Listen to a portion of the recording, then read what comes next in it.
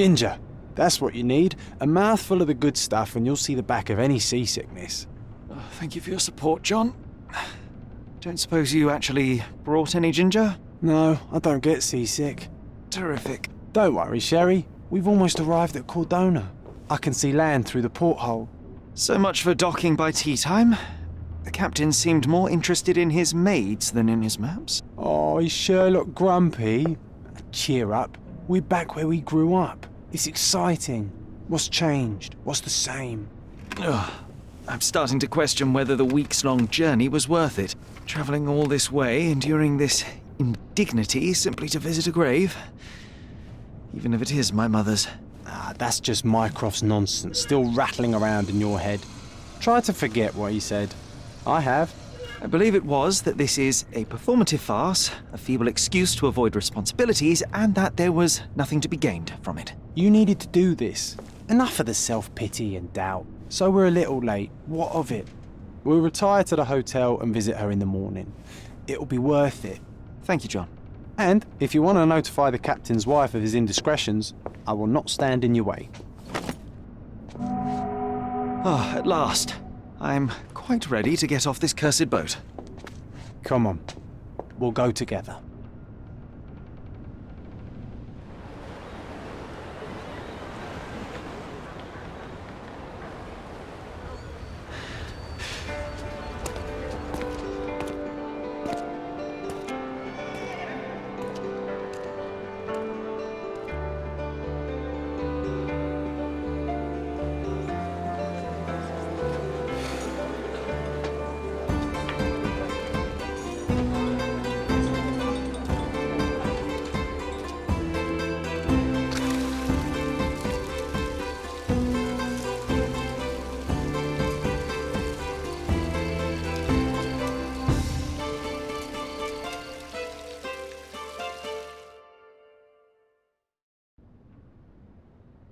Hey, Sherry.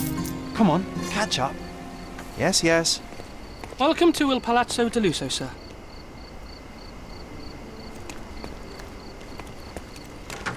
Welcome to Il Palazzo di Lusso, sir. We just need your signature. There you are. Ah, Mr. Holmes. Yes, we have room 221 prepared for you. I see it was reserved for 2 people. Would you like a second key? Oh, no, I think we'll stick together. Very good. Rooms are upstairs, sir. Welcome to Cordona.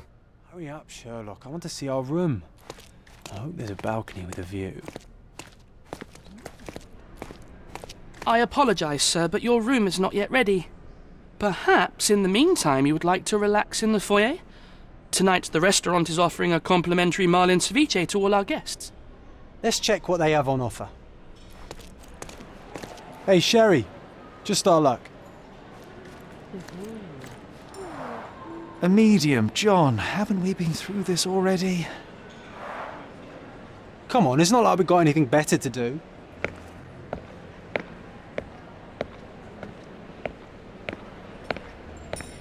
Excuse me, sir, but I believe Mr. Galich is conducting a séance at the moment. Perhaps you'd care to have your portrait drawn while you wait? Why? Pardon me? Why should I sit for a portrait? Sir, it's art. It doesn't need a why. It is its own justification. All things require justification, be they objects, systems, or beliefs. How about art as the lens through which we see the truth of the world? That's backward. Truth is not subjective and not complicated. It's just the truth. It either is or it isn't. You do not need a lens to see it, just an open mind. Ha! That seems rather close-minded. Truth, like beauty, is in the eye of the beholder. So tell me, what do you see? Mediocrity.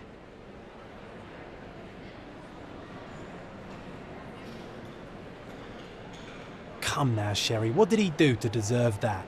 The servant mentioned ceviche at the bar, Sherry. You should grab us some, and I'll find us a table. I'm starving. Okay, time to check if John found us a nice table for the evening.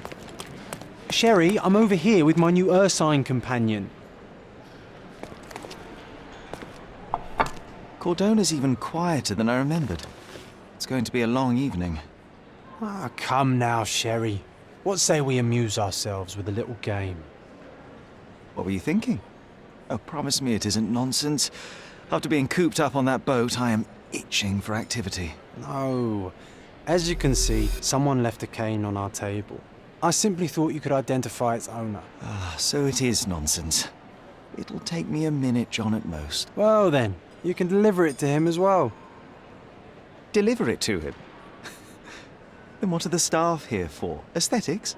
Stubborn, Sherry, too stubborn. You wanted something to do. Slapping oneself in the face is also something to do. That doesn't make it worthwhile.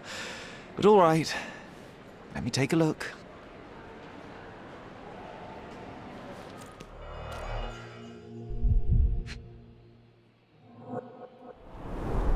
The cane is made of ebony, it's worn uncared for, and bears the scars of numerous hits. A crest depicting a bulb of garlic in a meadow, perhaps the Fielding family or Meadows, or Craven, from the Old English name meaning garlic place. The hand grip is a head of a golden Javanese statue, probably stolen from a temple. The dents suggest it has been used as a bludgeon. This cane is an expensive and ostentatious weapon.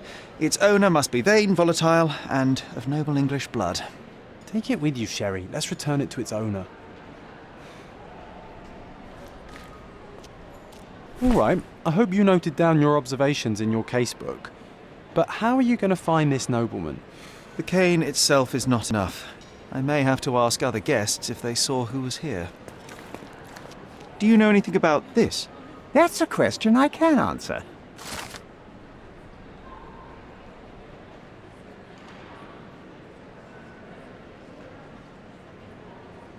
Well, even with your keen senses, Sherry, I doubt you'll find the cane's owner on your first try.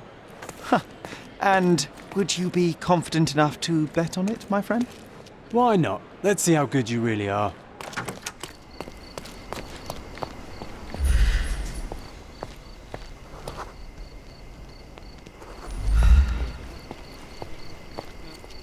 Could you help me?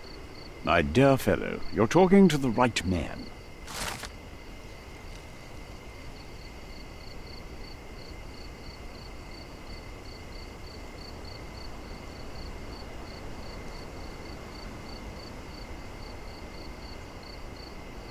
Hey, Sherry, don't we now have the perfect excuse to visit the séance? I'm just going to give the cane to its owner. You will not persuade me to take part in this show.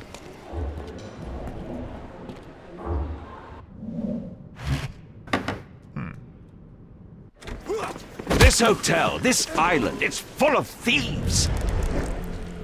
First my cane, now the diamond.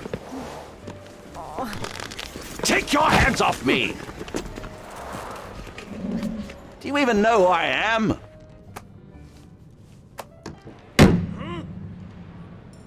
Hey, boy! That's my cane! I get that a lot. It's a very common design. What? No, that's a custom-made... A joke. A joke. It was left at my table in the restaurant. I thought it deserved to be returned. Well, I'll be... It is rare to encounter a straight-fingered true penny these days. What a gentleman. But I must ask, how did you know I was the rightful owner?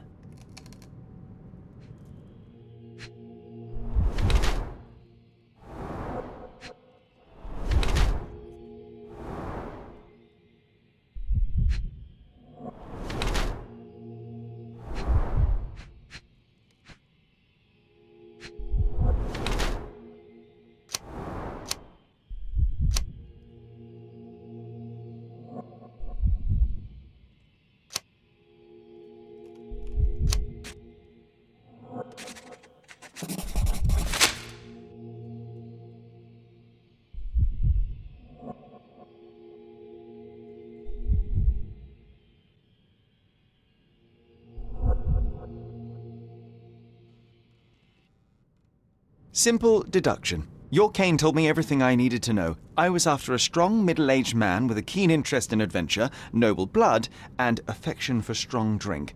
And if one were to go further, one may even be able to extrapolate your name from your heraldic symbol, Lord Craven.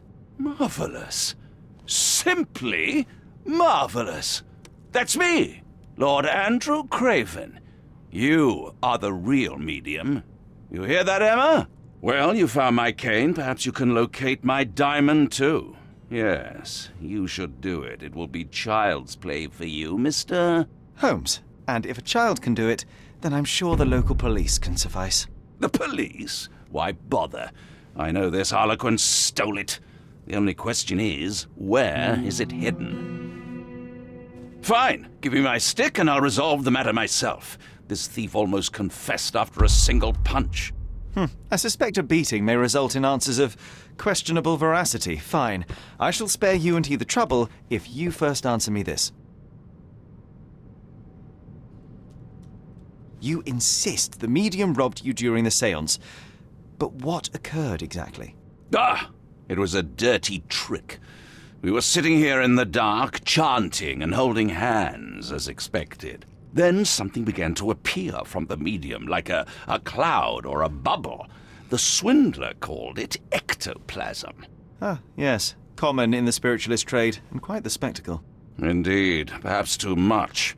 My beloved Emma screamed in horror, and I stood to defend her, attacking that cursed ghost. How brave. But my hand hit nothing. The medium jumped away from me, and Emma fainted. I lit the candle, and the diamond was gone. How does a priceless diamond become the subject of a séance? It is an unusual accoutrement. Emma wished to speak with its former owners. My grandfather told us it belonged to a Rajah, an Indian king.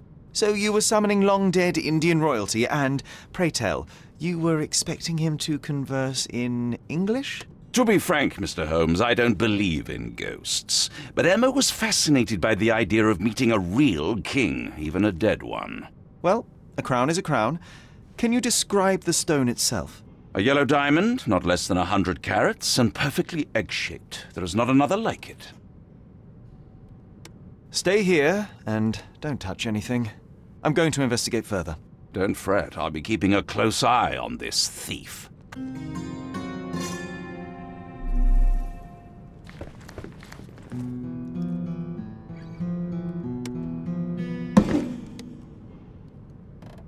What happened here? I don't know. The ghost. I summoned it as usual, but then it all went wrong. The lady screamed and pointed at Lord Craven. And there was a shadow. Such a mystical force. It terrified the lady. And it must have taken the diamond. Who else could have? Do you feel the presence of any supernatural entities at the moment? Are you joking, sir? My nose is broken, this maniac wants to kill me, and you're asking about the spirits? I suppose this can wait. I will investigate, and the culprit will be identified. But the stubborn brute Lord Craven blames me right now. As if I could do something like that. Perhaps you can reason with him? Please? Seems like you're ready to delve into your mind palace, Sherry. I'm sure you'll make some good deductions. It seems there may have been an unexpected visitor outside the window. I hope it was the ghost of the Rajah.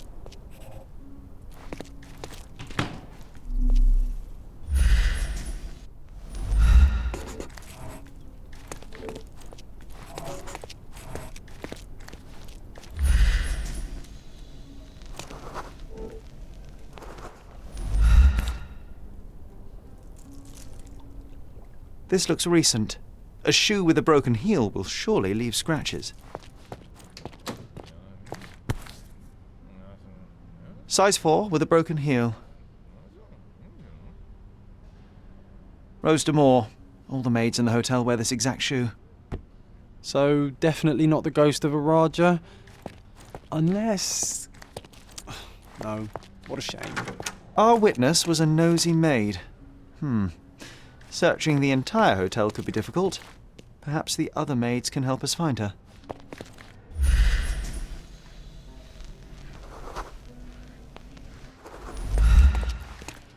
May I ask you something?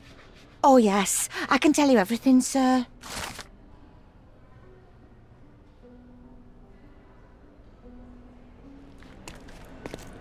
Finally, there you are. One would think a maid would be easy to find in this place. I'm sorry, sir. Do you need more towels? No. You are the maid who saw the ghost in the seance room, yes? How did you know? Simple. You changed shoes after breaking a heel while fleeing the scene. I'm sorry, sir, but if I may ask, who are you? A precious diamond was stolen during the seance. Lord Craven entrusted me with its recovery. I'm sorry, sir, but we are forbidden to discuss the private matters of our guests.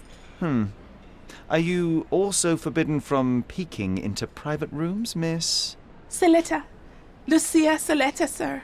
Tell me, Miss Saletta, what would your manager say if he knew you were spying on guests? Oh, please, sir, don't tell him.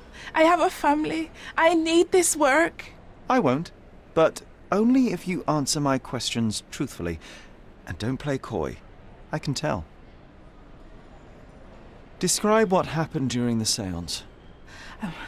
A lady and two gentlemen were sitting at a table, touching their hands to something.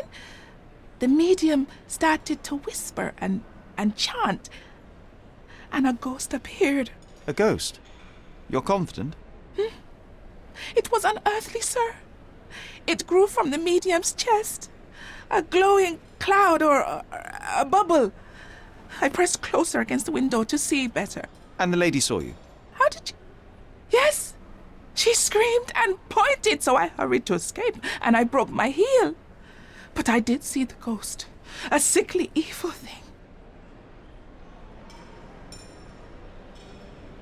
And that's all you can tell me? Did you see any of what happened next? The medium, Mr. Galici, he was doing something with the ghost.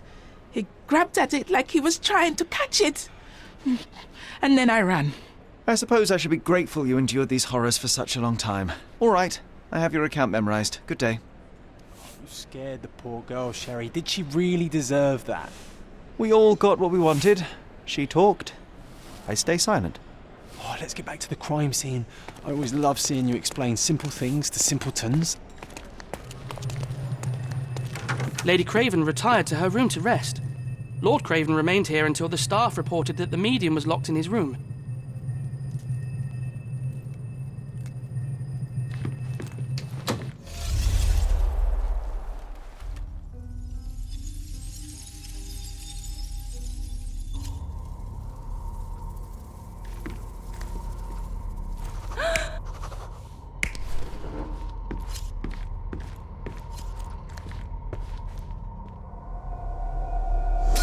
It all began when the lady screamed and pointed at the window. Lord Craven jumped up, ready to face anything, ghost or human. The medium shrank back in dismay. He was not expecting such a reaction and had to quickly hide the ghost. The lady was the only one left touching the diamond, at least until she fainted. Amazing. It's like you saw it with your own eyes, sir. Oh, I forgot that you were here. I guess I should discuss all of this with Lady Craven. The Cravens are upstairs in room 226. It is one of our finest suites. If the lady was touching a diamond, then she would have felt the ghost take it. What do you think it felt like, Sherry? A jellyfish?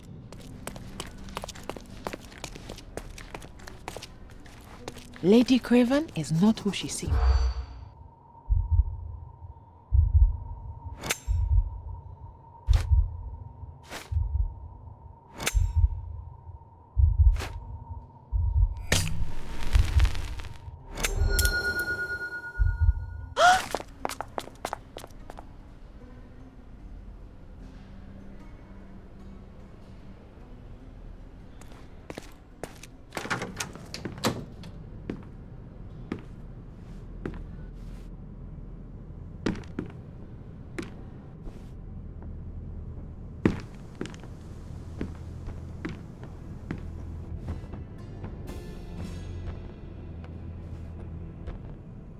You're here, at last. I didn't do that. I swear, I found her this way. Well, I did have some questions for her, but it seems I've arrived too late.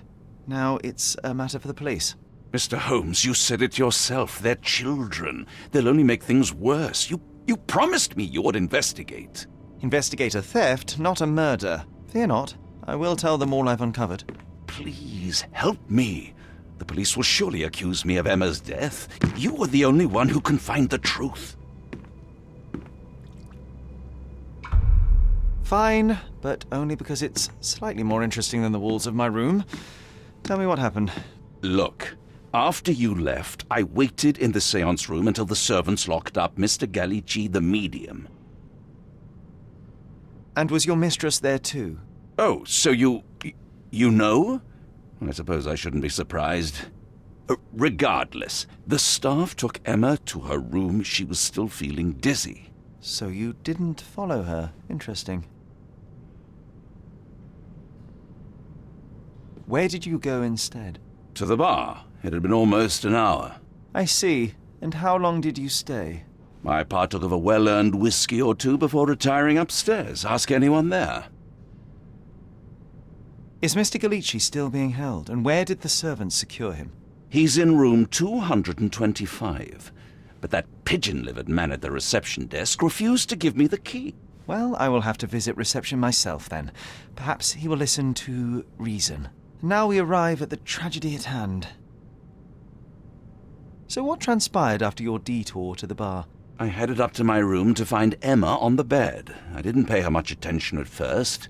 I was still preoccupied with that damned medium. But when I realized she was silent, I drew closer and discovered she was dead. What's more, the diamond lay right there beside her. Oh, well, that is splendid news. Splendid? The return of the diamond will be cold comfort if I live out my days in a jail cell. You must help me. Let me see what I can find. Barely an hour has passed and you already...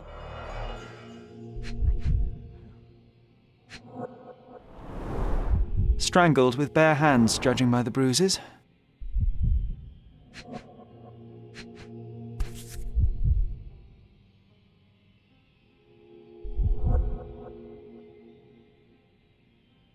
This must be the missing diamond. A tremendous specimen, now forever tainted.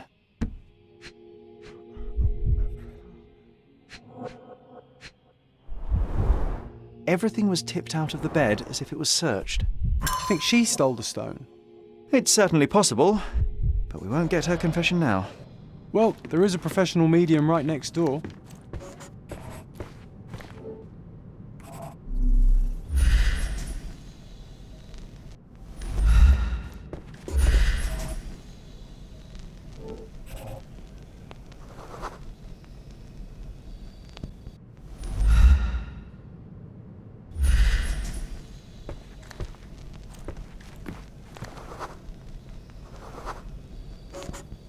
A remarkably simple lock.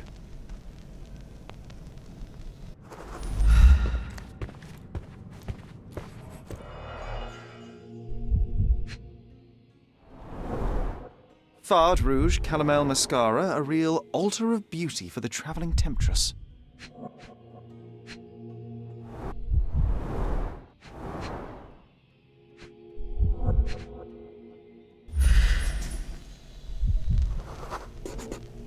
Aha.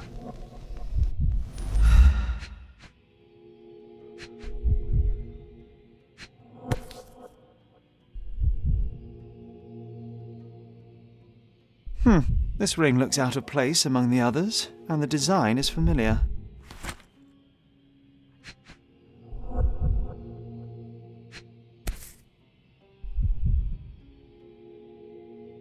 Virtus Audacta Sapit. Courage tastes bold. A unique family motto.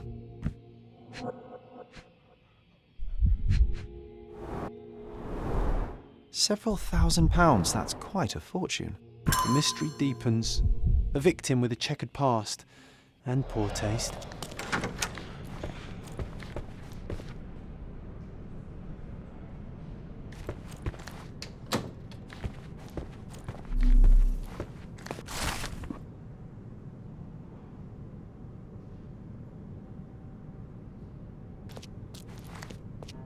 A familiar substance. It's the ectoplasm that stained the seance table, but this time there's enough for analysis.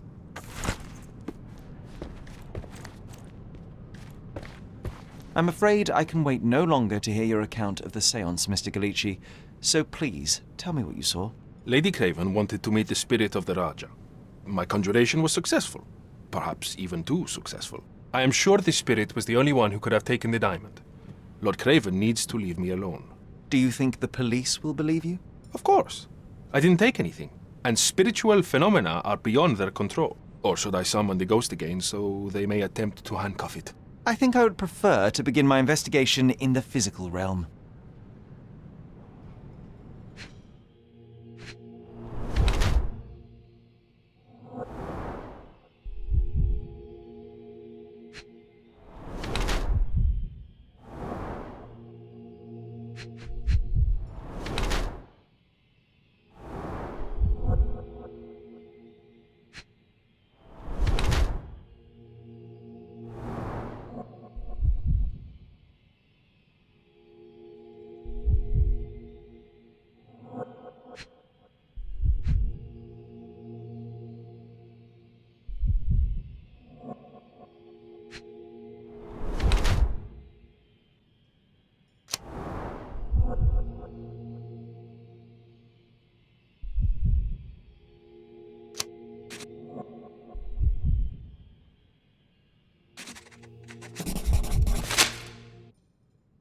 I have shocking news that changes your situation entirely. Oh, no, wait. What am I thinking? The spirits will have told you this already. I'm not in the necessary state for summoning. The spirits preferred clarity of mind and soul. Please, tell me. Lady Craven died in the very next room while you were in here. Did you not hear anything? What? How? In fact, I did hear noises. That Craven is a very loud man, but I never thought he would do that to his wife. Well, you claim to be a medium. Perhaps you could ask her spirit why. What? No, it's too dangerous. Oh well, at least I can make the dead talk. Those scratches on your hands look rather painful. What happened to you? It was those savage servants. They were so rough bringing me here as if I was trying to escape. When I'm free, I'll demand compensation. Do you realize just how dangerous it is to hold phosphorus in the mouth? I beg your pardon? I'll bet it makes your rubber balloons glow impressively in the dark, but you'll regret it when the hypertension and vomiting sets in. You mock my talents, sir. You shouldn't be so flippant about things beyond your earthly understanding. How ignorant one must be to compare a spirit's ectoplasm with balloons. It was merely a word of caution. We both know how match factory workers look after several years on the job. That's a remarkable pin of yours, Mr. Galici. Does it have any meaning? The butterfly? It's a reminder of a time in which I was truly happy. What a coincidence. Lady Craven had a ring with the same design. A coincidence indeed. I suspect it is a common theme in jewellery. Luca Galici, I know you murdered Lady Craven, and I can prove it. That would be a grand story for the newspapers. But where's your proof? I was locked in here and could not hurt a fly. Yes, the locked room. Good of you to mention it. I inspected the door between the rooms, and the lock on it is piteous. You could open it with a penknife. So I am now a burglar, as well as a thief and a murderer? As for the motive, it's obvious that you deduced that Lady Craven was the real thief. Of course, it helped that this was not your first encounter with Miss Emma. I am... I don't know what you're talking about. How on earth can you believe this? I think the police will easily find the proof when they browse their archives. Your wrists are bloodied, and there's no way a servant's manhandling could cause such an injury. It was Lady Craven as you strangled her. You are fantasizing, Mr. Holmes. It is done, Luca. You will be arrested. Your best strategy now is to confess and hope your reasons were justified. I don't know how you figured it out. But yes, I killed her. I had to. This woman could not get away with ruining my life twice. Twice? I knew Emma before she was a lady. I mean, she pretended to be noble back then too. But only so our gang, the Moths, could steal from those snobs. She betrayed us, stole all our money and disappeared, leaving us to rot in jail. I was young. I spent 3 years in that hell. And tonight, she tried to set you up again. Did she recognize you? She didn't. I came to her afterwards, pleading that she drop this farce, but she laughed in my face. I just remembered my time in the clink, all I suffered while she indulged. And I grabbed her throat. Murder is murder, Luca. You could have told Lord Craven the truth and seen Miss Emma's downfall, but you could not restrain yourself. He would never believe me. We will never know. Still, perhaps a jury will be more easily swayed. If not, you'll get to see your friends in jail again soon.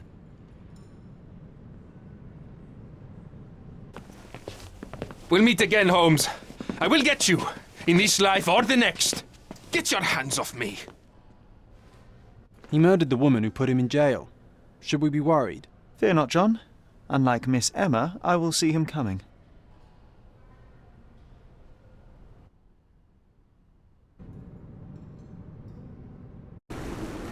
That was too much fun, Sherry. I'm buzzing. Buzzing. Wasn't it fun? A woman died, John. I was too slow to the truth, too hesitant to intervene. How can you... Oh, lighten up. Those people made their choices.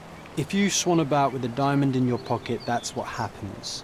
Wealth is a weakness. So we must blame those who covet it. With enough money on the line, Sherlock, a man will do just about anything, even murder. And then we get to solve it. I suspect you perhaps cannot grasp the true horrors of mortality, John. Oi, I am aware of my perilous existence, thank you very much. I must admit, even if the outcome of the adventure was imperfect, there was some pleasure to be had in the puzzle. Well, Cordona seems more depraved and decadent than we thought. I bet you'll get another chance. A bet, you say? Ah, a figure of speech. Just a figure of speech. Damn. Well, take one last look at the view, then we must be off. It's time to do what we came here for.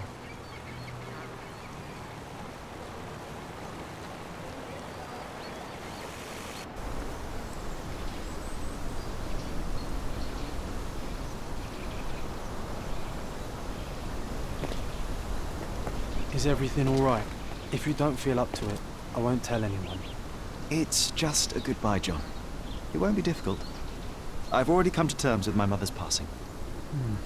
So you really don't remember? To what do you refer? The funeral. Sherlock, you were distraught. At first, I thought this visit would dredge up those feelings, but you've been remarkably level. John, I think I was too young to understand. I couldn't fathom why she would leave me. Perhaps that pain is best left forgotten. On the contrary, it's why I'm visiting her grave. To remember her.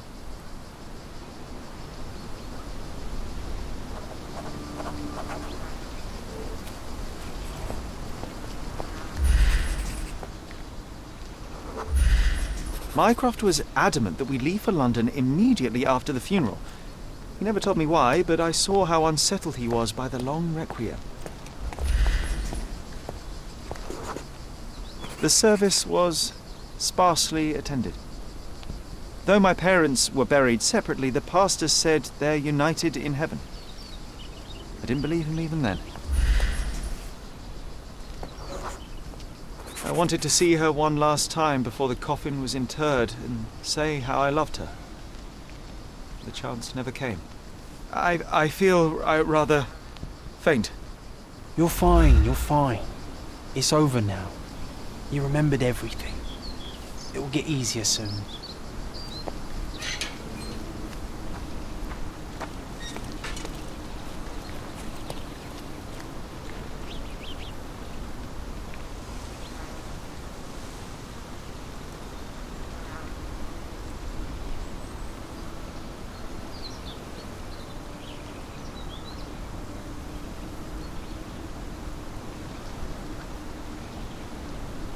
A pocket watch?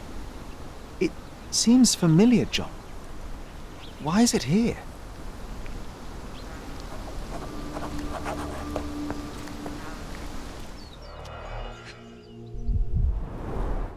Rest in peace, Violet Holmes.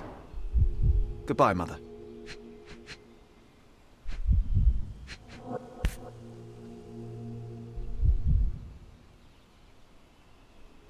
This watch was a gift. My mother's initials are engraved on it. The piece is in good condition. It must have been placed here only recently. A candle in a small puddle of wax. It cannot have been lit for more than half an hour. Is this really how you want to spend this time? This is my mother's pocket watch, John. Who put it here and why? Are you not in the slightest bit interested?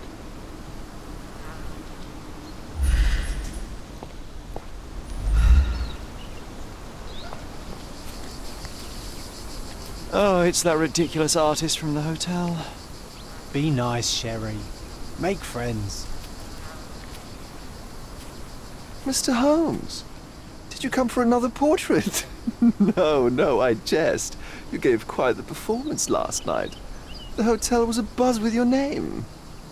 I must say I was rather absorbed in it all. The fallibility of men. Such scandal. It was a welcome distraction. Oh, my manners. I am Werner Vogel, art enthusiast and gallery proprietor. Mr. Vogel, I was perhaps too curt when last we spoke. Speak no more of it.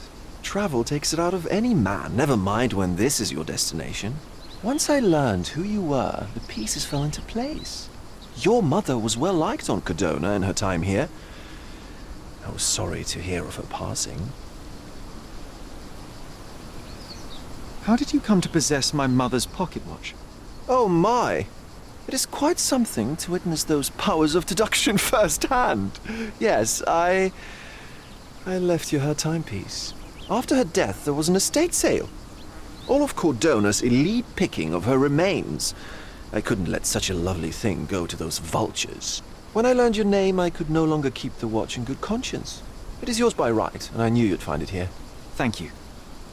I'd forgotten all about it, but the moment I saw it, I knew it was hers. Amazing what the young mind forgets and the older can recall. Rather odd, loitering in a cemetery. I suspect you'll win, but I'm here for my art. There's beauty everywhere if you look, even in decay. A little darkness brings out the light. Now, a diligent observer might note that you too are loitering in a cemetery. What brings you here? Closure answers penance? Closure, I suppose. And what is closure? Mere proximity? Understanding. Acceptance. You didn't understand from afar. You had to come here to accept the truth of her death? Of course I understand. She died of consumption, drowning in her own blood. Your mother? Yes, my mother. I must have been misinformed. I'd heard otherwise. Otherwise than consumption? No, you'd know better than I. I'd heard talk of a police investigation, but Cordona is a notorious gossip. And what does it matter? She's passed on either way. She has.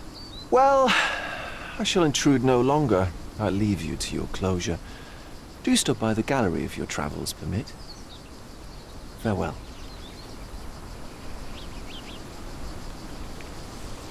Are you all right, Sherry? Take as long as you need. Whatever I need, it isn't here.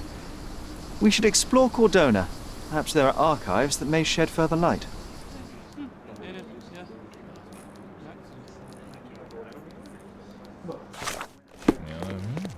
Stark do this, Stark do that. I'm not a clerk, damn it. How am I supposed to get those records now? Yes? What is it? Would you like to report a crime? No, I wouldn't. My name is Sherlock Holmes. I want to use the police archives. Wouldn't we all? I'm serious. So am I. Officer Logan locked himself inside and he's not letting anyone in. What happened exactly? A tailoress from Scaladio's been robbed. Logan spent 2 whole days at the shop sketching the thief and she still insists that it's all wrong. That shrew drove him up the wall, she did. But why the archives? Won't that stall everyone's work? You bet it will. He's looking up all the thieves in Cordona over the past decade. Say one thing for Logan. He's persistent. Would you mind if I talk to this tailoress? I could get you the sketch in no time. Get off your high horse, mister. You think you're better than our sketch artist? Actually, I'm quite certain I am. Let me prove it. Well, I see no harm in it. as long as it gets Logan out of there. In fact, I need to look up some records too. Here's the address. Good luck.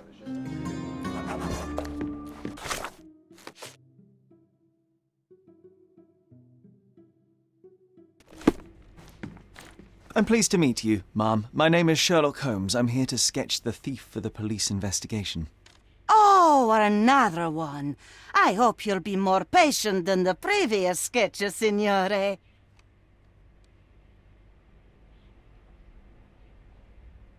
I suggest we do it differently. You have a great many clothes here, haven't you? Why, of course, but they're not for sale. I only do tailoring and mending. No matter. I'll attempt to disguise myself as the thief, and you'll tell me if I get it right. As you wish, Signor Holmes. Can you describe the thief for me? He was all ugly and beat-up looking. An utter rascal if ever I'd seen one. He gave me a nasty look from behind his glasses and then made himself scarce. And that's it? Could you be more specific? He was a total villain, I told you. How much more specific do you want me to be? All right, never mind. Where can I find the clothes? They're in my workshop at the back. Be careful, won't you?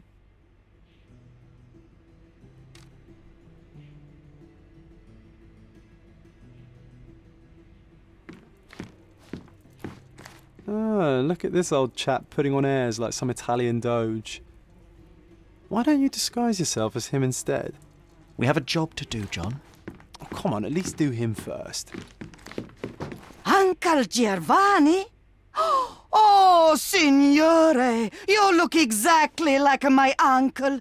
He's the grandson of the Doge of Venice, you know.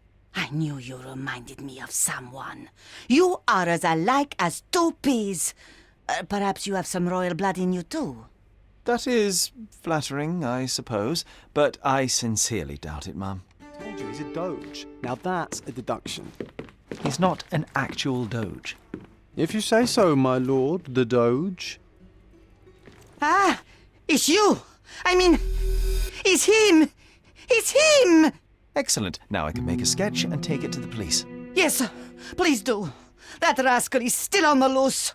I hope they are better at catching than sketching. Before I go, Ma'am, are you quite certain that you don't have any clothes to sell? Well, I suppose you can take the police uniform. An officer forgot it here years ago, and I don't have any use for it. If you want to buy clothes, visit the outfitters. You can find them all over Codorna. I hear they even do free rentals now. Let me show you where the nearest one is. Thank you very much. Hello again, officer. I've spoken to the tailoress and made a sketch of the thief. It was child's play. No, really? And she didn't give you any trouble? No trouble at all. She was quite tolerable. Huh. Who would have thought? Hey, Logan, we've got the sketch. Come on out. Can I use the archives now? Well, they're generally not accessible to the public. But you really helped us out, so I'll just turn a blind eye. I appreciate it, officer. What did you say your name was? Holmes? Come and see me after you're done. I may have a proposition for you, Mr. Holmes.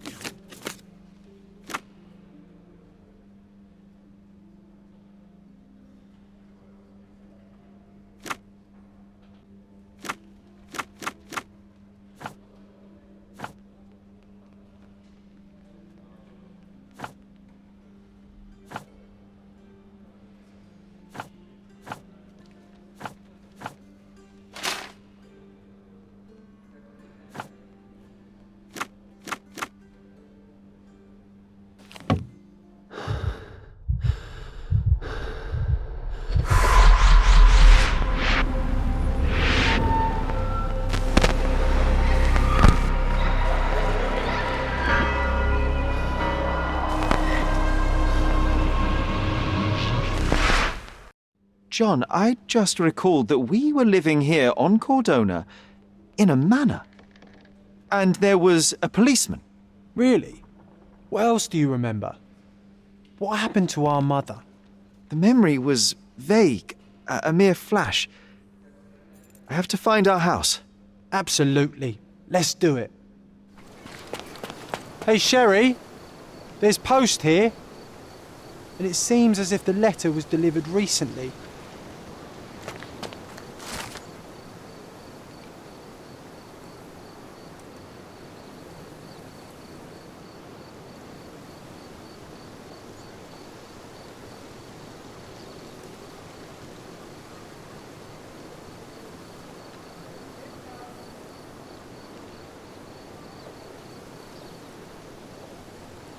After reading that, I am even less eager to return home than before. Let's investigate our manor. That's the mic.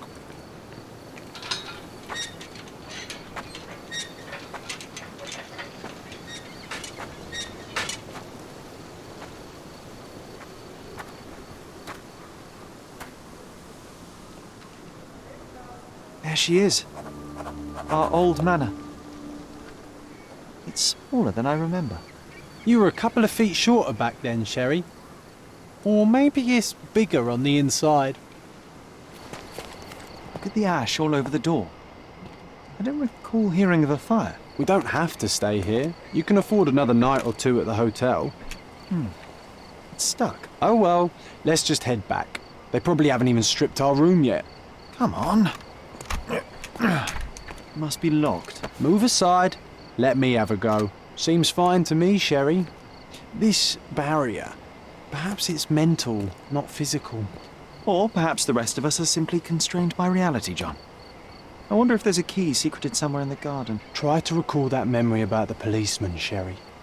Concentrate.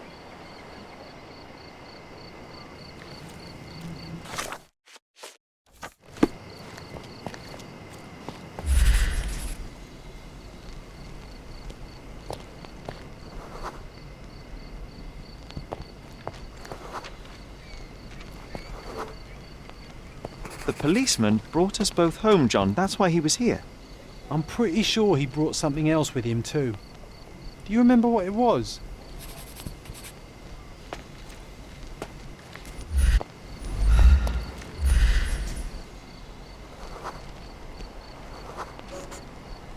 I bet it was our reward. No, we were not so lucky.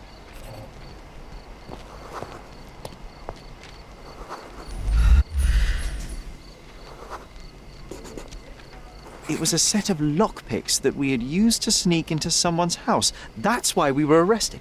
Did someone come out to investigate all the commotion?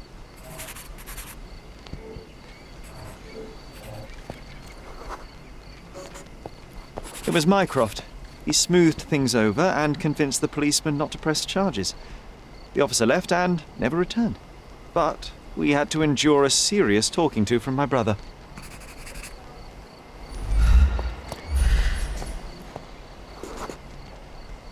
Mycroft wasn't happy about the fact that we were arrested. It felt like he lectured us for hours. Did we give him something afterwards, Sherry?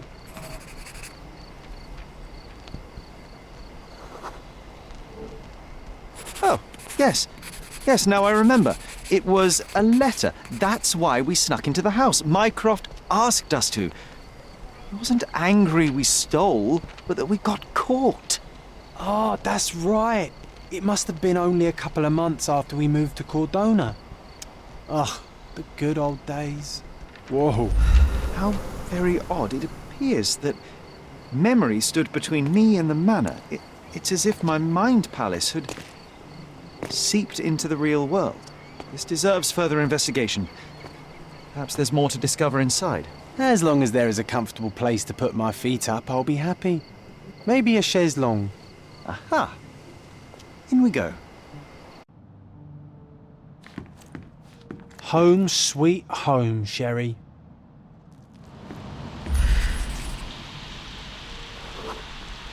There was always a hat on our stand, but I'm sure it did not belong to Mycroft.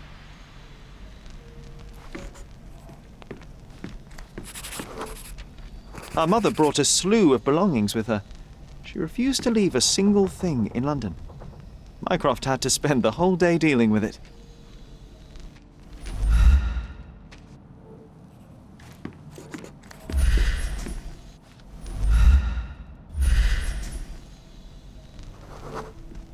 This trip was a challenge for our mother.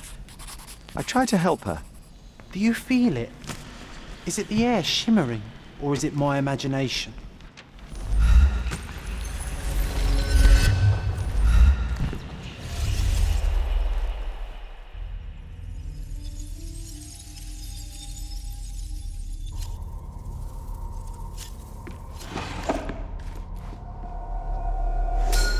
Your neighbors will be told that Mrs. Holmes is suffering from tuberculosis. It is common to move closer to the sea in such cases. Thank you, Dr. Richter.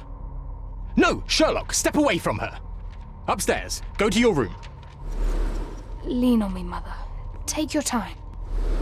Actually, I never heard her coughing. I remember now.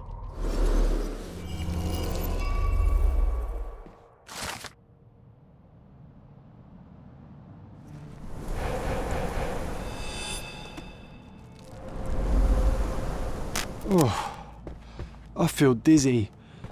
It's stuffy in here, isn't it? John, are you all right? I'll be okay in a minute. How about we find our room in the meantime? Look at this. It's like travelling 10 years into the past with a single step. Oddly satisfying.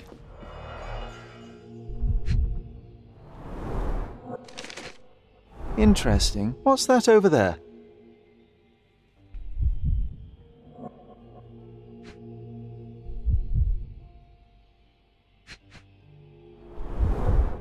The only fiction book on my table. I can still hear my mother reading it to me.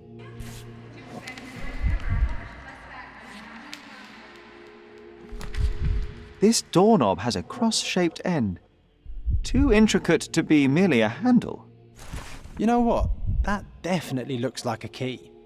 Let's poke around and see if we can find any secrets.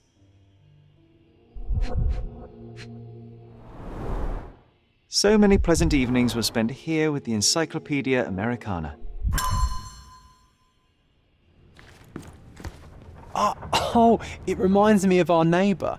He had the same balloon in his yard, only bigger. Do you remember? Yes. We visited him several times while living here. Wasn't that neighbour missing a finger? That does sound vaguely familiar. Wasn't his name, Theodore? Theodore Gilden, perhaps? It's the perfect time to investigate. That wretch Goliath would murder us all. Mark my words.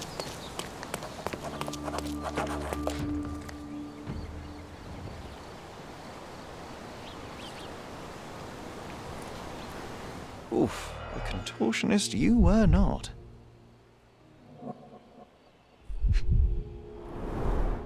A missing pinky, middle-aged. It's none other than Theodore Gilden.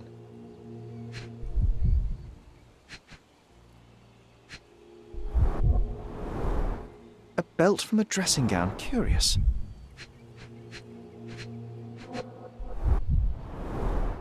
A kneecap reduced to splinters.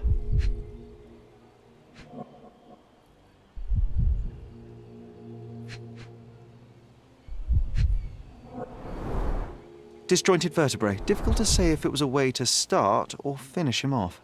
Oh boy, Sherlock. Another death means another question. And we shall answer the question. It's far too interesting to give it up to the police.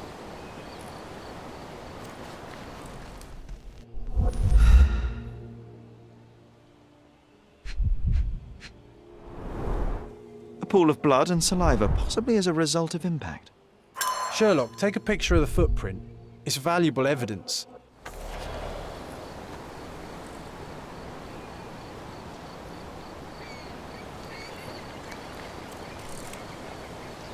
This photograph can help us find the old article about the elephants. The front page was fascinating. It was hard to believe as a child. True. We may need it in our investigation.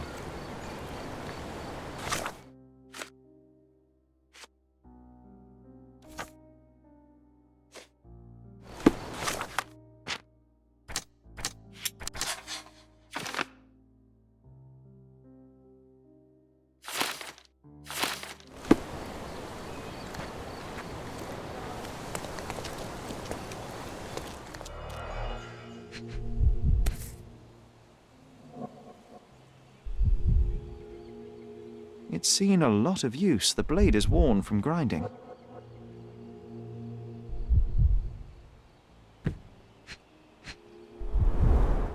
A coal gas tank. Enough to pump up an airship.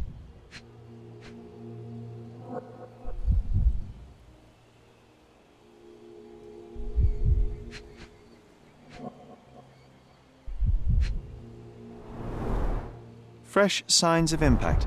A rough landing led to an altercation with this shed.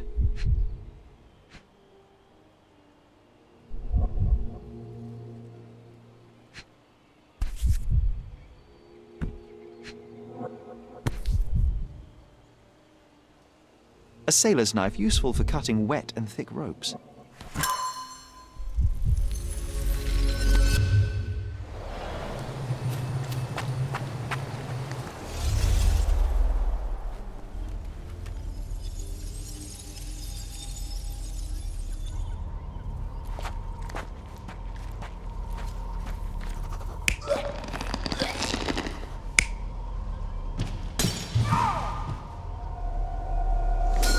In a fit of rage, the elephant broke the chain and threw its victim on the ground with a fierce power.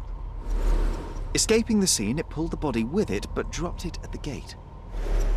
At least some of this was witnessed by a third party who was hurled against the shed. The elephant can't have gone too far. I can still track it. Well, suppose you find it. Then what? Push it all the way back to the manor? Strange. It was hung with care.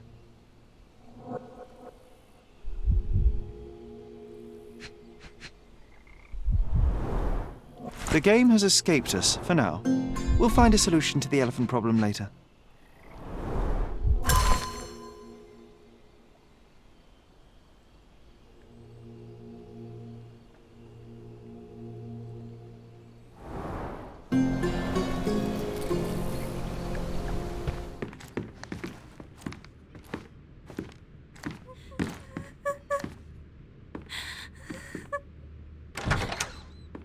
You. Who are you? My name is Sherlock Holmes. Theodore Gilden was... Did you kill him? Did you kill the elephant? It's not in the yard anymore. It escaped into the forest. You can't let it go. What if it returns? I highly doubt that, Miss... Imogen Gilden. Please, I beg of you, find that dreadful beast that killed my father. I suppose we do need to learn what happened.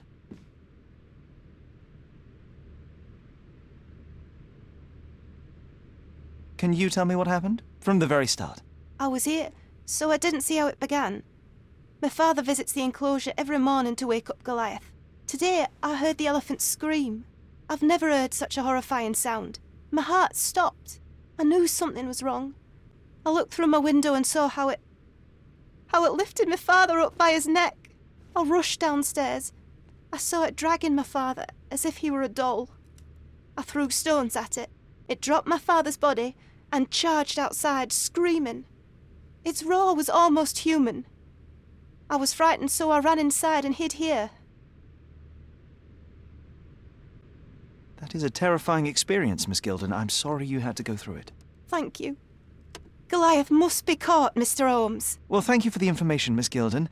I did have some questions for your father. Perhaps you might help me with them? I wasn't privy to much of my father's life, and it's very hard to think of anything at all with Goliath still loose. Please, Mr. Holmes. Very well. Do you mind if I ask you more questions if I find anything that might help? Anything to catch that monster.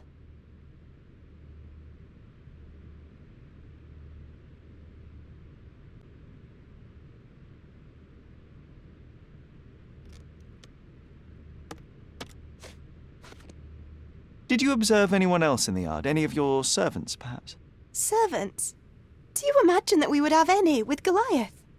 No one wishes to work in this house, even for double pay. I didn't see anyone else. Only my father and that diabolical beast. Had Goliath been aggressive before? It's dangerous, but it was never aggressive near my father. My father would do anything for Goliath. All the elephant had to do was clap its ears. You envied him, the elephant, I mean? Our house is called the House of Ivory. I've heard some people refer to me as the Ivory Girl. And my room stinks of the animal, as if it's me who lives in a pen and not Goliath. It's not envy, Mr. Holmes. It's just incredibly difficult to live like this. Miss Gilden, I was on this island 10 years ago, and your father knew my mother.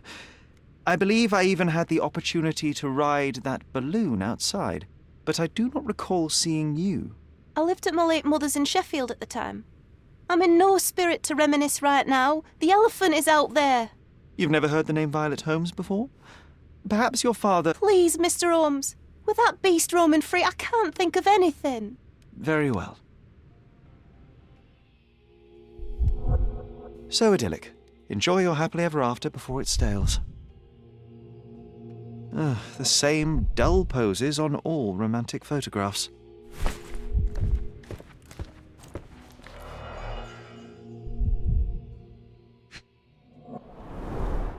A relatively functional choice to replace the finger.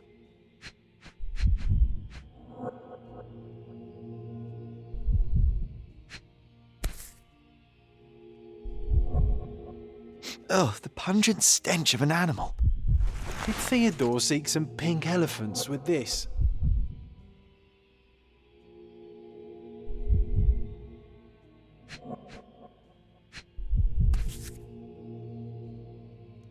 I think they were closer than you and me, John. I'm hurt.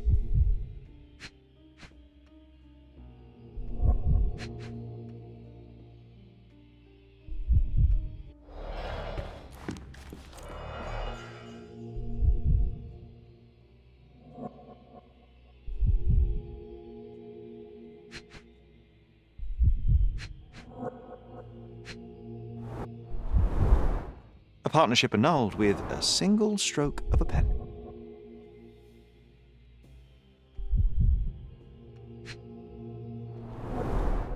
What's so special about this place? Another elephant?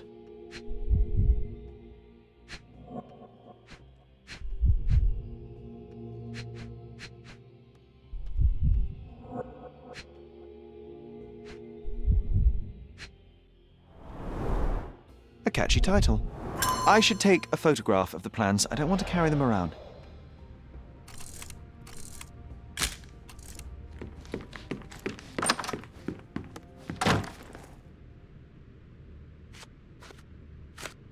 I found this.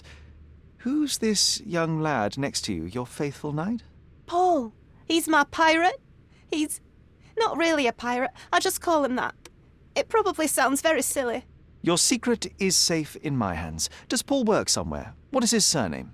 His name is Paul Perks. He and his yacht Whirlpool are the champions of the Salacia Yacht Club. He sails there. I'll show you where it is on the map if you need to meet him. A yachting champion? Well, that will be a first. I prefer dry land. And so does my suit. These bags of yours, it looks as if you've packed your entire room. Were you planning on going somewhere?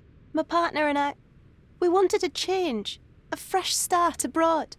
But now I have to stay here. Here, an orphan. And, which part of the elephant is in here? It's quite pungent. Oh, that. It's elephant sweat. Father believed that it might replace traditional ambergris. Well, that's true entrepreneur spirit. A. Swift, is this name familiar to you? Your father had it removed from this plan. Oh, that's Arthur Swift. I've seen him a couple of times here. He works with my father in the old city, digging up something ancient. He is an archaeologist? That's the word, yes. But to be truthful, I really don't think Mr. Swift is fit to be one. I've just learnt a lot about archaeology from my favourite book series. Oh, they are page-turners. Inspirational, I'm sure, but would you happen to know where this Mr. Swift might be found? I don't, but perhaps you can find out somewhere. My father's work with him is all official. Lots of boring legal papers with signatures and stuff. I have to leave you for now. Can I ask you a question? That's a question I can answer.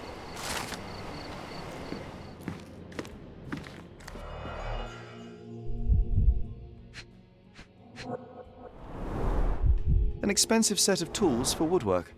An amateur wouldn't know how to use these.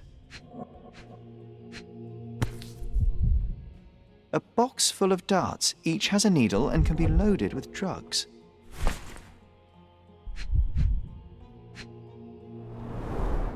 Shipbuilding, shipwright's tricks, sail weaving.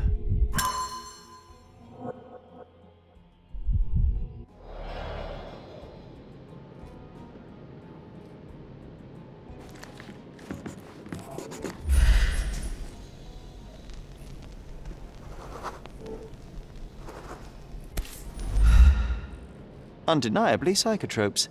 Not for toothache, I think. A typical tea tin. I wonder what he has for biscuits.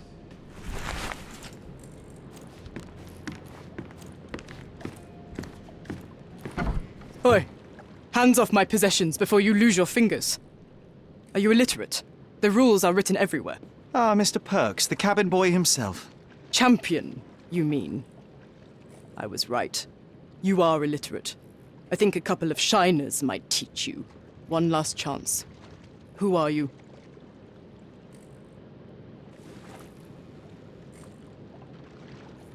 I am a friend of Theodore Gilden. My name is Sherlock Holmes. I need a few words from you about... Get out of here. I'm not joking. Leave this place before you have cause to regret it. I will use force. Do the police still throw people in prison for smuggling? Oh yes, with you helpless and handcuffed, I'd learn a few more secrets. We don't need to compete with our egos now, surely. Oh no. I'd rather you tell me something more, so that I might have more reasons to punch you out.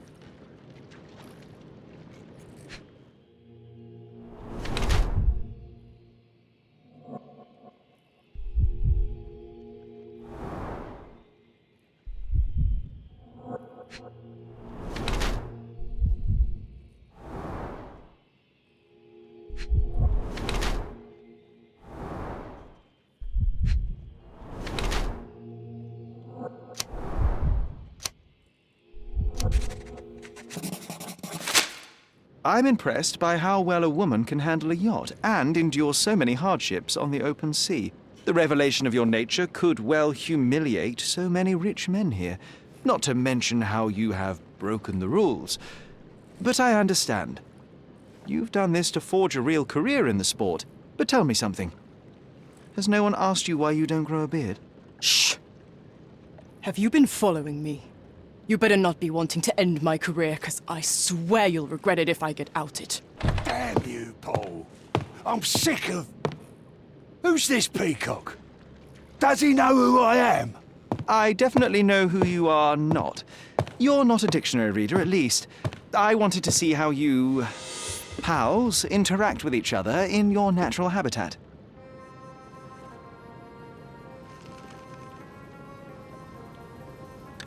But I'm afraid I have to interfere.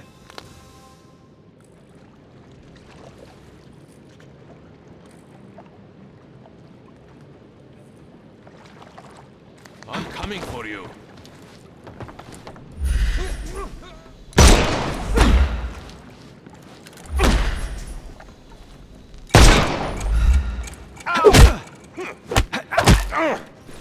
Don't bother moving. The snuff's ready.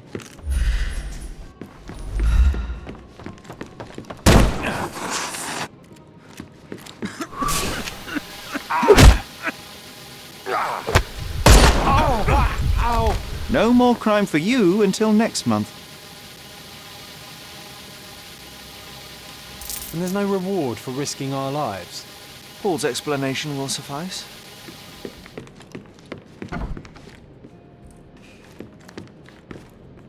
Your fellow mariners have a strange way of showing hospitality. They were not my friends. Are you sure? I would rather risk my neck for someone who's at least honest and thankful. Perhaps then don't enter someone's life and be so judgmental, pretending you're better than they are. Then give me your perspective and allow me to see through your eyes. What were you doing this morning, Miss Perks? Don't call me that. I'm a champion. I was sailing. The other club members told me that you missed the race this morning. Do champions not need to practice? Ugh, you've talked with them already. No, I wasn't racing. I visited the doctor after that attack on me. And then I had to honor the deal with the bandits you just took care of. I tried to tell you before, but your partners interrupted. Have you heard the news? Theodore Gilden is dead. Do you have anything to say? Well, what a shock. To me, he was an angry old ogre. Good riddance. Was it Goliath that killed him? Did it crush him? Break his bones? Come on, tell me. I want all the details. You have an unusual way of showing grief. Imogen wouldn't appreciate that.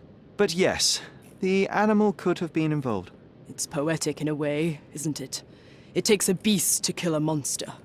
I wish I could have been that elephant. You're asking for trouble with this smuggling business. You'd better leave it before they smuggle you out in a barrel. Don't patronize me. I've only ever had trouble with law-abiding citizens like Gilden and you, never bandits. So ask me anything you want, and then get out of my sight. You smuggle illicit psychotropes on your yacht. Not a delivery for the hospital, I'm sure. Of course not. I've had to cut corners to earn some money. How might a person afford to pay for a yacht in an honest way? I don't know, although I'm smart. The buyers are my customers. Adults who are willing to pay for their pleasure, or weapons for jewels. Whatever they want me to deliver. Nothing criminal. Well, it's your lucky day. I'm not here because of smuggling. Have you tasted this tea yourself? I wouldn't have been a champion if I had used it. It's just a side business that keeps my career afloat. It's quite expensive to compete in yachting. Sometimes I cut corners. Such as fixing Whirlpool yourself? Exactly. And sometimes I just have to pay. That's how I earn money. I don't sell slaves or take the last mangear from a poor family. Look what I found. A box full of darts. Hey, that's mine. I confiscated it.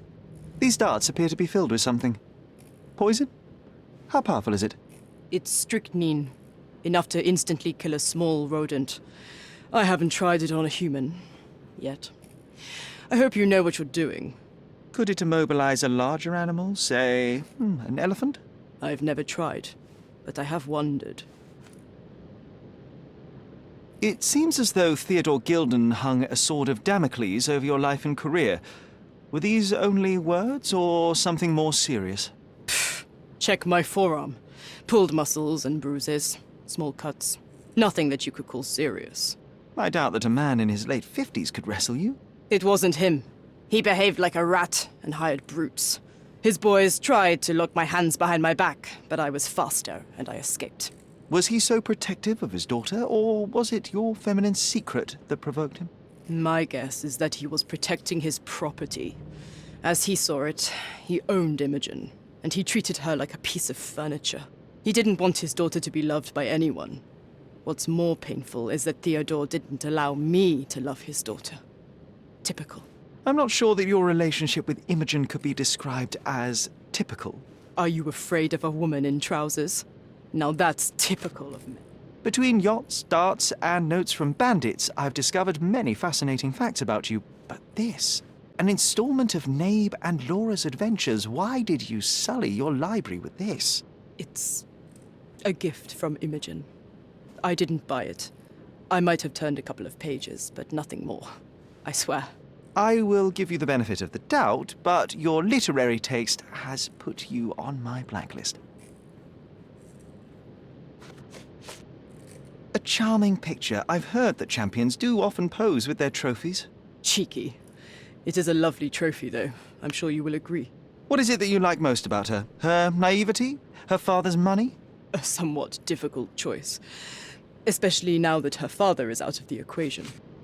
A. Swift. Are you familiar with this name? The gentleman had business with Mr. Gilden. Likely just another strange and wrinkled fellow like old Gilden was. Perhaps this Swift person has a rhino, and they wanted to see which pet was stronger. In other words, I don't know who he is, but I bet he's crazy like Theodore. I doubt that court owner has ever boasted a battle arena for that size of mammal. You have an interesting imagination. Imogen doesn't strike me as an industrious young lady, so I find it strange that she was busy packing up all her belongings when Mr. Gilden died. That's some favourable wind in your sails, isn't it? Is it so suspicious that a couple might embark on a trip? I wanted to thank her, so we planned to go travelling. A Theodore-free place, without elephants. The timing of it is suspicious, however. Your lady friend becomes an orphan and heir, and there's a planned trip directly afterwards. An improvised romantic dinner will never please a spoilt girl. A planned voyage might. It's not spur of the moment. Does this knife seem familiar? I didn't find it in your competitor's bag, to be clear. This knife is as blunt as your humor. It's a bosun's knife, but it's not mine. I wouldn't be so careless as to mislay my tools. What can you tell me about the elephant? He's smarter than some people here, including his owner. Although I feel he could be dangerous, no matter how much he's fed. Why is that? Have you ever seen Goliath attack anyone? Well, not exactly. But I saw it, abusing some poor tree during one of its walks with Theodore. The expression on that old ninny's face was priceless. But it wasn't funny to look at. Believe me, it was frightening. From day to night,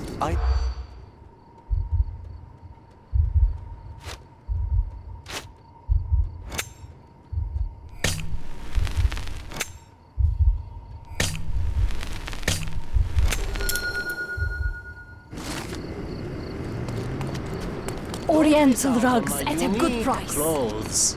Let's pick something that suits you. Sir, kind sir, might I steal your attention? I am not buying.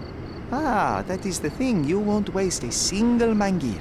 I am a digger, you see, and I have heard of a dig site so deep it clogs your ears. I want to be there. Why are you telling me this? I have heard of a man recruiting for such a dig. A man with a scar, such as the one that you're hiding. And your boots are dirty with the deep clay I am so familiar with.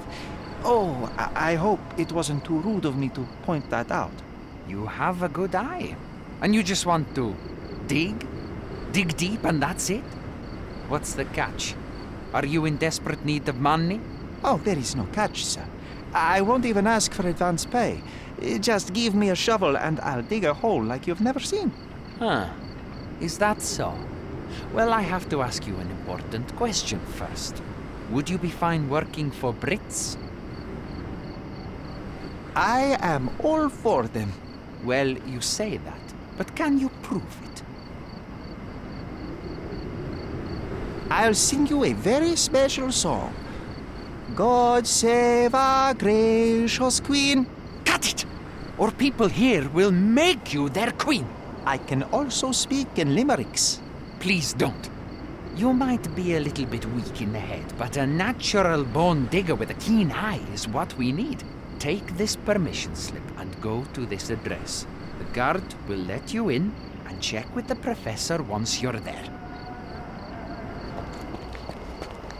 Newcomer, talk to the professor first. He's the old fellow with the glasses and the plans.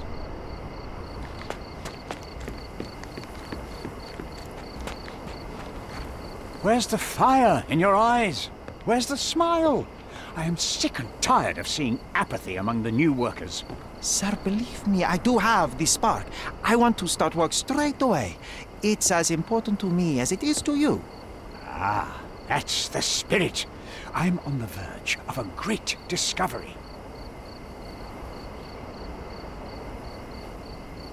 I am ready to work. Splendid. Do you know what I am working on? Archaeological treasure. You're hoping to find something priceless, something that will change our history. Bravo, young man. I couldn't have said it better myself. It's true. We're looking for Vitus Lemonius's tomb. I'll help you. That is my goal as a worker. Good. Listen to me carefully, then. I hate repeating myself. I am Professor Swift. We have 3 rules here. Don't touch anything. Always return the tools, and don't distract me unless you find something. Sounds simple enough. Are you the only one in charge here, Mr. Swift? Yes, I am the only one, and no one else. You hear anything other than that, it's a lie. People of your kind can have difficulty understanding who's in charge. Take a minute, memorize my face, and then get to work. Oh, I will definitely take a closer look to memorize my superior.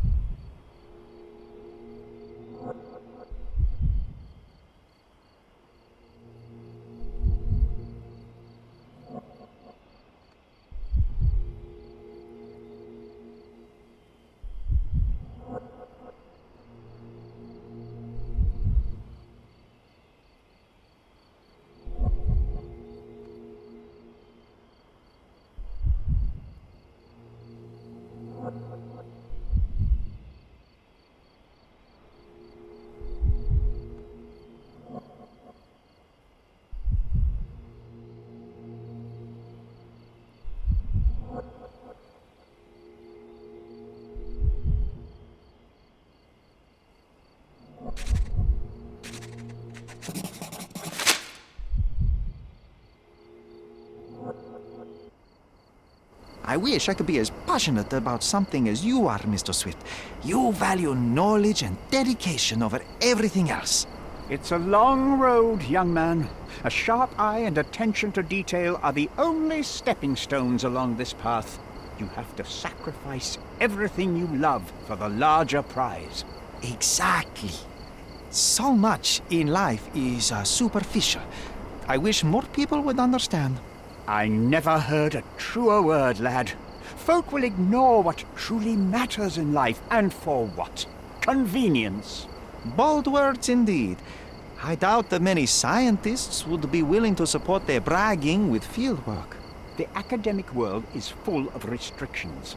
Our honourable professors are too afraid to dirty their hands.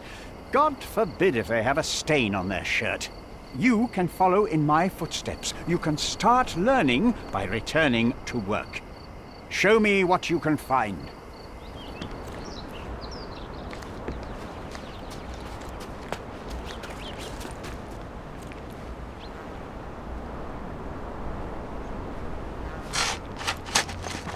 Here is your discovery, Mr. Swift. Hey, look at this. What have you found? Don't let anyone touch anything there. Eureka! I found you, my friend.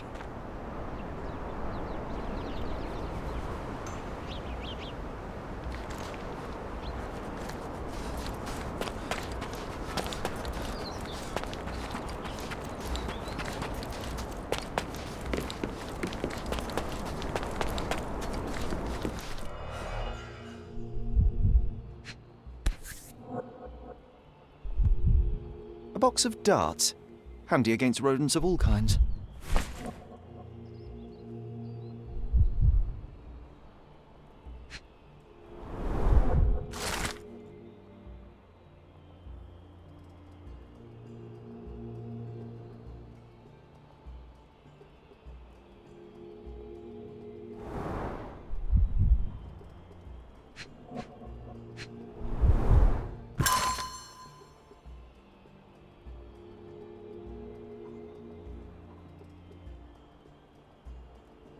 Hey, what do you think you're doing?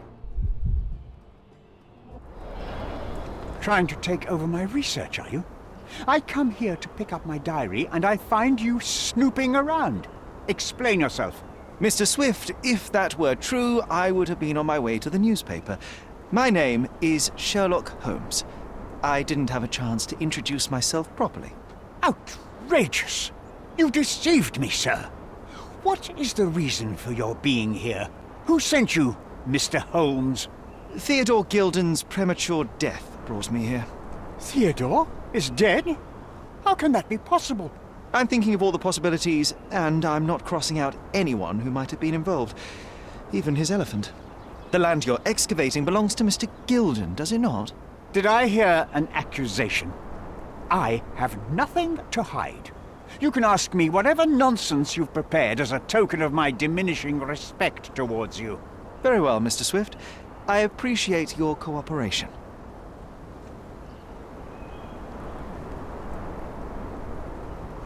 Were you at the site this morning? Affirmative. This project is taking a lot of my time, as you see. I spend more time underground than on the surface. When did you learn about Theodore's death? Just now. You just told me. And you aren't surprised, shocked? I won't tell anyone if you shed a tear or two. Weren't you partners, after all? We were. And it is a real shame. But I've seen too many deaths in my life, Mr. Holmes, for the news to truly shake me. When was the last time you saw Mr. Gilden? A couple of days ago. We discussed the site. I believe in the tomb and its secrets. Theodore's patience was stretched, however. He was already inventing new projects. It wasn't a long conversation. I suppose that his daughter will inherit everything now, along with all of the eccentricities and problems. And not forgetting Goliath. Eccentricities and problems, Mr. Holmes. One of many. Will you allow me to return to my research, or are you insisting on remaining an obstacle? Oh, I haven't even started yet.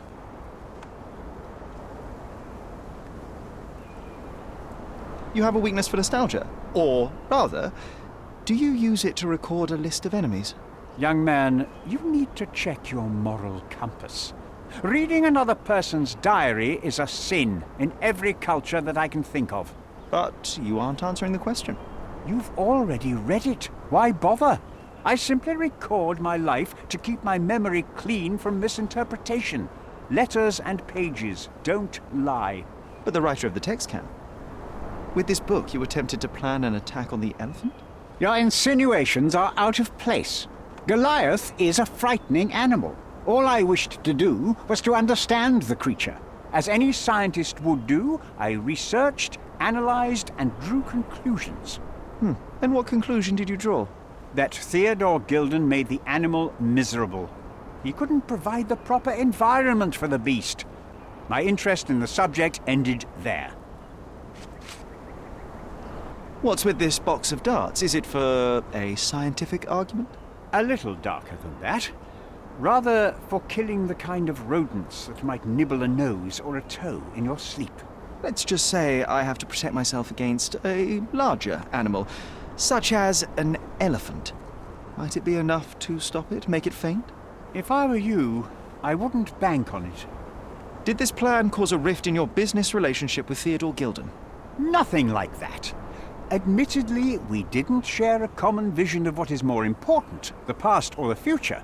In my opinion, we can't build a future without knowing the past. So you wanted to save the tomb of Vitus here, or perhaps your control over the research? Only the knowledge that rightly belongs to humankind, nothing less and nothing more. Remember one of the rules? It seems that you didn't return a tool. Is this knife yours? Do I look like a fellow who carries a knife? I don't need it. There are plenty of uses for it on the site, and outside of it. I have other people to cut ropes for me, Mr. Holmes. Gilden's elephant is quite an unusual addition to Cordona's fauna. What is your scientific opinion on that? No matter how much Theodore loved it, it still remained a wild animal trapped inside a stone pen. Goliath needs savannas, fields, lakes. I'm sure that Goliath did not have a plan to kill his owner to head to the savannas. What do you think? No, animals don't kill in a typical sense. I can only presume that it tried to protect itself from captivity, from Theodore. It was a gilded cage that was predestined to break. What's with this intricate recruitment process? Pro-British workers charge less? As a head of this organization, I need to secure a productive environment. It's impossible to do so if there are political differences, especially here, where the native population doesn't support our efforts to find the ancient artifacts. Decent pay can also stimulate productivity and shut down any political discord. Hadn't you thought of that? You're young. You have time to fritter and fight with everyone you meet. I don't have such a luxury. Our workers receive enough pay for what they do. So don't start a discussion you know nothing about.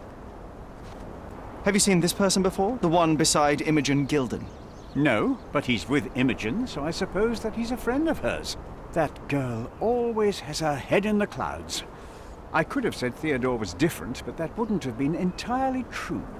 Away with the fairies, was he? That's one way of putting it. Either way, I don't know much about Imogen's life or her friends. The type of elite that pretends to be educated. Your partner had a very specific attitude towards the things he treasured.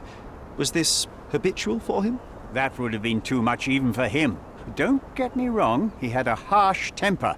Like a true businessman, he was ready to burn his competitors to the ground.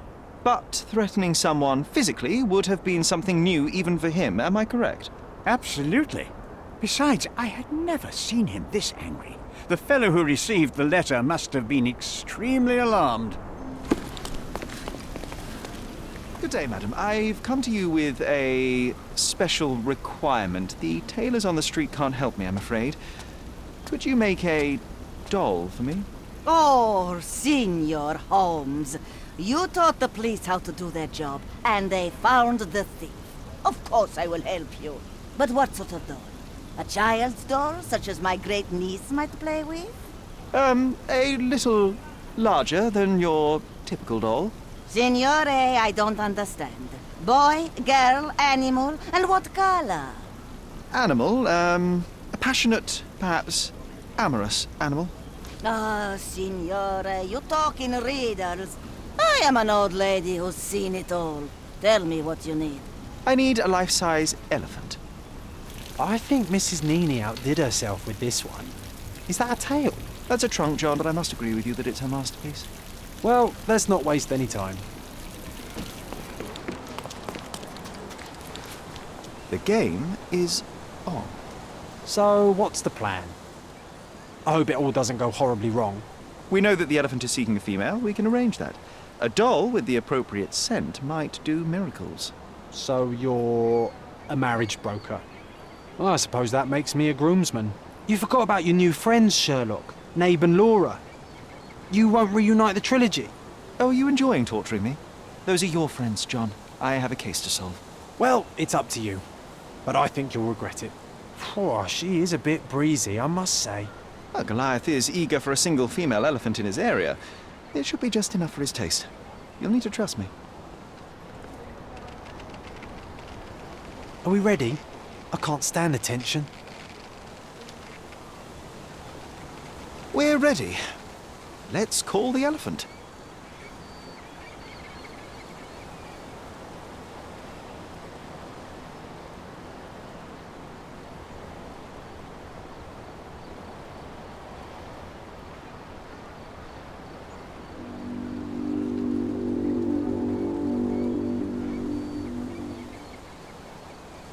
How could anyone resist?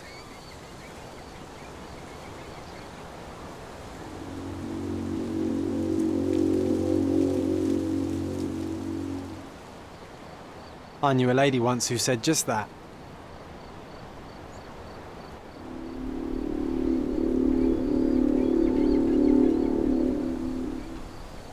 Too bad I'm not an elephant.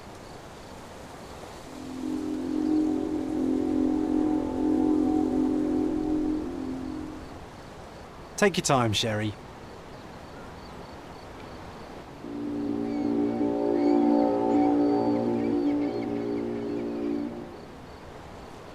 That deserves a slap. And then a kiss. And here's our lovesick friend.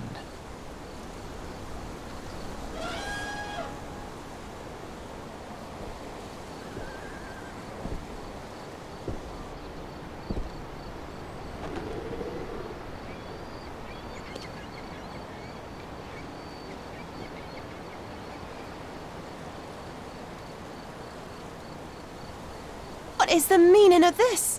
Why are you bringing it here? I won't allow you to leave it. I assure you that it is only a temporary measure. It won't be long until the elephant is gone, I promise you.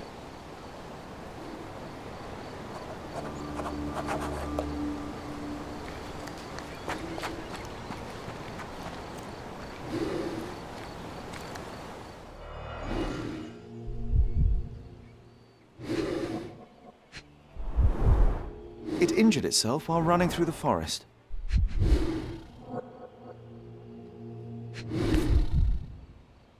There's something in the needle. There's something in the needle. A feathered fletching. This might be promising.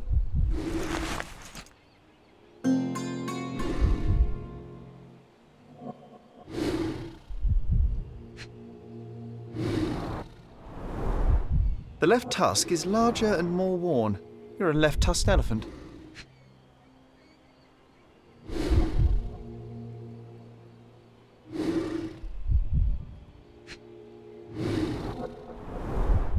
Peaceful and compliant, almost a gentleman.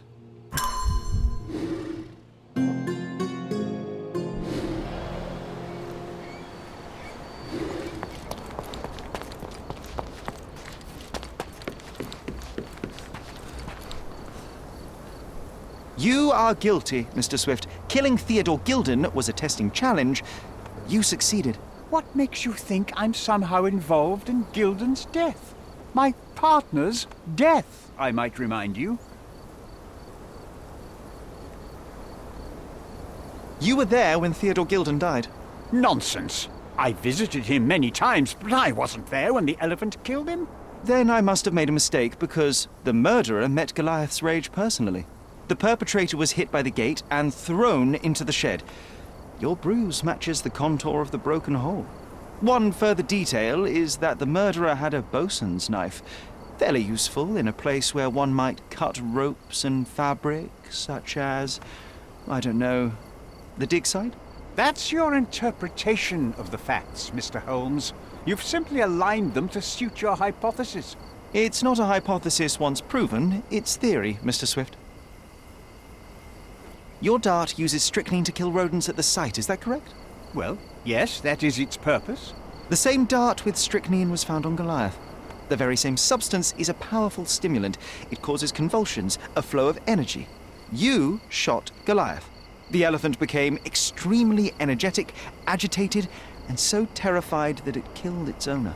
For a man of your age, it was easier to hit a larger grey target than a small man.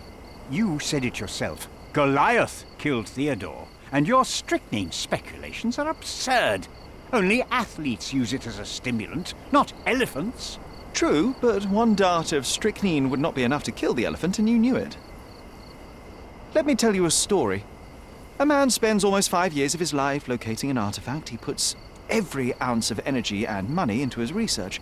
The same man even goes so far as to sign a contract with a ruthless man, a businessman. It was a risk, but the reward would be worth it. Years go by and there's still no result, so the businessman decides to end the man's research. He spits on the research, he promises to bury the site under an eccentric project. All of this is just his whim. Theodore Gilden could do anything he wanted with this place, and you were anxious about the fate of your research. You wished to protect it. You tried to tame Gilden's eccentricity, but you killed him instead. Theodore wasn't trying to sabotage my career. We had a disagreement, but it wasn't as dire as you describe it. He wasn't a pleasure to talk to, but killing him? Nonsense.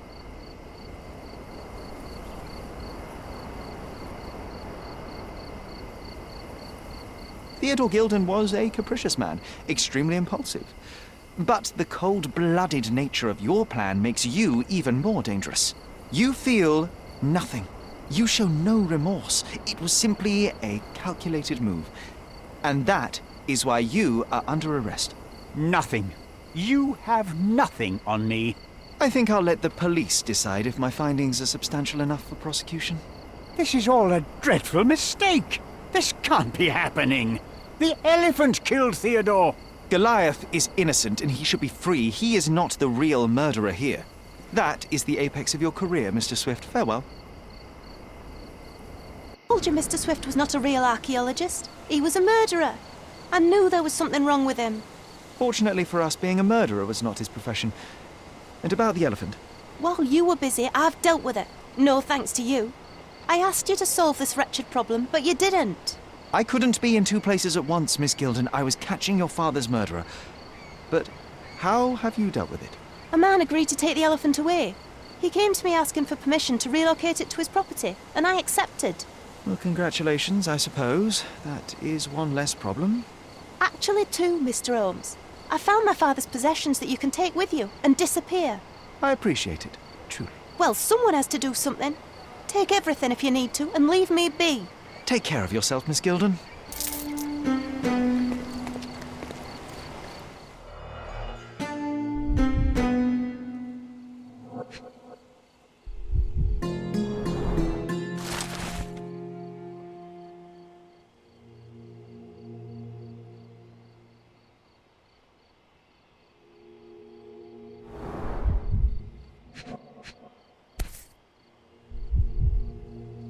My mother always wore this around her neck until one day it disappeared. I was wondering where it went. She said it was a birthday present from a good friend.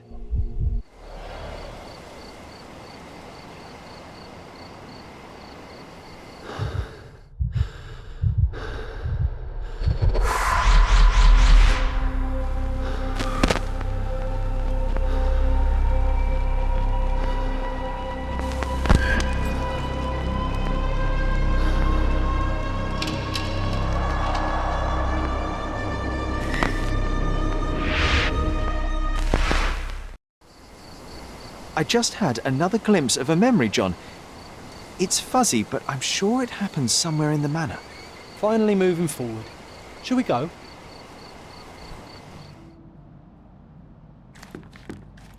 You know, I envy you, Sherry. You can talk to other people and they won't ignore you. And I envy you. You can ignore any person you're bored with. You don't miss out on much. Most men are dull, unlike yourself. Well, I'm flattered.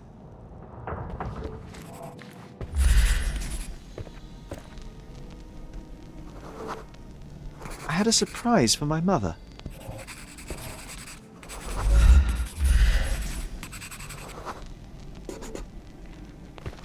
You had a shovel with you, John. I was holding an ancient Greek vase, or rather, quite a big piece of it. I remember now, we dug up the vase from Greek ruins here on Cordona, and were eager to show my mother right away.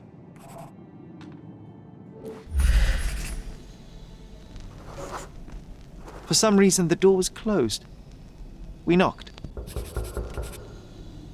But nobody answered. We thought that she was busy. So we left the vase and ran downstairs.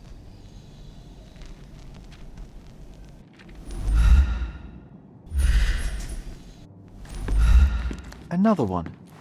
There must be something important behind it. I can feel it. I decided to gather some archaeological tools in order to take a closer look at the vase. But then we heard something, didn't we? Yes. It came from upstairs.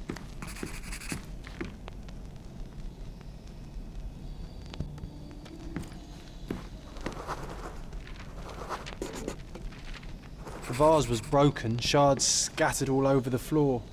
And your mother was standing at the door. Indeed, John. I doubt it was her. Let me concentrate.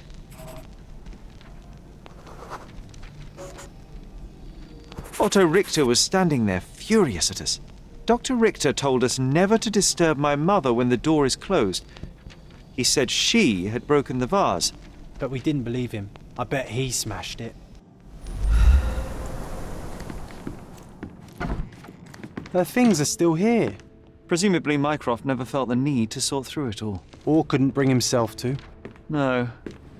He would have put it behind him and moved on. My brother is not one for sentimentality.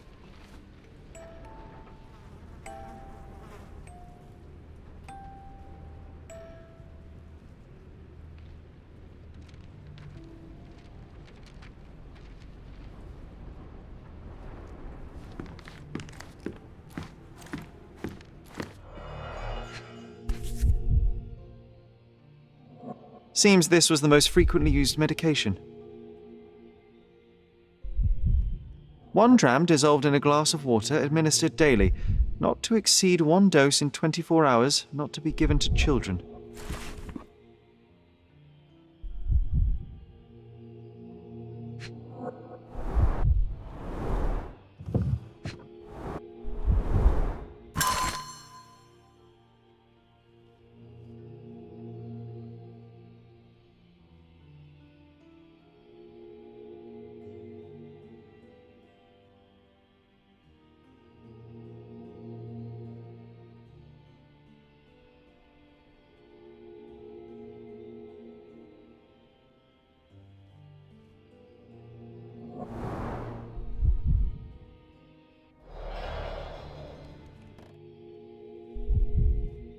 No labels. I doubt it ever had one.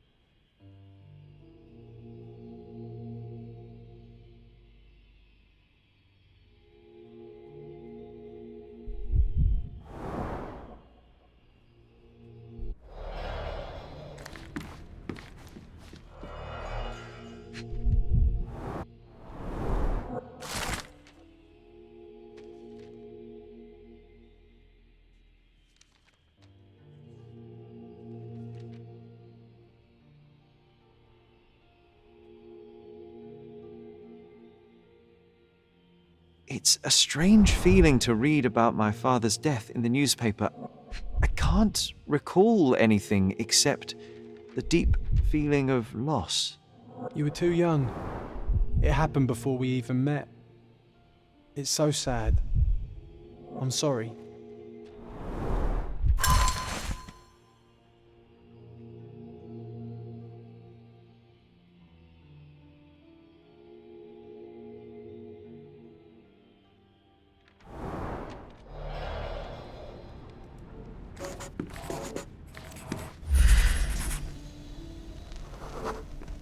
The broken plate shards were all over the floor. Mycroft had to change his suit as the one he was wearing was completely stained. Mother was troubled that morning. Something we did upset her. Dr. Richter tried to calm her down.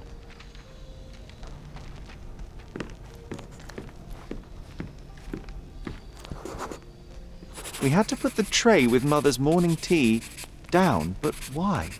It's starting to ring a bell. I think it happened in the morning.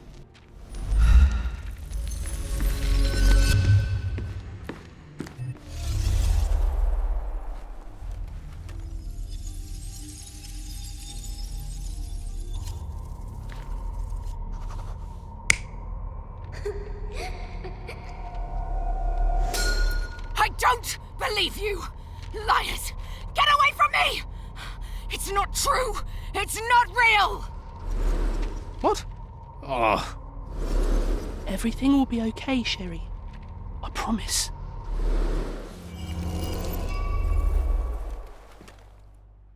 It was the morning of the 9th of April, the day my mother died.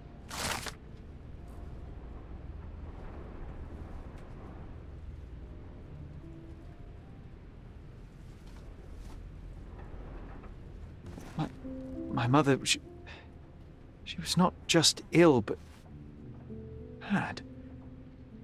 God have mercy. I'm sorry. That explains why you locked the memory away. There must be more, John. That was the morning of her death. I need to know what happened. John!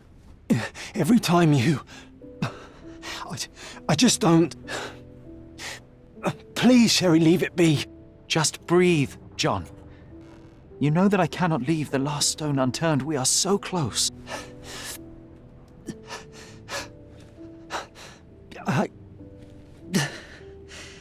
I know. But can we at least leave it for another day? It cannot wait. Let us find another door and finally learn the truth. That's pointless, Sherry. To date, you have had no control over the return of these memories. It is all triggered by your work elsewhere on Cordona. You must accept that this will have to wait. Are you all right? In the end, little has changed. My mother was still unwell, just not with tuberculosis. What I do not yet understand is why Mycroft lied about it. There are precious few pieces of this puzzle remaining, John. Let us dawdle here no longer. Indeed. Wait. Did you hear that? Yes. Metallic souls. What is this sailor doing here? Sherlock Holmes, isn't it? I was look. With whom do I have the pleasure of speaking? You can call me your new game. The rules are simple. I have something for you, but you alone must work out what that is. And that something is my prize, I suppose? You're a fast learner, sir.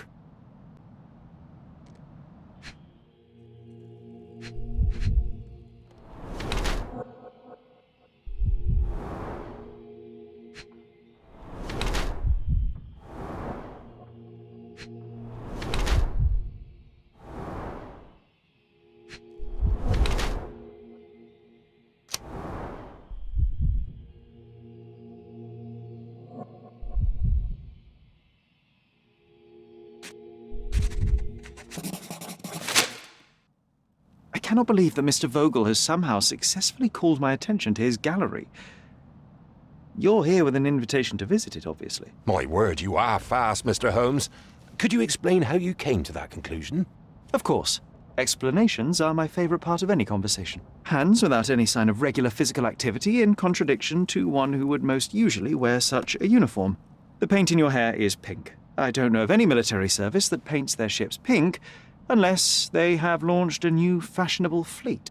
A sailor with the soul of an artist? I would suggest rather a gallery employee disguised as a sailor to mislead me. How many artists on the island know where I live and of my passion for deduction? Werner Vogel is clearly at the top of the list. And you've been attempting to conceal something square-shaped within your pocket. An invitation, I suppose. An invitation to Mr. Vogel's gallery. That was remarkable, Mr. Holmes. Mr. Vogel was right about your genius. I think he may have even underestimated you. This is your invitation. Please tell Mr. Vogel that the seed has been planted. He asked me to tell you to do so, if you win this little game. Farewell.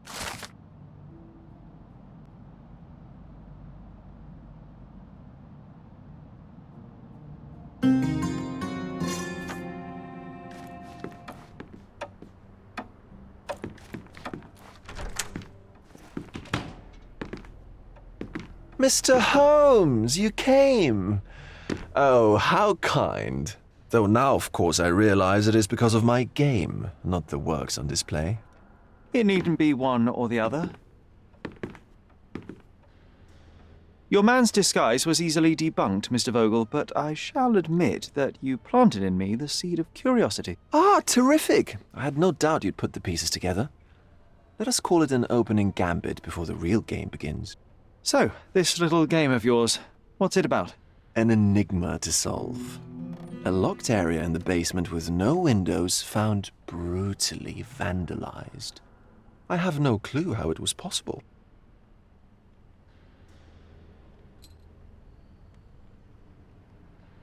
And this locked area downstairs, what exactly was it? The under gallery. It's always shut, and I'm the only one with the key. Ah, so this is your private collection, not part of the gallery. Oh, no. It's an exclusive exhibition of eccentric pieces. Only a select cadre of artists, investors, and collectors are admitted. Not everyone deserves to have their eyes opened. What about this intrusion? What happened? Last night, I was about to leave the gallery when I heard a noise downstairs. I went to the basement, but I didn't see anything out of the ordinary. It was admittedly a rudimentary inspection. It is not uncommon to get rats down there, so seeing nothing of note, I left and locked up the building. When I returned this morning, alas, I discovered that part of the exhibition had been torched, and there was no sign of the intruder. The mystery being, of course, that all the doors to the gallery were locked exactly as I left them. And the door to the basement is the only entrance? Correct. Tell me you're not intrigued. Well, this matter is certainly within my wheelhouse. This intrusion troubles me. Please take a look around if you're willing. The under gallery is through the door at the end. I will see what I see.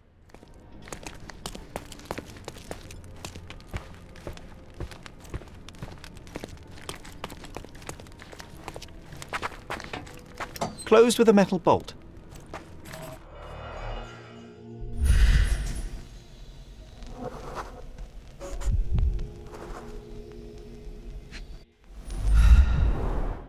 Footprints. Size 9.5.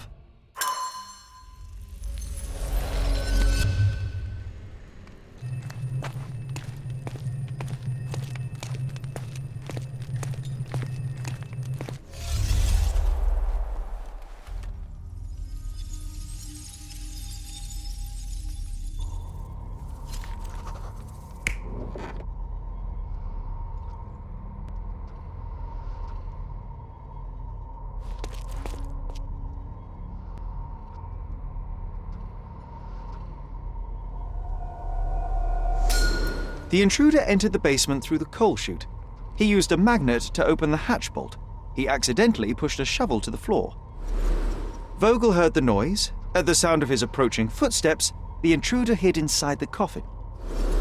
When Vogel entered the basement, he failed to notice anything strange and left without properly checking. The intruder waited until Vogel had left the caravanserai before burning the paintings in Wilde's room, but the vandalism was a cover for the theft.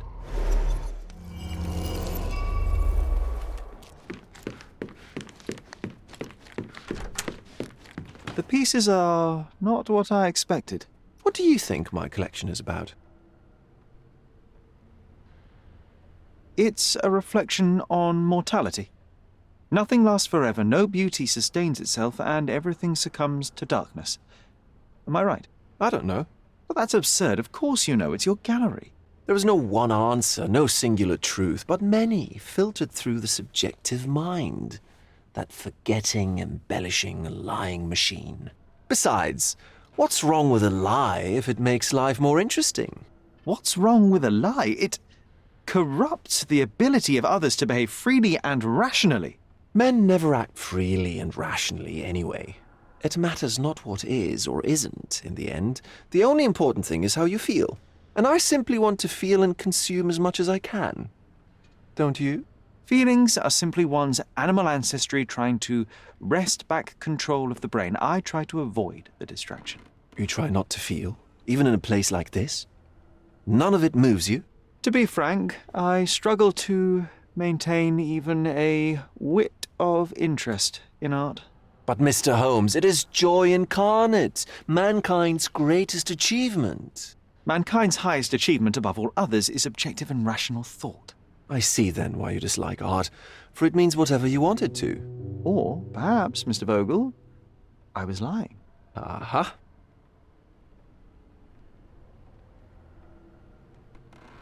Mr. Vogel, my investigation has revealed that the intrusion was not merely vandalism but theft. The limping visitor left your place with a canvas. That's very impressive.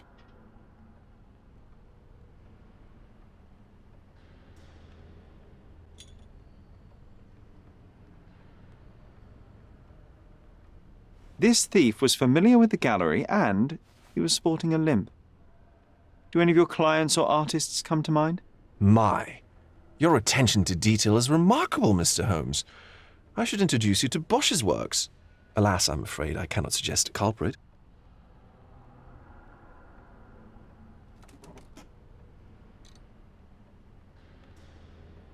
The intruder entered the basement through the coal chute. He used a magnet to open the latch and dislodged the shovel while doing so.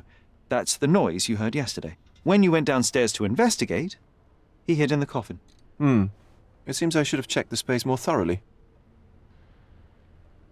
The fire was a clever attempt to hide a stolen painting, even if it didn't fool me. I found the remnants of an empty frame in the pile of ashes. The canvas had been removed. Do you know which paintings in the Wild Room may have interested a thief? Were any particularly expensive? Those pieces belong to a well-known artist named Boniface Mercurio. They're controversial, but not of a notably high value. There's something more, is there not? I can see it in your eyes. Indeed. There is another intriguing angle. I recently received an anonymous offer for one of Mercurio's works. The sum was more than fair, and indeed could have saved Mercurio from his artistic poverty. But he declined it. Was it a performative whim? Some artists lionize pain and hardship as if their work would be worse after a meal and a hot bath. I cannot tell. But not only did he refuse the deal, he insisted on displaying the painting in the public space. I was hoping to change his mind, but artists are a special breed of stubborn. What was depicted in the piece? A bound woman, wrapped in robes, being penetrated by a red devil that stared at us, the viewer. The beast had numerous tails growing from his back, and a large crowd gathered around the pair, silently watching the orgiastic scene. Okay, well, given the nature of the other works on display, it's hard to see why that one stood out. What could possibly be its value? The evaluation of art is very subjective, Mr. Holmes. After all, art is everything.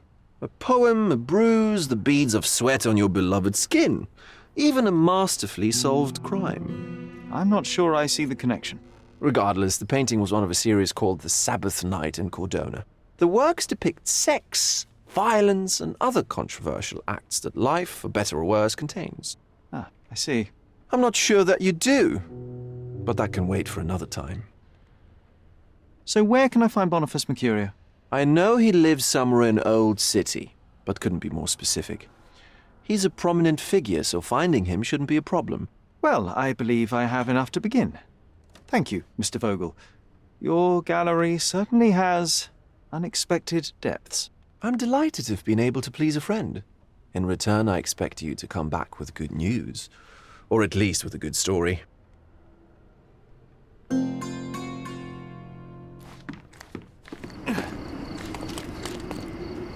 Excuse me, young man. Where do you think you're going? Greetings, Mum. I'm looking for the... I don't care who you're looking for. You shall not pass. No visitors allowed. I wish to buy a painting from Mr. Boniface Mercurio. Is he at home? Dearie, tell me, because old age has made me blind. Did someone write Information Bureau on my forehead? Because I'm not here to answer your questions. Entry is for residents only. If you aren't a resident, please leave, or I shall report you to the police. Don't miss up. Let's pick something that suits you.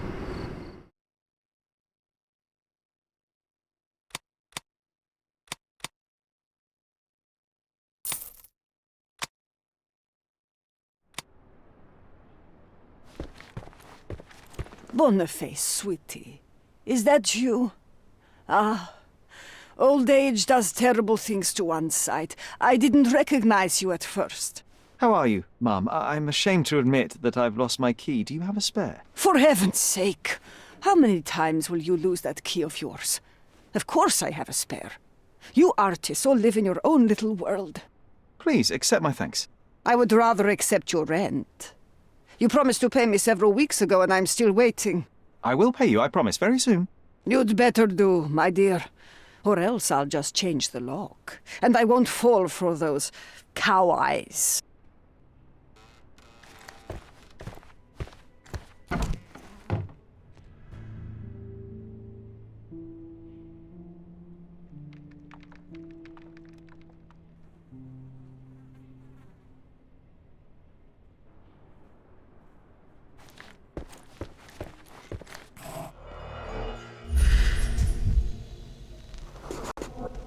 Judging by post-mortem rigidity, the body lay here for 1 or 2 days.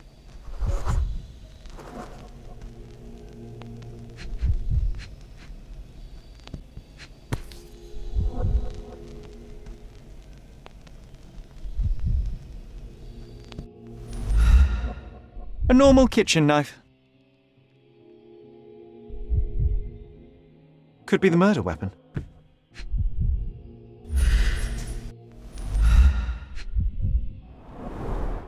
The wound is precise. It was inflicted by a razor or a knife.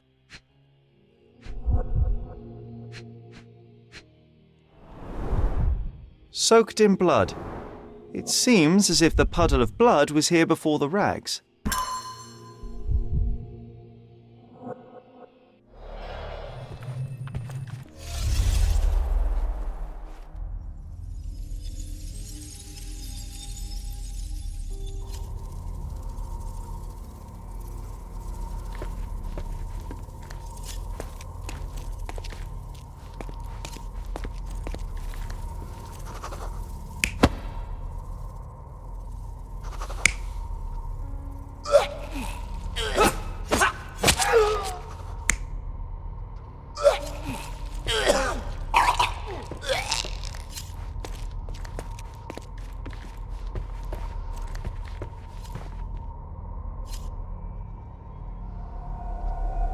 Mercurio was developing photographs when the intruder snuck in.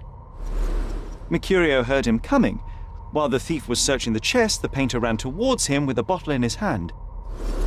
He smashed it across the thief's head. The intruder had no choice but to defend himself, and the weapon of opportunity happened to be a kitchen knife. Mercurio stepped aside to grab the painting, but the wine-blinded thief attacked Mercurio's throat. When the thief came to his senses, he saw Mercurio bleeding on the floor. He grabbed the rags and tried to bandage him, but it was too late. Why did Mercurio attempt to snatch the painting in the middle of a fight? To strike the intruder? Not with his painting, it was too important to him.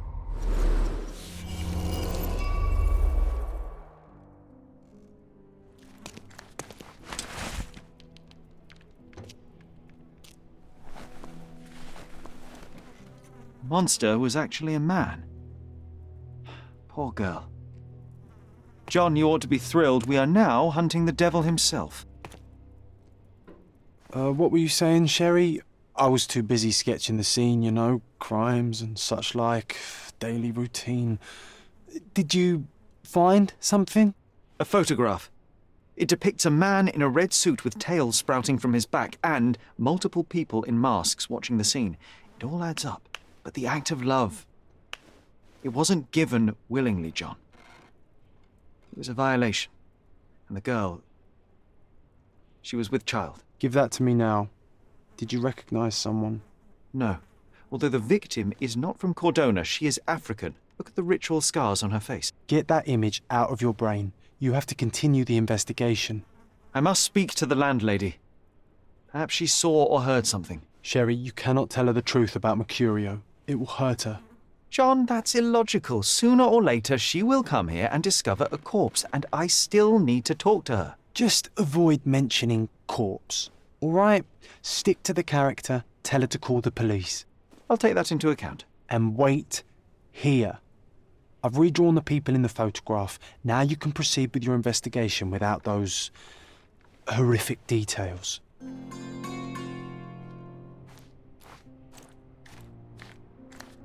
What's wrong, dear? You look like you've seen a ghost. Can you tell me if anyone else has recently entered the flat? Oh, you're talking about that limping man. I'm sorry I let him in. I was scared. And I thought maybe he would motivate you to find money so that you would pay your rent. No offense, dear. Can you describe him? Oh, so you weren't at home. I was so certain you didn't leave your flat that day. He was of average height, had a limp and a tattoo on his neck, and he was smoking Malpal cigarettes. My husband used to smoke those. They have a horrible smell I can recognize from a mile away. Can I ask a favour? Of course, dearie. Please call the police and ask them to enter the flat, and don't look inside until they come up. What? What trouble have you stepped in this time? It really doesn't matter. Thank you, Mum. Beasts!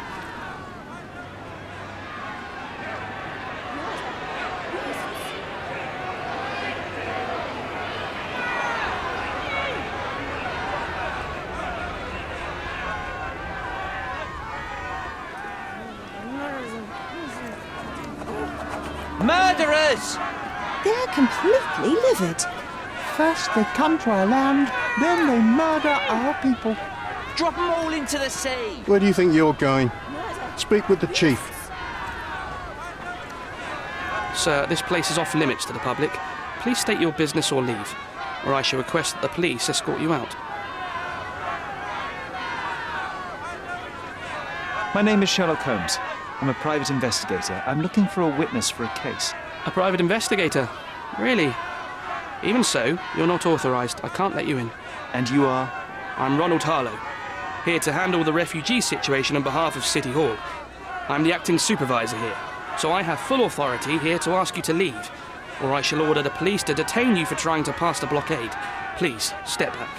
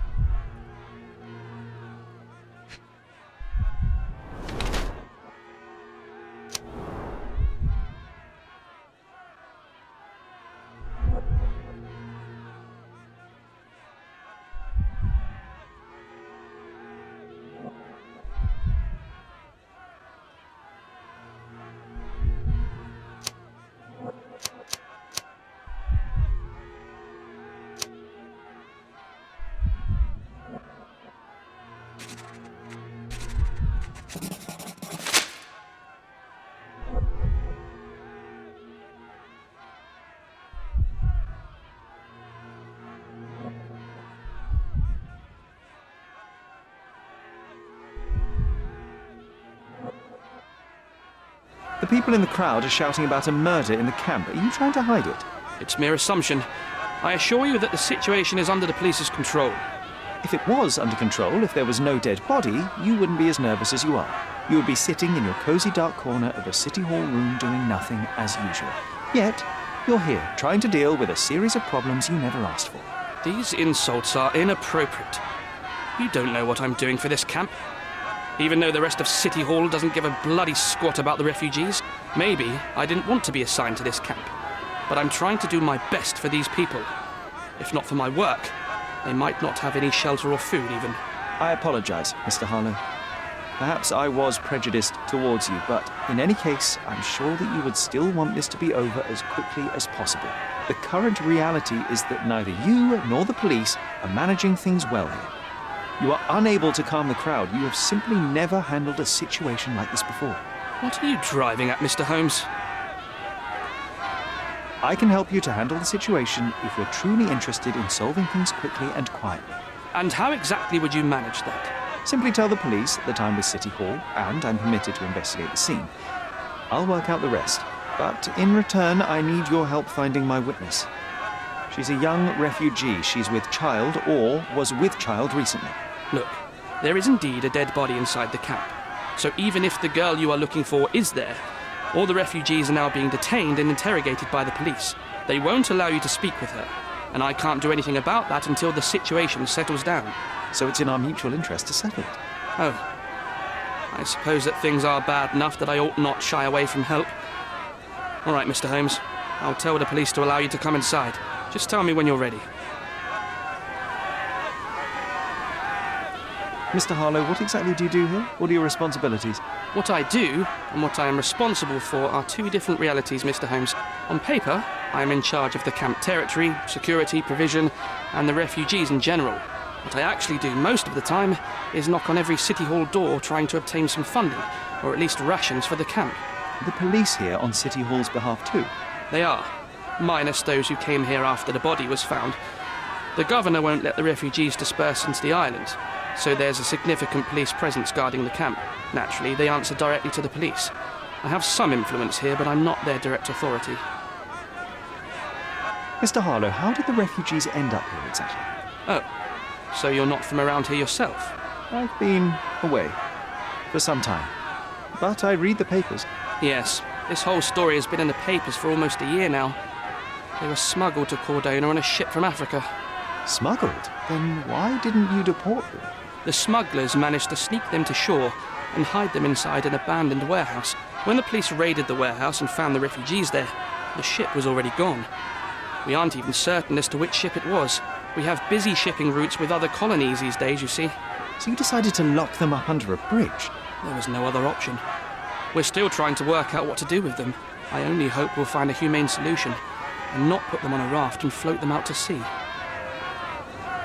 I'm ready to take a look at the scene. All right. Go inside the camp and find Inspector Tewkesbury.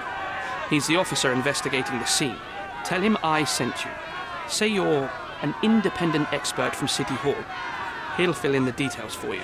I'll find my way with words. Thank you, Mr. Harlow.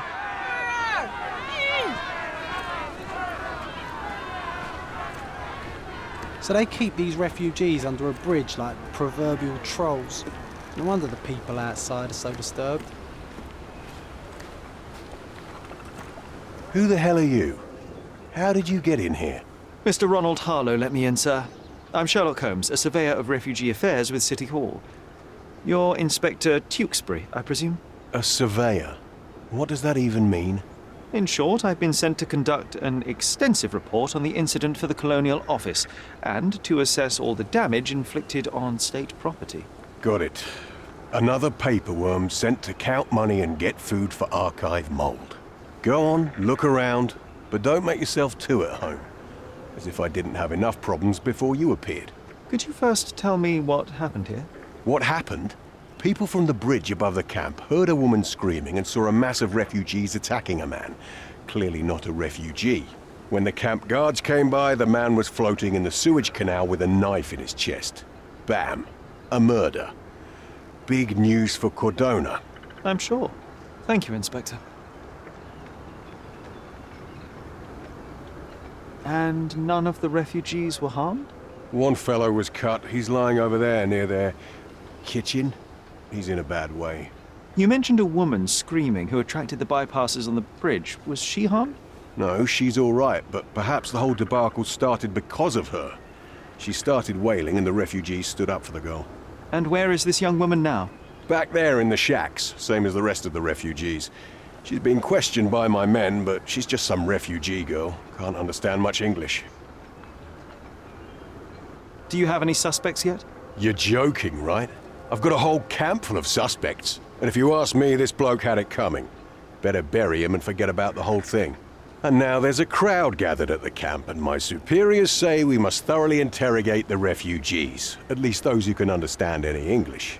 Do you believe that your superiors wish to get rid of the refugees? I think that both our superiors would rather keep the story quiet. Since that's an unaffordable luxury now, they're looking how to protect their public image. That's why I have to waste my time waiting for my people to turn every stone and befriend every refugee. Did you learn anything about the dead man? The fellow looks like a thug. I've had dozens like him fished out of the sea over the past 20 years.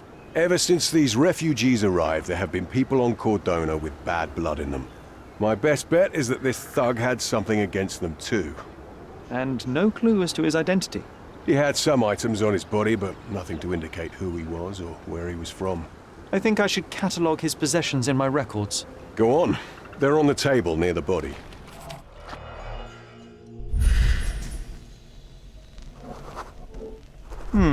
Coal dust under the nails. I don't see much coal around.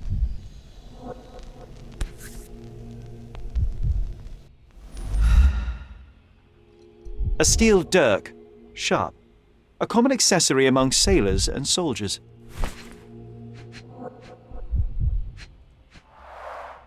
An interesting tattoo. Does it mean something?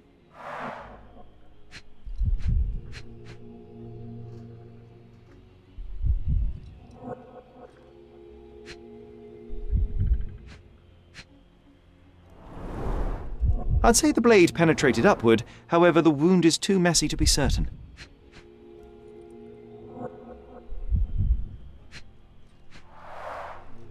Heavy boots, with one sole far more worn than the other. This man was limping John. A violent death. But this man, limping. Coal dust. I think we're onto something here, John.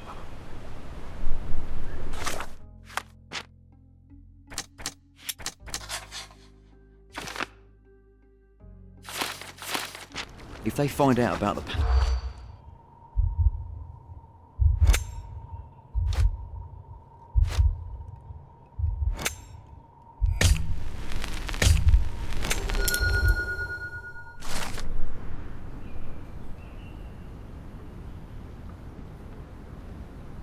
Nobody will know anything if you keep your bloody mouth shut. The coppers smell fishy here, Sherry. Perhaps we should sniff around in the camp a little more thoroughly. Are you able to help me? I'm telling you nothing. Do you know anything about this? Do I look like a fellow who has all the answers? No. This isn't working. You might need a different tack.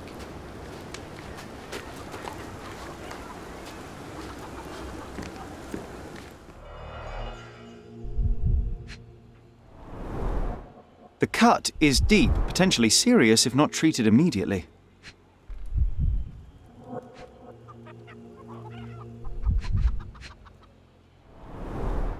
He is in shock, feverish and dehydrated.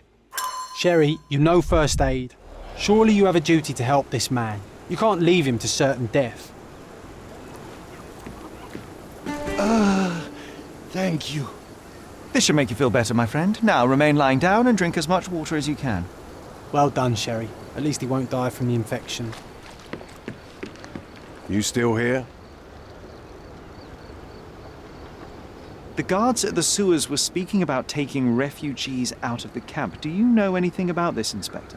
Less than you do, obviously. And this doesn't bother you as an officer of the law? I can neither punish them nor put them on the right track, if that's what you're asking. Maybe your friends at City Hall could do something about it, but I seriously doubt that. To be honest, I'm sick and tired of being frowned on for my uniform. If those fine gentlemen you've eavesdropped on are in some shady business, that's on their heads.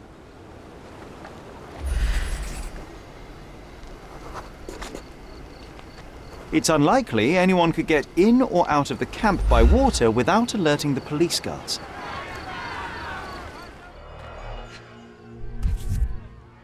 A single Malpal butt.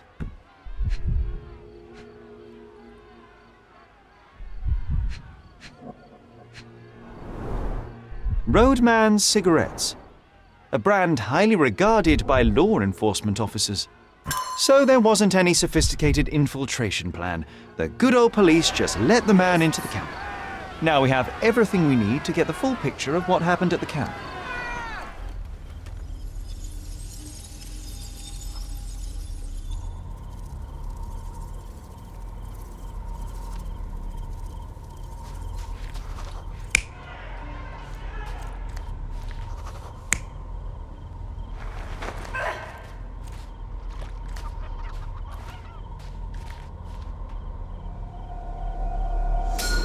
So, we have a thug who came to take a refugee woman with him. She resisted, but he dragged her by force.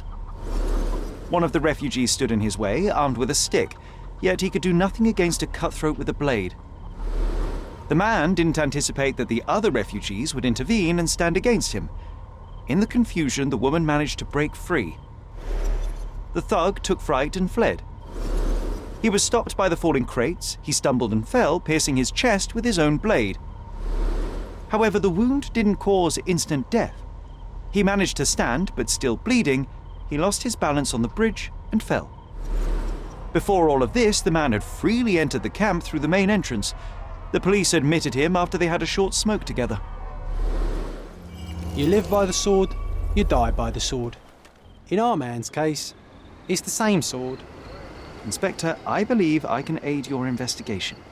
I know who the dead man is and what really happened here. You do? Well, good for you. But I'm afraid I'm not the one you need to share your findings with. Speak to Mr. Harlow here. He's the one responsible for settling things in the camp. You don't even care to listen? Oh, I do care. Maybe even more than I need to. But I'm only here today to lock the place up, question witnesses, and file the facts. It's sad, but coming up with conclusions is not among my tasks here. You fellows at City Hall do that. Anyway, speak to the supervisor. I'll just stand by and listen to what you have to say. Mr. Harlow, your refugees didn't murder anyone. What? Pray tell me what you've learned.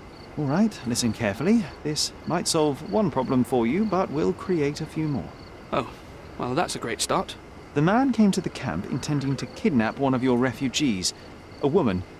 What he didn't expect was that the refugees would stand up to protect the woman.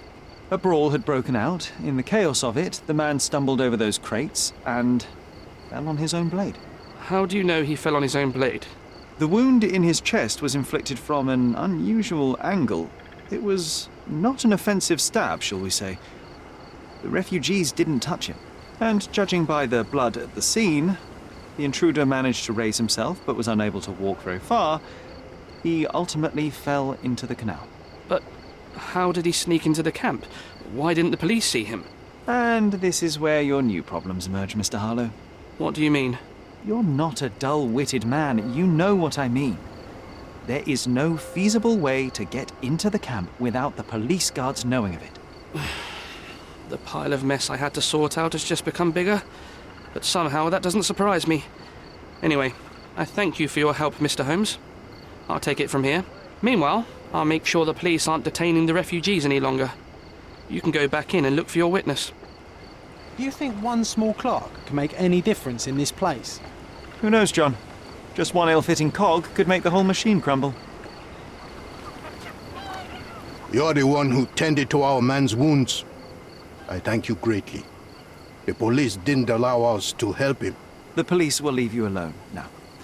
I've proven to them that the man who came into the camp died due to his own foolishness. Thank you for standing up for us. But nobody would help us without a reason. You're here because you want something. Yes, I do. I need to speak with the girl drawn here. The dead man came for her too. He wanted to take the girl away, but we won't allow her to be hurt again. What do you want from Nayla? Nayla. She was hurt some time ago. I'm here to find the people who did this and bring them to justice. And to find them, I need Nayla's help. Will you let me speak to her? Justice. There's no justice on this land. But you helped us, so maybe your words are not empty. You can speak to Nayla, if she wants it. But I will be watching you. Hello, Nayla?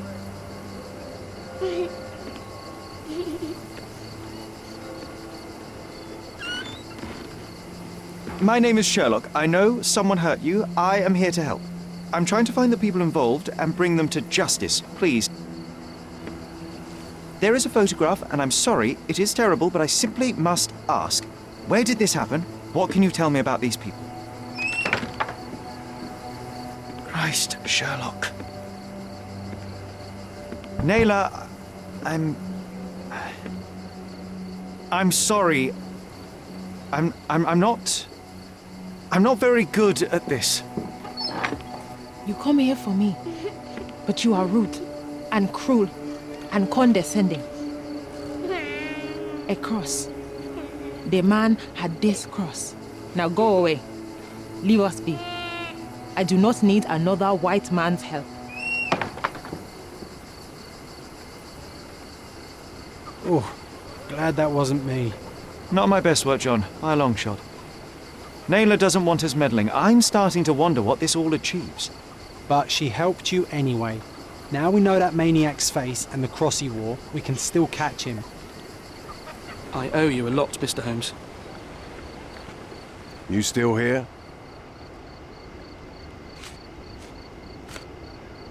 The intruder has a most peculiar tattoo on his neck, 2 lines and a point.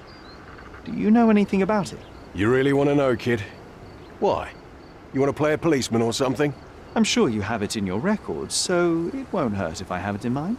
In my records, it's just a tattoo, as it should be in yours. Ah, to hell with you. Suit yourself as to what you're going to do with it.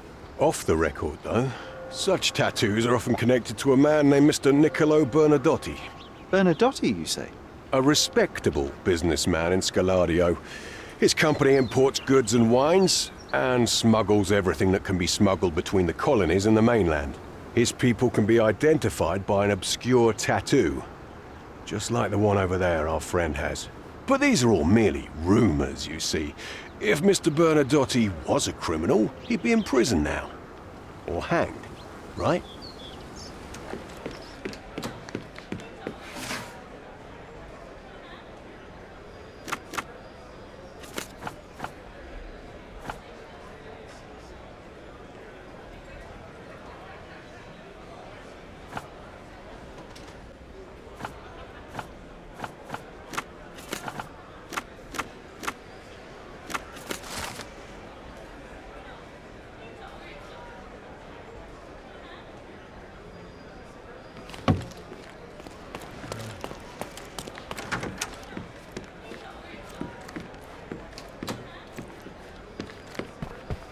If you're here on matters of signing up for military service, come back tomorrow. Our department needs to straighten out some business.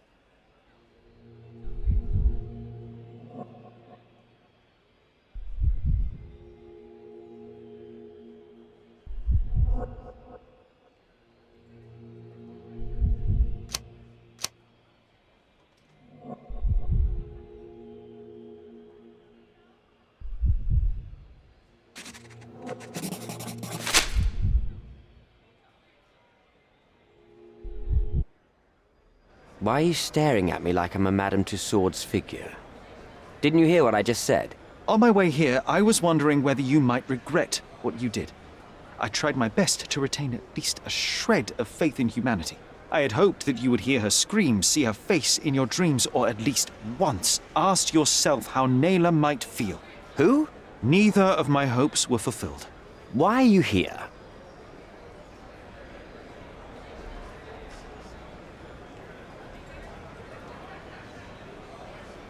Do you recognize this man?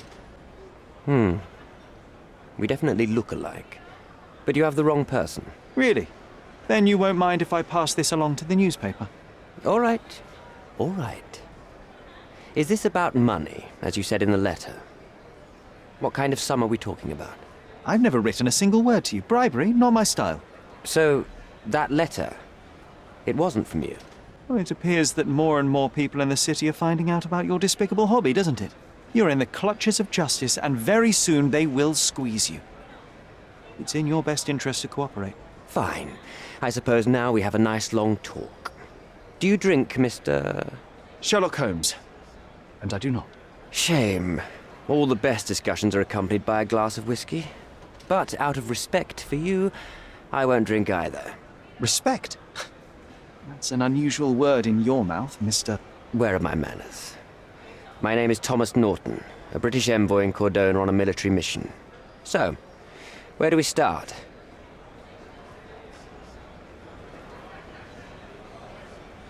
You mentioned blackmail. Tell me about it. All right. A couple of days ago, I received an anonymous letter.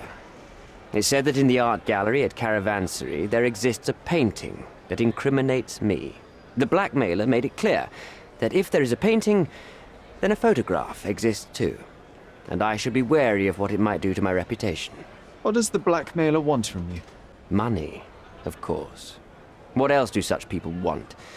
Needless to say, I don't remember anyone taking photographs at the party.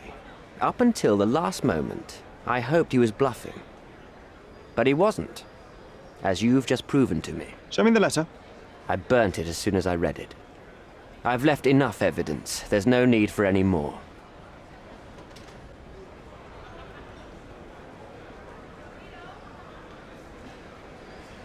So, let's return to the beginning. What happened at the party? I vaguely remember that night. As usual at such parties, you meet people, you talk with them, they invite you to spend some time alone with them. What can I say? I got myself mixed up with the wrong company, and somebody must have mixed some psychoactive substance in my drink. After that, it's all blurry. I completely lost my sanity. I made a terrible mistake which I regret deeply. You don't say. Do refugee girls often appear on the menu at those types of parties? It's rather rare. So you didn't attend the party to engage in an exotic experience involving a vulnerable woman unable to accuse you of assault? I would never have planned such a terrible thing. What happened was just bad circumstance. The painting that depicted you in the image of the devil was stolen by a mercenary. Did you have anything to do with it? I might be a rotten person, sir, but hiring criminals for illicit purposes is not in my daily schedule. And buying the painting in an attempt to hide the crime, is that on your daily schedule? What would you do in my situation? I would never put myself in such a situation. You're young. I could never have imagined myself in my current position, yet here I am in front of you. We all make mistakes, Mr. Holmes, and I'm no exception. Boniface Mercurio, does the name mean anything to you? He's an artist, right?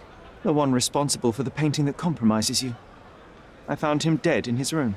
Oh, that is bad. Wait, you don't think that I have anything to do with this? You had motive to kill him. Maybe I did, but listen. I know how this looks, but murder? That's on another level. I had thoughts that this Mercutio... Mercurio? Well, him, yes. I thought he could have been the blackmailer. But I was too afraid to make any hasty decisions. There were plenty of ways to fail by making a move, so I chose to wait. To see what he would do next. You have to believe me. I don't believe people, I believe evidence. Then look at the evidence. Mr. Holmes, I've built my entire career on hard work and uncompromising dedication to the Crown. I made a mistake. but I'm not a villain from some cheap adventure fiction. By putting me behind bars, you will benefit precisely no one. Rotting in prison is the least you deserve, but I have a better idea. You will make amends and help the ones you hurt.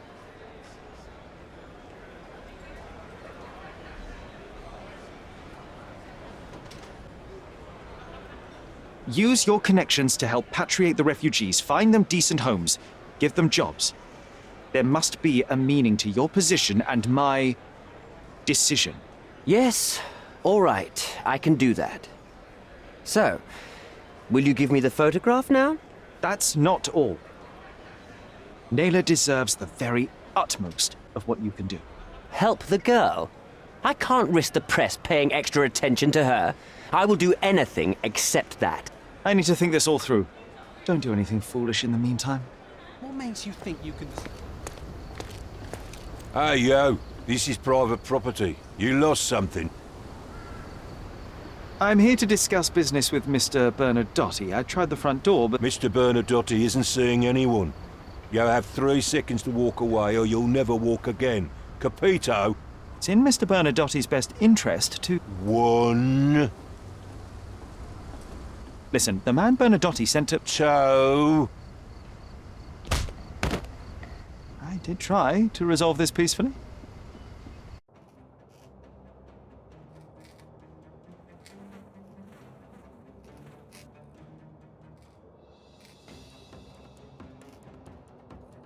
I'm coming.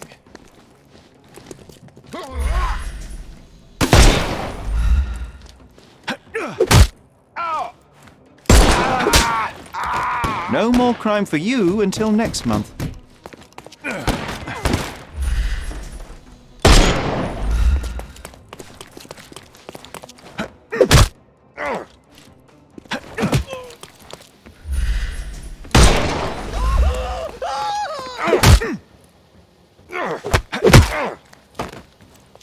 Don't cry, you'll live.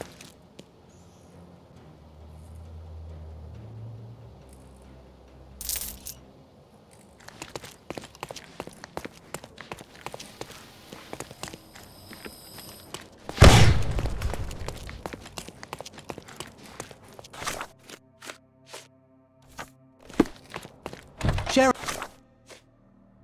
look. This seems familiar.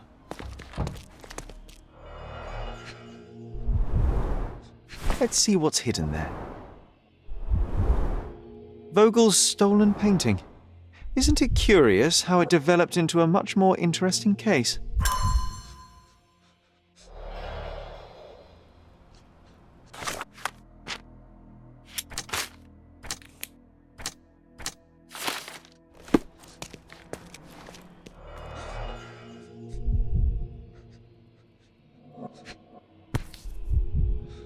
A Dogon statue from West Africa.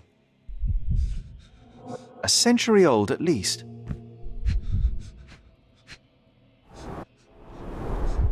Masks, traditional for the Chokwe people of Central Africa.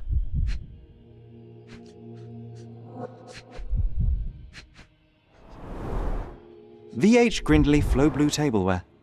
This is what lies behind the facade of Bernadotti Company Limited.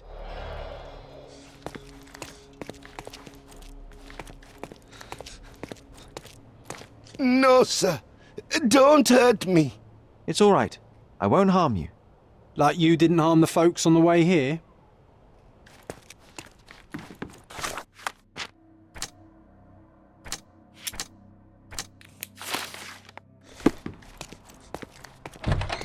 Don't come any closer. One step and I'll shred you to pieces. Go ahead. Make my day. Righto. Yes. Yep. Well, excuse me, sir. I think I hear... I've got to... It's better I leave. Whoa. Oh, wow. That was as if somebody put my words in your mouth. So, you've cut through all the guards just to talk to me. Then come here, and we shall talk.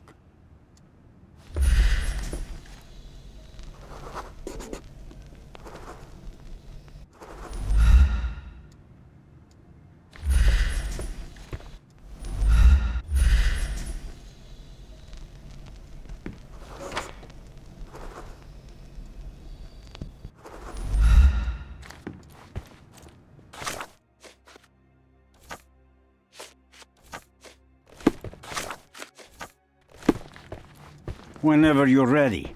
I'd hate to intrude.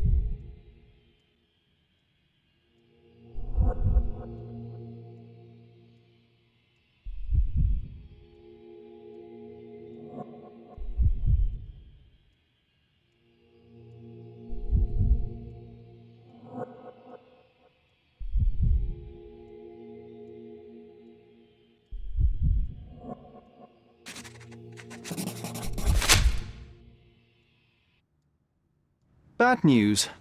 The thug you sent to the refugee camp only succeeded in stabbing himself. His next and final journey will be to the morgue. Hold your horses. Who the hell are you? Sherlock Holmes. And you are Niccolo Bernadotti, a smuggler, kidnapper, and notorious cutthroat, among other things. Few men would dare waltz into my office and address me like that. You are either overconfident or unintelligent. This is private property. Give me one reason why I should not shoot you on the spot. I am sure my friends at the station would call it self-defense. As I said, your man was found dead in the refugee camp. He was there to kidnap a woman, but the other refugees intervened to try and save her. The ensuing scuffle resulted in the man's accidental suicide. He sported the same tattoo as your men in this building. In fact, it also bears a resemblance to the one on your neck. Care to explain what business your man had with this woman?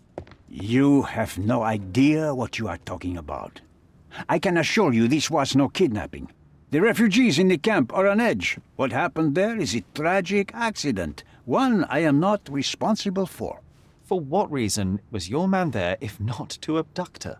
Why would I answer? You are yet to justify your presence in the slightest. Mr. Bernadotti, do you know the name Boniface Mercurio? I do not. Mercurio was a local artist. Recently, a man broke into his apartment, ransacked the place, and killed him. The thief was looking for something. You are testing my patience, boy. In a moment, the connection will reveal itself. I was hired, privately, to investigate the recent theft of a painting from an art gallery. My investigation led me to a man from your organization, and thus, to you, Mr. Bernadotti. That is quite a stretch. Why would I need to steal a painting when I could buy anyone I wanted? Interestingly enough, I spotted the stolen painting in your storeroom. I buy and sell a lot of things, Mr. Holmes. Unfortunately, if this is true, it is not the first time I have been sold stolen merchandise. I presume you were hired by the owner of the gallery. Tell them to contact me, and we'll sort out the situation. So, this painting is why you broke into my office. So many words, so little action. When you barged into my office, Mr. Holmes, I got the impression you wanted to talk business. Now I see you had come just to talk. Tell me exactly what you want, or get out. It was necessary groundwork for what comes next. I have enough evidence to conclude that the gallery thief, the artist's killer, and the dead man in the camp are all the same person. Your time is almost up, Mr. Holmes. Before you draw your gun, there is one final detail I am yet to mention. The young woman your man was tasked to collect from the refugee camp had been defiled at a perverse masquerade party. That violation was captured in a photograph by Boniface Mercurio and used as a reference for his painting. The photo shows the attacker's face. Finally. That's why you're here, Mr. Holmes. You have the photograph. It is what your man was after when he broke into Mercurio's apartment, and it is what you're after too, isn't it, Mr. Bernadotti? You have the photograph with you? How much do you want for it? I am not naive enough to carry it with me, but I am yet to decide what I shall do with it. I know the man in the photo is a British envoy. What interest do you have in his downfall? I must admit, I'm rather impressed by how comprehensively you have pursued this matter. And so, you deserve the honest answer. My business dealings are often arduous in their bureaucracy. A man in his position, willing to look the other way, could ease my work significantly. In return, I will make sure no one looks his way either. A favor for a favor. Also known as blackmail, the modus operandi of any true professional. It was not originally my idea. Mercurio set things in motion, extorting the envoy for the most trivial of ends. Money. In response, the envoy hired my man to retrieve the painting and the photograph, eliminating Mercurio's leverage. I only learned the whole story after the artist was killed in his home. And rather than extricate yourself, instead you took over Mercurio's venture. It fell into my lap. As a businessman, I simply seized the opportunity. Now, how much do you want for the image?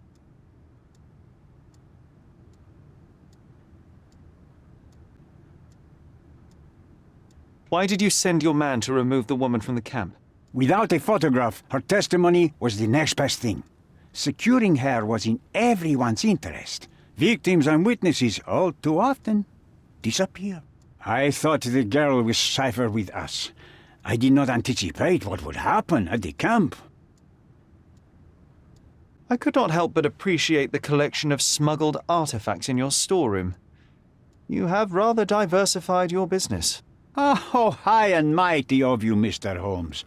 Not all smuggling is immoral. I pay generous rates to developing cultures and spread their culture to eager buyers.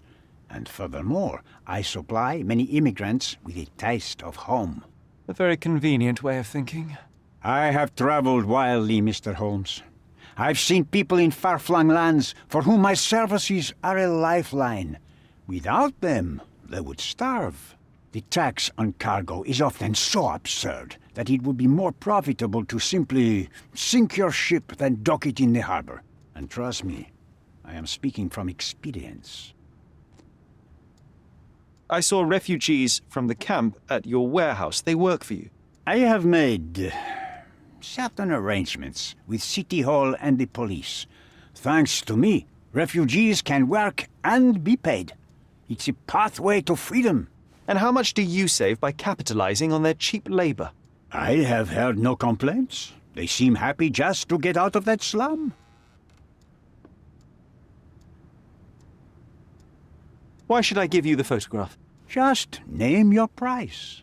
What if my price were not money? You claim to have connections, Mr. Bernadotte. Perhaps you could improve conditions for the refugees. Give them a chance for a better life. Ha! I do have connections, Mr. Holmes, but help the whole camp? You are asking too much. I could, however, make arrangements for one person. The woman who was violated will have her own home outside the camp, solely for her and her child. She will no longer be a refugee, but a princess. That I can guarantee. Is that really possible? It will be neither fast nor easy, but I can do it. She deserves it, don't you agree? And as for her abuser, he will serve me, as much as he deserves. So in your plan, everybody will be given their due. Especially you, Mr. Bernadotte. Seems like a fair deal, no? I doubt anyone could offer you better. Simply give me the photograph, and the world becomes a better place. I give you my word.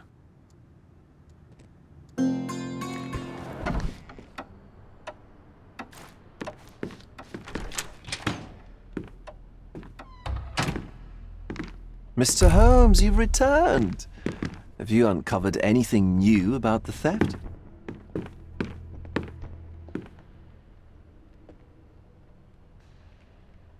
I've brought news, but not all of it will please you. Fill me in, Mr. Holmes. I won't shoot the messenger. I tracked down Boniface Mercurio. I presume he wasn't delighted about the situation? He was not having a good day on account of his murder. Killed in his own flat by the same person that stole his painting. Oh, sweet Mercurio. Perishing in the pursuit of his art. How apt. I will miss his exceptional sense of humor. I located the thief, but found him rather cold. He was tight-lipped about the painting, too. Huh, he's dead. How very droll, Mr. Holmes. One presumes you were not responsible. It was an accident at the refugee camp. He impaled himself on his own knife. Life is nothing if not cruel and capricious. What about the stolen painting? Have you located it? I found the painting, but I could not retrieve it. Well then, where is it? In Bernadotti's office. Bernadotti? That shady businessman? Why would he steal it from me? I'm afraid you'll have to ask him yourself. I take it you found something more then. I found the source of Mercurio's artistic inspiration. A photograph. What troubled me was that the sexual act captured was non-consensual. She was violated? Dear God, how despicable. Her abuser was in fact the British envoy. Mercurio took a picture of him committing the atrocity and then used it as artistic inspiration. I had no idea a mere break-in would eventually expose such barbarity. Mr. Vogel, I want you to make everything public, including the photograph. I'm sure you have a connection at the Cordona Chronicle. Ah, Mr. Holmes. Loyal to your own truth till the end. Yes, I'm acquainted with the staff of the Chronicle. The story is sensational, and will surely draw attention to the gallery. But you must be aware that exposing the scandal will further hurt the victim. Does that not bother you? No matter what one does, the truth tends to come out, as well it should. I won't be the one to stand in its way. Though it's only your subjective truth being exposed. Not that I'm judging. It's perfectly reasonable for everyone to have their own views. When you called me, you knew exactly what you would get. Oh, but I'm not like you, Mr. Holmes. I cannot be sure of anything. Regardless, I must thank you, for art's sake. Well, now that we've resolved all of our outstanding matters, I have a gift for you. I took the liberty of having it delivered to Stonewood Manor. I am told it belonged to your mother. And what exactly have you sent me? Frankly, I'm not sure how to answer that. I trust you'll know. Previously, you mentioned there may have been more to my mother's passing than consumption. It appears you were right. Oh, dear. I'd hoped to be wrong. She was unstable, mentally unwell. She required sustained, specialized treatment, but her madness persisted. I knew that Violet had disappeared from the public eye, but had no idea of her suffering. I cannot imagine what you're feeling. I'm fine. Thank you, Mr. Vogel. I am curious to see what you have procured.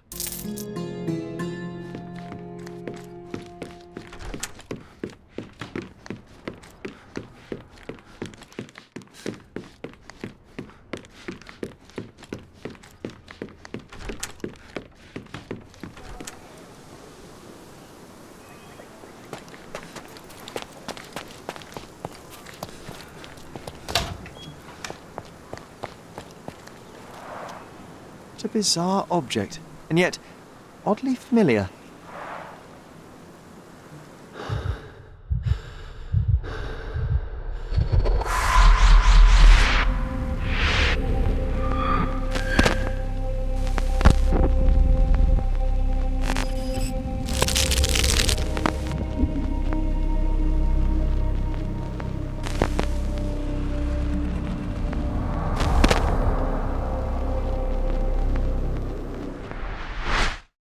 Did you just remember something? Yes. A room full of curiosities and artifacts. I think I can find it in the manor. Sherlock. So, you continue to pursue the imaginary. I had hoped you might have got all this out of your system by now. Mycroft, what are you doing here? Get out of my house. It's my house, actually. I've come to bring you back. I have no interest in returning, let alone with you. I know you lied about Mother all these years, claiming she was merely ill, but she was unstable. She never had tuberculosis. She was not recuperating, but mentally deteriorating, and you never once thought to tell me. How dare you? I shall not indulge this petulant tantrum. You can just tire yourself out and then slink back to London with your tail between your legs. Just tell me everything. I'm an adult now. Show me the basic courtesy of an explanation. You know I will find out eventually. The goal was stability, and that's what you got. The right thing for everyone was to try and move on from her passing. The consequences of one's actions determines what is right or wrong. Yes, exactly. The ends justify the means. After leaving Cordona, Sherlock, you had a normal childhood. In London, I was able to support you, guide you, shape you into a fine and productive young man. You have so much potential, so much to offer society. But that's not the end. Now I found the truth, and it has shattered everything I knew about her, about you, and about myself. I feel unstable because of you. Your actions were not justified. Lying never is. Oh, grow up, Sherlock. It was a white lie which has as much use in the realm of the interpersonal as the international. It is time you come to accept that some things are bigger than yourself. Oh, you are full of it. You like to pretend you care about the big picture, but it's just an ego trip. You like knowing more than others. You like greasing palms and rubbing shoulders with the rich and powerful. You like having eyes and ears everywhere. The fact it helps the nation is incidental, because all you care about is yourself. It's true. I have agents everywhere, including Cordona. If you weren't so damn stubborn, you'd realize that means I'm only here for you.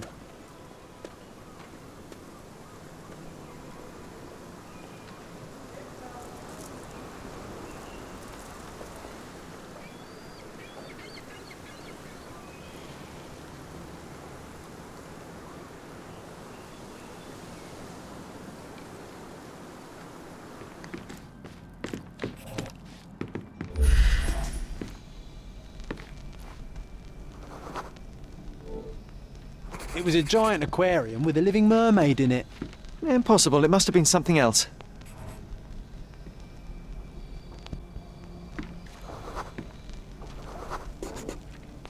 Oh, of course, that mortifying hoax presently taking up space in our front yard. Well, fine. Your memory's better than mine. But I'm sure we started examining it immediately. And someone else was around too. It was my mother. She asked what I thought of the artifact. You were really concentrating and holding something in your hand.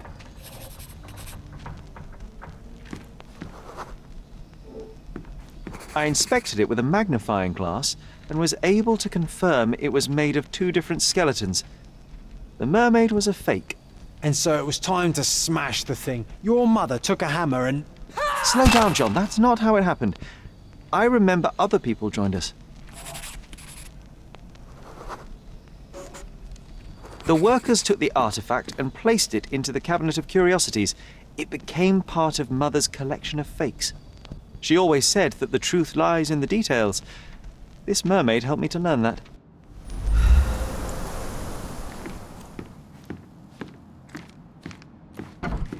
Ah yes, my mother's studio. She was an authenticator, and this was her cabinet of curiosities. I never saw the point. What does it matter if some artifact is real or not? It still exists.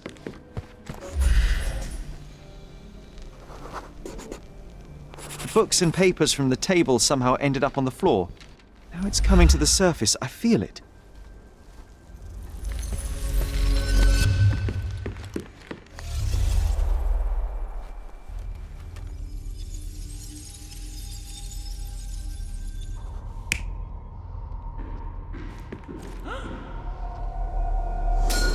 Come on, Sherry. Let's go outside.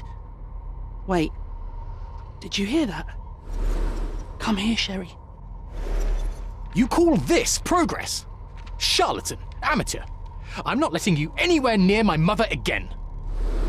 So there was a quarrel between them.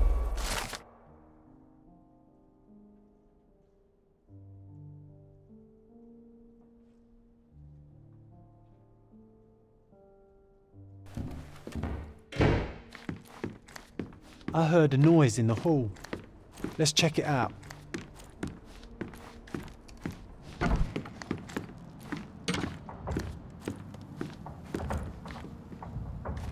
Sherry, look! We've got a parcel here. Hurry up and let's see what's inside.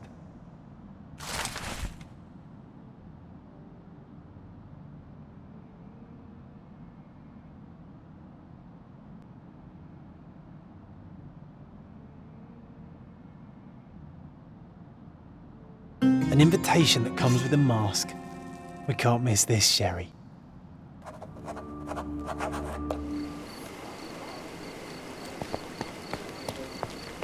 Welcome, sir. I do hope you enjoy yourself.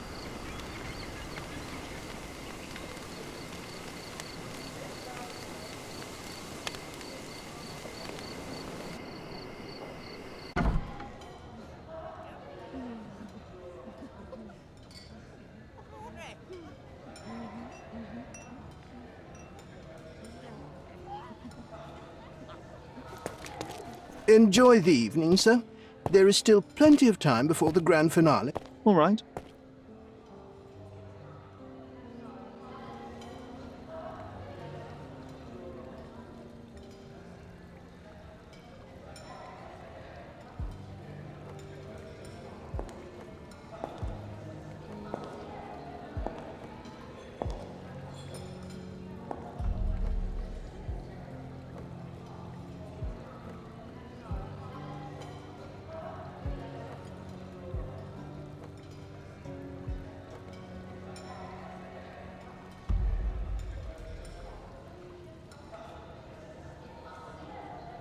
What if I write an article about these people here? Can you help me gather information about Cordona's elite? Yes?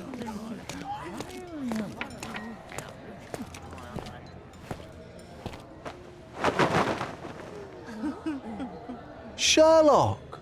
Friend! I wasn't sure you'd come.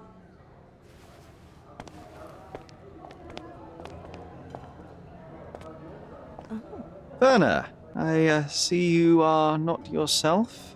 The more time you spend here in Cordona, the more I feel it my duty to bring you into our world and show you all we have to offer. And what is on offer today? Pleasure, indulgence, relief, and relaxation. You've earned some time for yourself, have you not? Those who know me would say I'm incapable of it.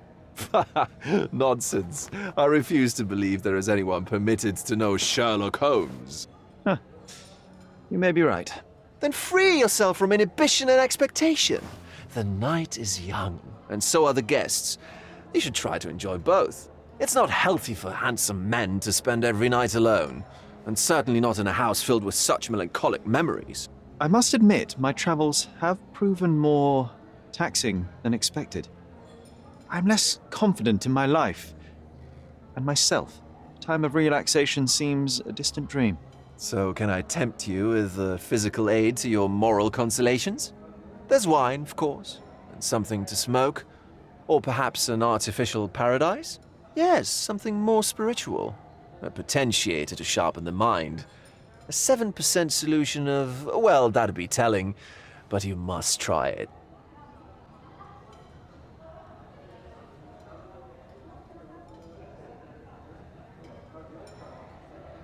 My mind is my most valuable asset, and a finely tuned instrument I will not risk impeding its function. My ultimate duty is to provide the world with truth, and I do that perfectly well as is. Duty? You've never cared about that before. Of course I do. Exposing a lie, revealing a fact, that is a moral responsibility. That's not morality. Morals are what happens afterwards when truth collides with consequence. Do you ever follow up on cases you solved?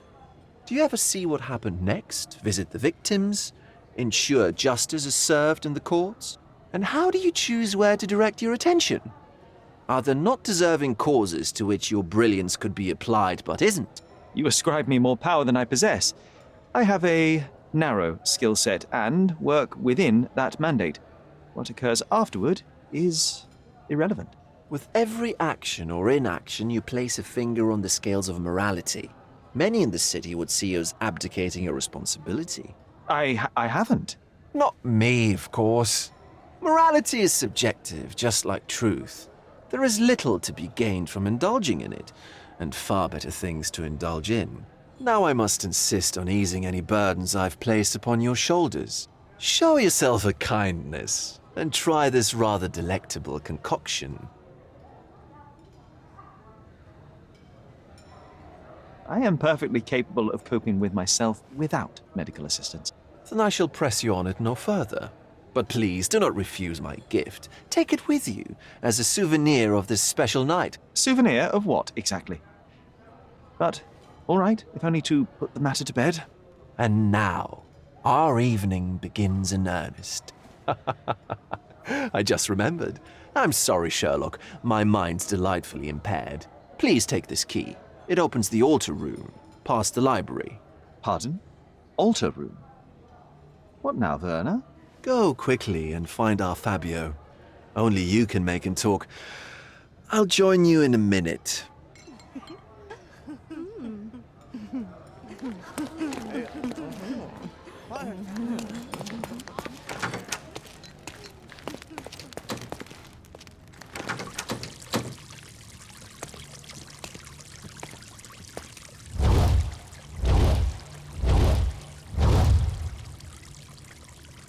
My God. Was he here this whole time?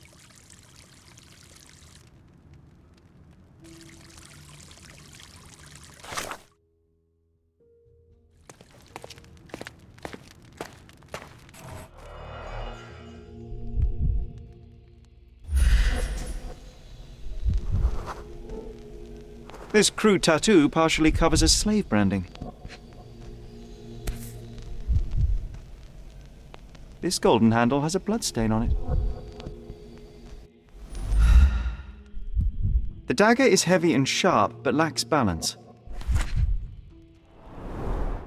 The wound is deep. A precise strike reached the heart. This worm-like sigil has been drawn with his own blood.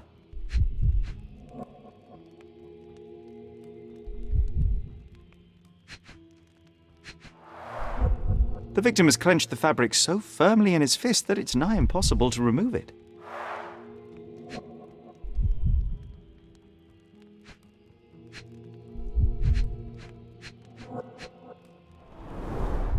A blunt force trauma may have suffered an internal hemorrhage. He died right here. Ceremony. Werner, care to explain what is going on here? On nights like these, it's not unusual for some attendees to get a little exuberant. It's part of the appeal. Unfortunately, it appears things have gotten out of hand. Yes, some are more prone to bend the rules of morality. That's murder.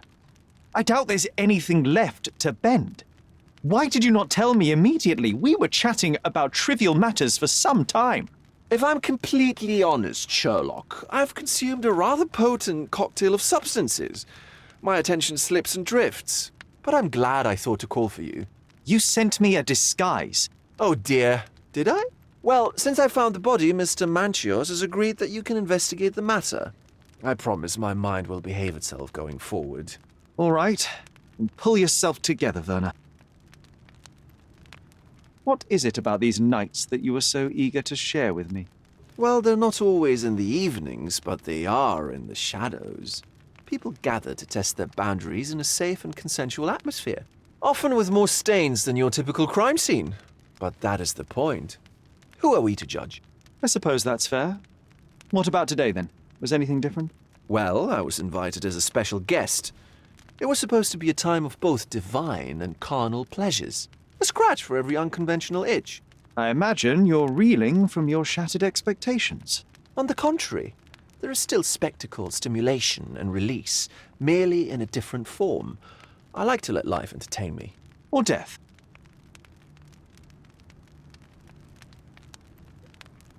Mr. Manchios is the owner of the manor, yes? And the host of Cordona's most memorable parties. He promises even the ugliest guest a partner for the night. And for the ones with more unconventional tastes, Mr. Manchios provides other services. What a caring person. You cannot begin to imagine. How did you discover the body? In between guzzles of alcohol? I was set to perform in a fecundity rite with Fabio and came to inquire further. It was a staged ritual where he was to play the principle of life. And the rehearsal was unsuccessful? Who knows? I found him alone on the altar, his blood dripping to the floor. And then? Then I called Mr. Manchios. He was panicking, so I told him about you. We left the room and locked the door. Then, we were... Filling time? Waiting for you was stressful. We indulged in some simple comforts. Overindulged, perhaps. Were you well acquainted with Fabio, the victim? Everyone knew Fabio, or wanted to. His beauty was the talk of the island.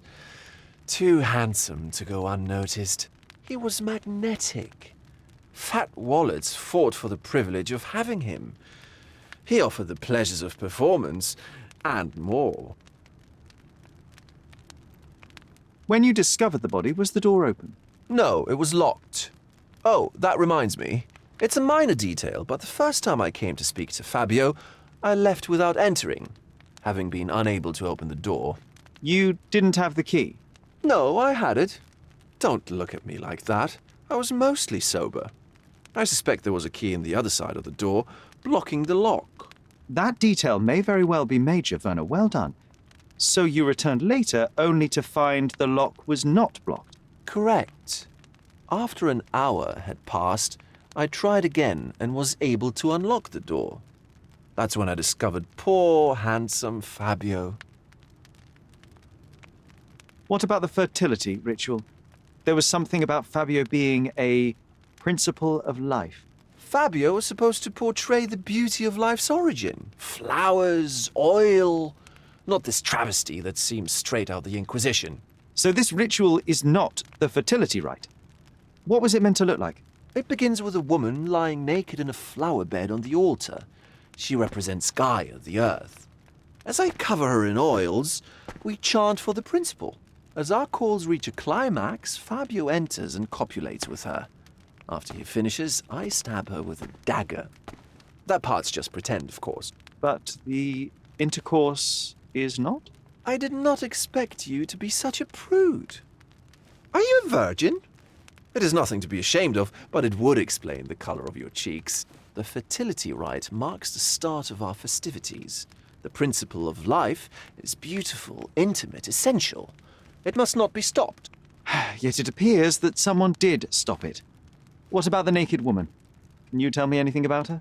Oh, yes, Matista. She's one of Fabio's compatriots and a performer, too. I haven't seen her today, actually. The police remain unaware of this tragic event?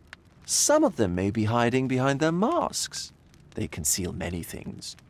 But we didn't want the authorities to create more problems. Besides, after a few cocktails, their incompetence will have soared to new heights.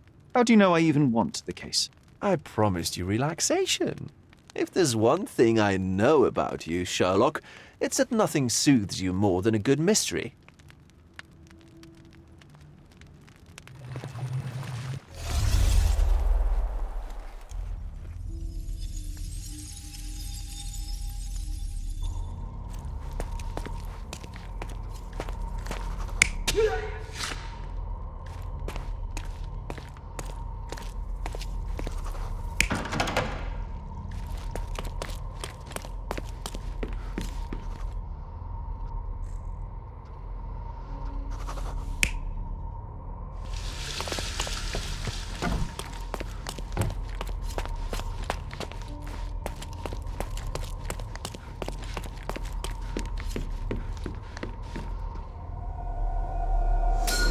The bottle was used as a weapon during a scuffle in the smoking lounge. Then, to ensure no one would interrupt, the murderer locked the door. The unconscious body of the victim was moved to the altar room. Once the body was on the altar, the murderer thrust the dagger into the victim's heart. Symbols were drawn with the blood. The wardrobe was used to hide the bloodied robe from anyone's eyes. The killer washed himself and took a clean robe from the hanger before leaving. Are you all right? You're on the floor, not moving. I think I know what happened here. I'm starting to put the pieces together. Fabio was stabbed. I see nothing gets past you, Werner. Yes, he was stabbed, but only after being knocked out in the next room and placed here. I do not yet know why. So, who's responsible? Well, it was one person working alone, and the murderer has now donned a robe. He or she could be hiding in plain sight. We have lost time, Werner, but your discretion may prove to be a benediction after all.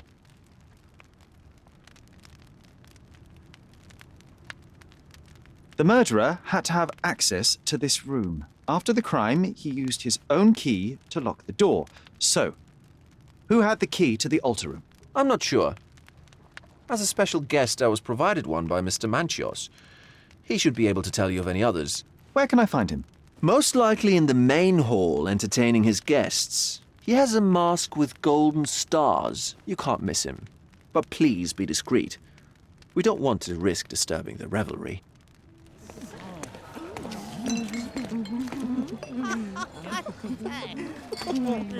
Kurt Manchios, I presume. I'm Sherlock Holmes. Oh, you must be the one Werner told me about. What a sweet voice you have. It must belong to a handsome young man. Can I call you Sherlock? As you wish, Mr. Manchios. Mr. Vogel asked me to help you. The body in the altar room requires answers, and quickly. I suspect the murderer to still be here. What? Lower your voice. I don't want anyone to hear us.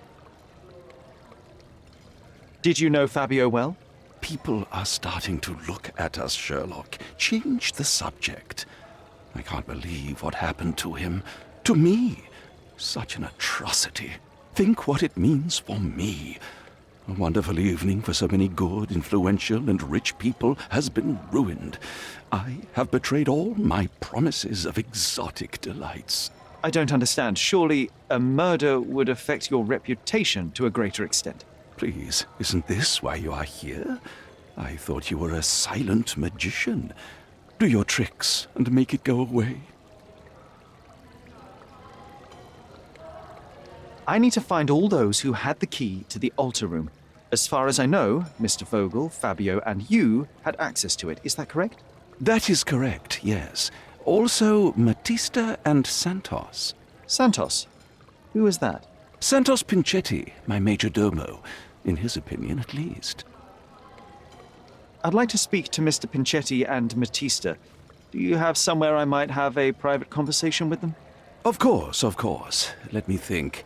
Matista is entertaining the guests somewhere, and Santos...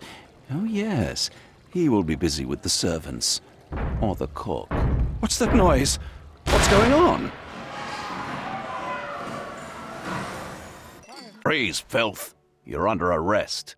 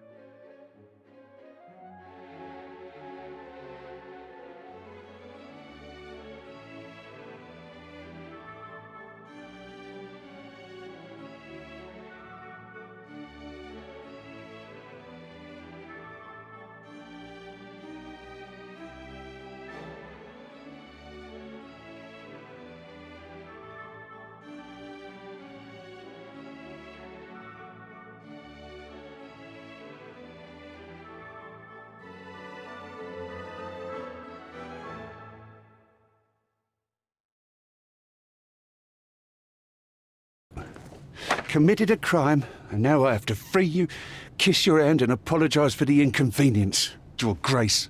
I did tell you that Mr. Vogel and I were innocent. I emphasized it in my statement. Your statement? Thanks to some bigwigs who work for the so-called good of the country by releasing fleas like you. Thank God we have Vogel in his letter. Once I get to that goldfish, I'll... Bigwig? Oh, my wretched brother Mycroft and his long nose.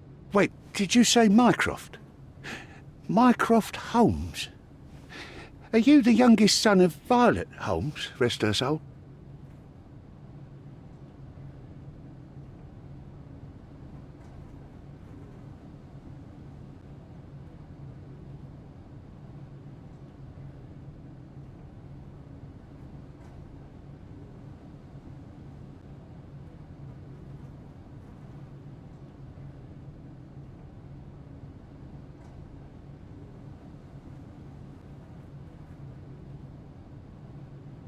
You knew my mother?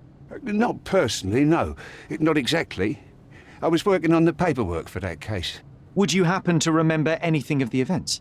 Well, I didn't make the inquiry, but I remember seeing some notes. Why? You must help me. It would mean a great deal to me if you could find any information about that day. Huh. Got you hooked, right? You know what? Stark and the others think they're the smartest here, thanks to you. Let me get this straight. Are you listening to me, lad? I'm all ears. Take this case. Report to me only, to Constable Harvey Oswald.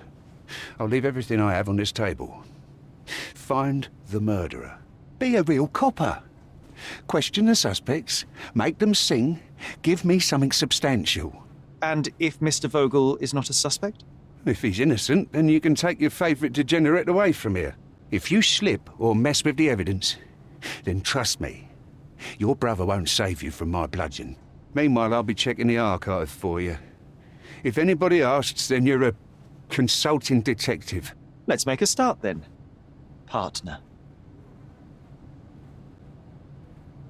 I'm glad we managed to get the scoop before the raid.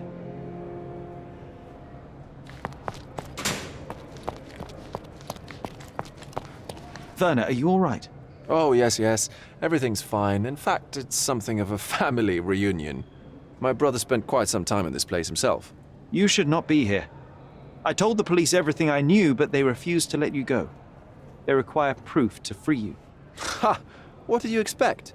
The mighty Sherlock Holmes swans in, tells the officers what to think, and the world obeys? Of course not. Anyway, I struck a deal with the constable, and I've got a free hand in the investigation. I find proof to solve the case for him. He obtains files about my mother's death for me. Well done. If one has the power or will and can act, then one must. I wonder, suppose you couldn't get the proof to your truth. Would you tell a lie to the guard that enabled my freedom, knowing my innocence? Would that not be just?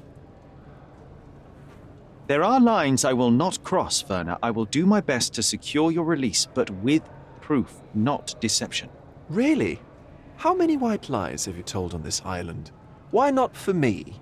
Why not another? That is absurd. I can resolve this without compromises. Do not give up hope.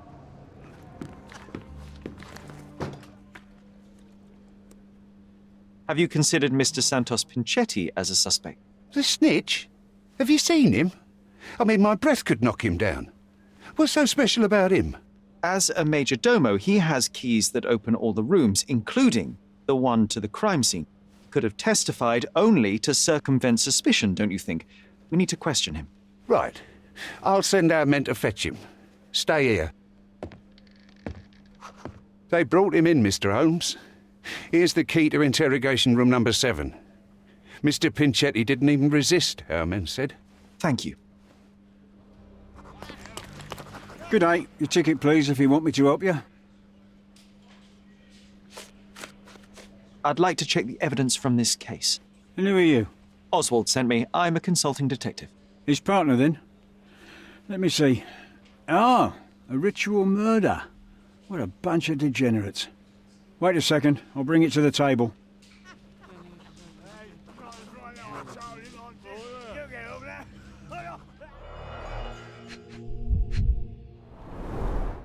It's a miracle this ruby hasn't tempted anyone.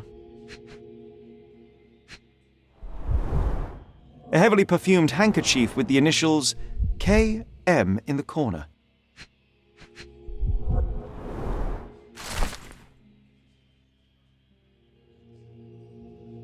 Not the time for privacy.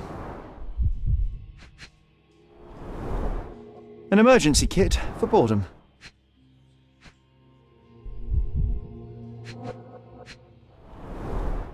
A handcrafted charm that contains hair and nail clippings.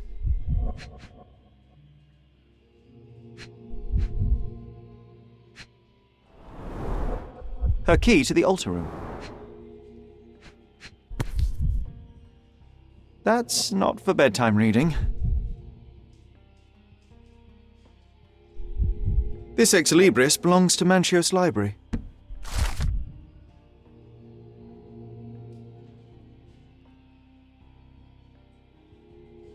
The book describes a ritual similar to the one performed in the altar room. Werner's personal sketchbook.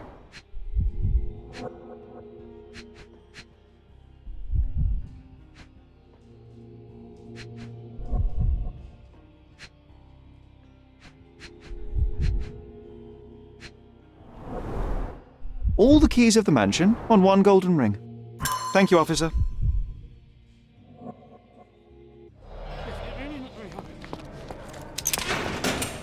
Mr. Pinchetti, a pleasure to meet you. I'm Sherlock Holmes. I'm helping Constable Oswald.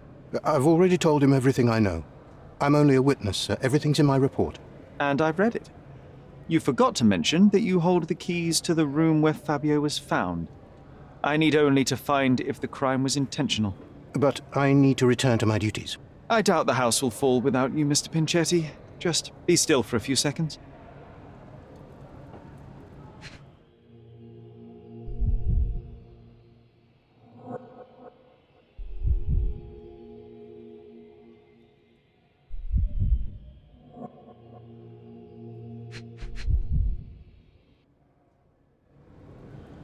Thank you for your cooperation.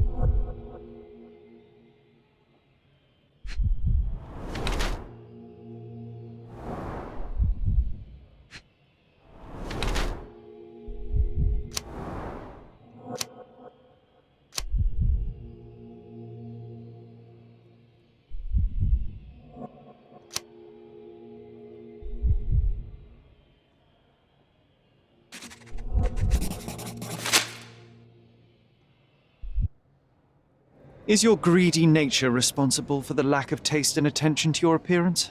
The cheap makeup, shabby and dyed clothes? How do you explain those, Majordomo?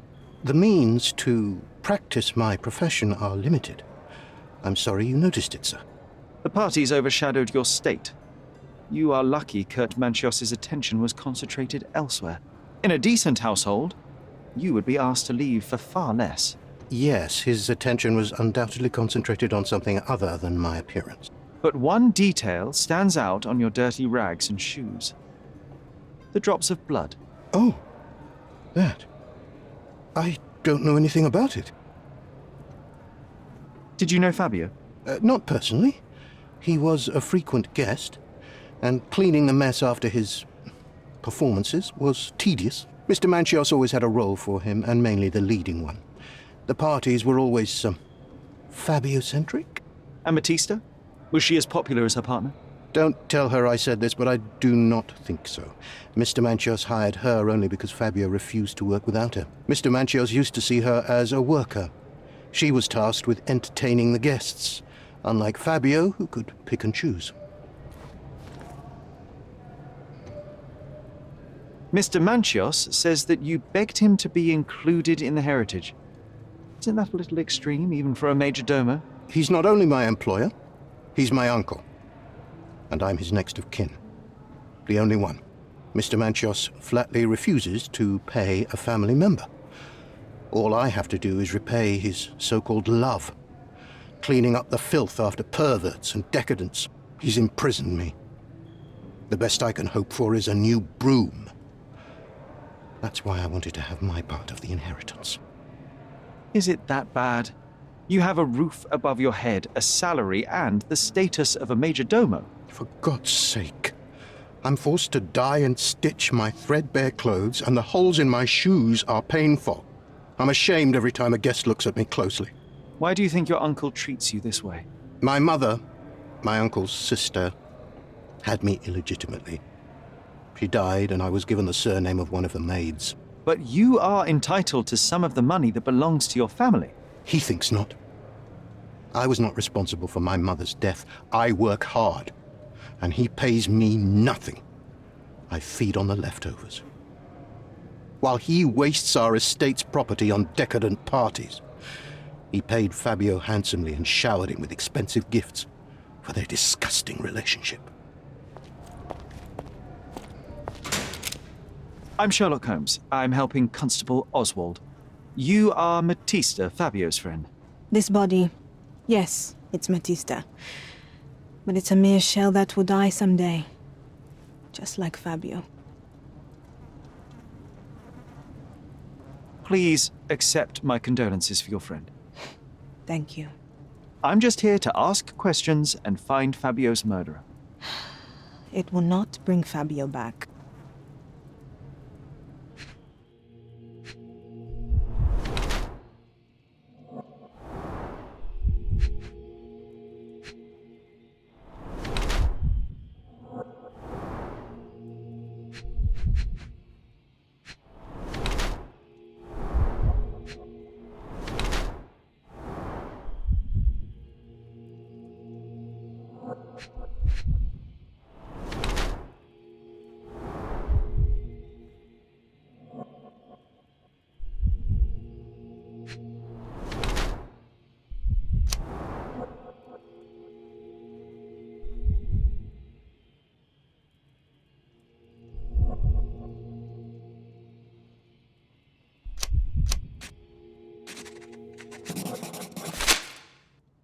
Fabio and yourself were slaves, am I correct?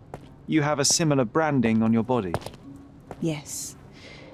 It was a long time ago. Couldn't help but also notice fresh cuts upon your forearms. The cuts helped me to forget my past, to cover the old wounds and hide them. How did you escape? Something happened. One night the master fell down the stairs. I made him fall, and he died. We ran away that day. We managed to get on a ship and traveled here, to Gordona. Fabio and I started a new life here. It was very hard at first, but it became better with time. Until today.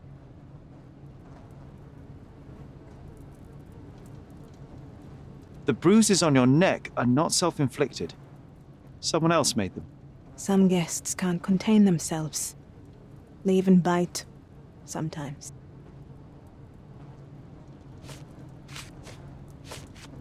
This book, The Power of Love, Blood and Mandrake, what do you hope to achieve? To learn more about the invisible strengths that govern us. Occultism is real. The master who fell that night when Fabio and I escaped, I made him fall. I cast a spell on him and it worked. Or was it a coincidence? The universe is rarely so lazy. If you say so. Could Fabio have written this letter to Kurt Manchos? Oh. That could be. I never thought Mr. Manchos could make Fabio that angry, though. What do you mean? Well, Fabio wanted to disassociate from Mr. Manchos. Clients who are in love are both a blessing and a curse. But Fabio was here tonight. Money. In our line of work, we can't afford to turn down clients who pay as well as Kurt Manchos. Was Fabio afraid of Mr. Manchos? Not at all. The old toad wouldn't dare to do more than sweet talk and touching. Talk can be forgotten, and touching washed away. Do you practice occult rituals? For protection? For fortune? To wash away the ugliness of the world?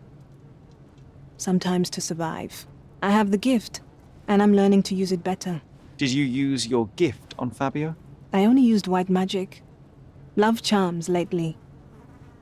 Fabio became so distant. I just wanted him to be with me, but I suppose I'm not as skilled as I thought. I know I can handle the news.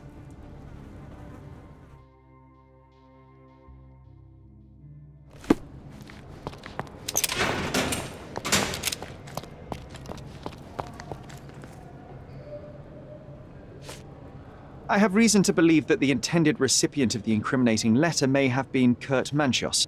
Well, that makes sense. Too bad I can't remember how I came to possess it. Though I did spend quite some time with Mr. Manchos during the party. Unfortunately, even with an answer, that may still not be enough to clear you with the police.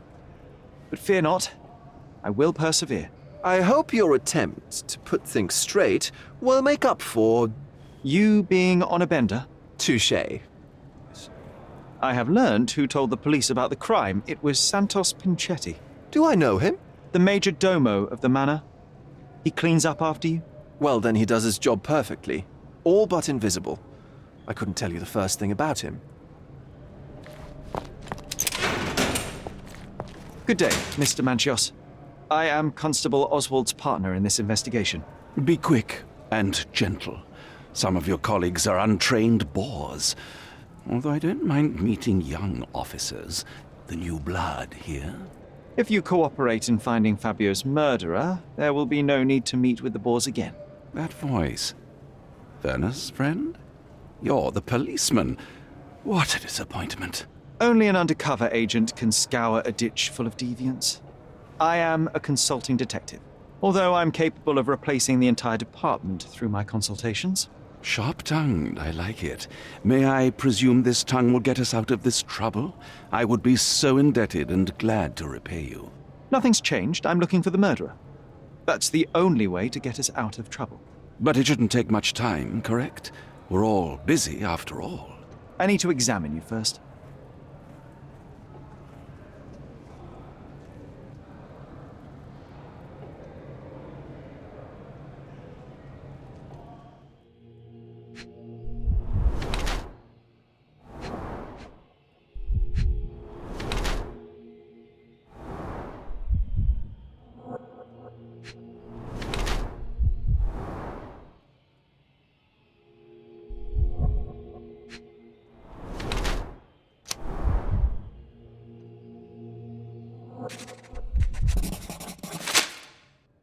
You are so focused on cleanliness that these products are severely damaging your skin.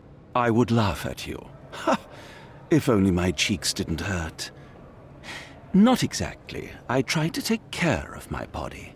A young man who has yet to confront his own aging couldn't hope to understand. These chemicals are quite literally melting your face. Ah, the price of beauty.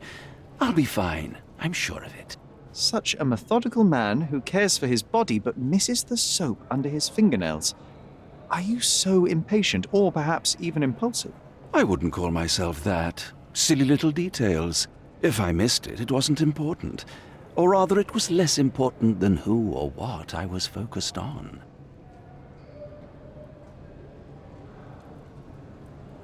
Mr. Vogel told me a little about your parties, but I would like to know more directly from you. I'm all yours, Sherlock. You have me arrested and locked here, with you alone. I'd like to know who you usually invite to your parties. Free minds who are able to leave reality for an evening, who can taste forbidden fruit without prejudice.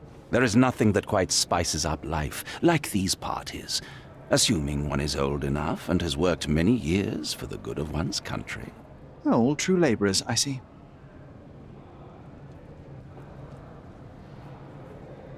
Why did you invite Mr. Vogel as your special guest? He's a pretty fellow. He's capable of surprising the public. He has a talent for saying words that no one else would wish to either say or hear. I suppose I can't argue with that. He is a free addition to the eccentricity of the party, which is fine by me, as long as it enhances my party. What was Fabio like? His personality, his habits? Anything you can tell me? He was the brightest star of my parties. Young, magnetic, and full of energy. I don't even want to mention his beauty. Otherwise, I'll be sobbing. An expensive champion, I imagine. His performances were flawless. He deserved his payment. Do you think he was murdered because of money? Possibly. What about the other guests? Were they used to opening their wallets as well? I wouldn't restrict my guests from anything. I'm sure Fabio received a few coins from others for his services.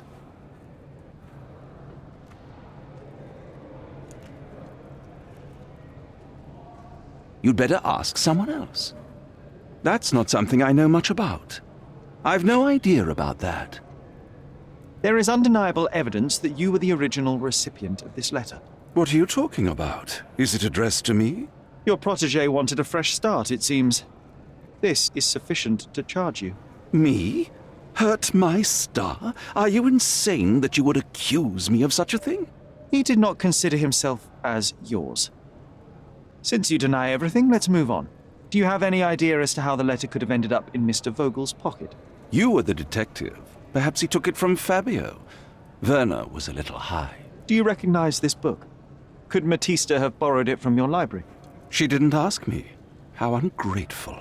The things described in the book were inspiration for the rituals you performed?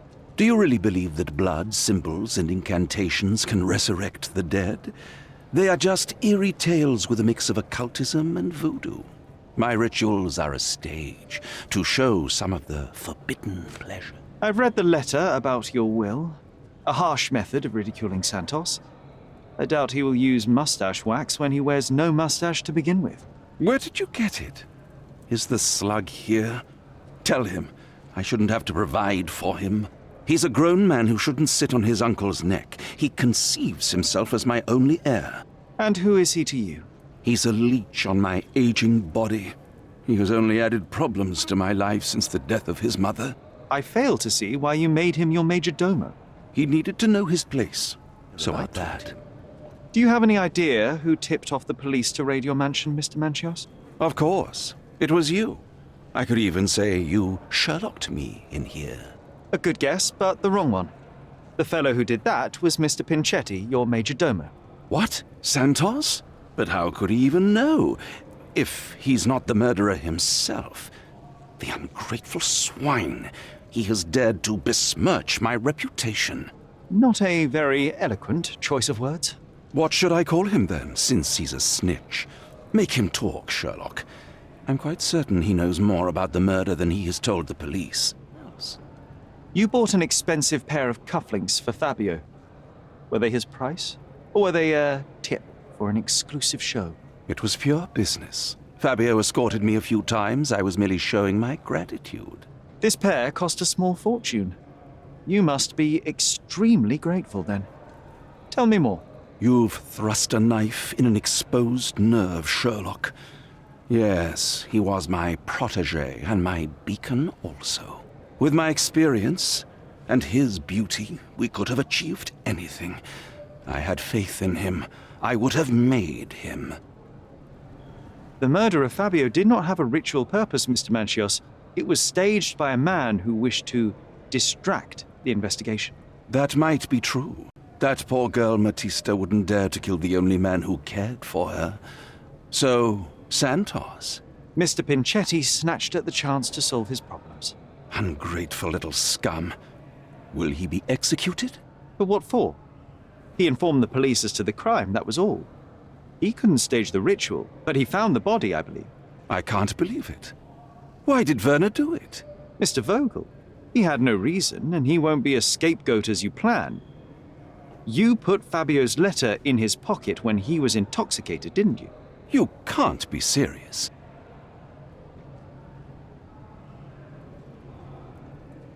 You're at the twilight of your life. You have no partner, you have no children. You had feelings, however, for one man. That was Fabio. You loved him. That is, you wished to own him with money and gifts. But he was also a free mind, was he not? He turned his back on you. Quite unjust. Love, so cruel and painful, and Fabio, with his words and deeds, made you feel the more wretched. So you killed him.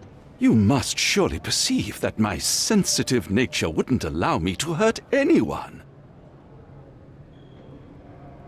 We can very often deduce someone's life by their shoes or their fingernails. You are a meticulous person, but this murder was fairly traumatic and filthy. After you stabbed Fabio, you were covered in blood. You panicked and neglected to rinse the soap from under your fingernails. The devil is in the details, Mr. Manchios. Nonsense. I missed it simply because of the busy schedule of the party. Of course, a staged murder was certainly not planned.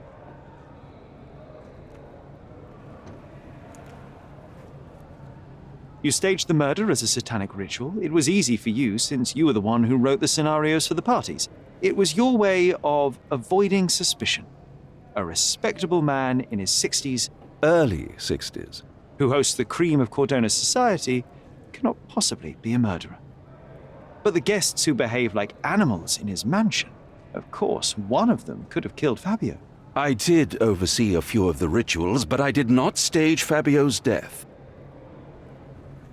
Fabio played with your feelings. That was painful to realize.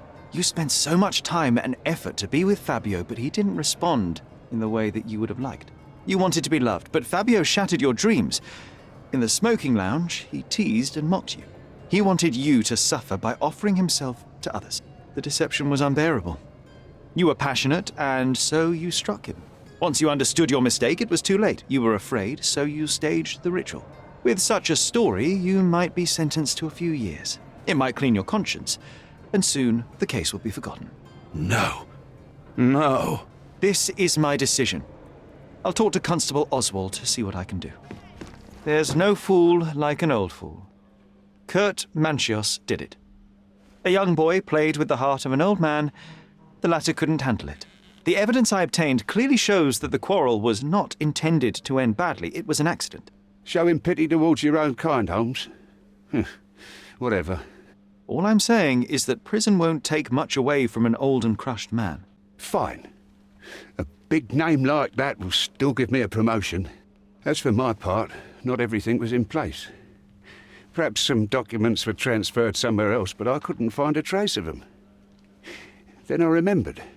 The discarded document drawers where we put the lost papers or the badly labelled ones, including the crime scene report of Violet Holmes's case. Everything I've found is on the desk here. Take it. Your persistence has saved me. Yeah, well, we had a deal after all. Your friend is free then. You can leave. Good luck, Constable.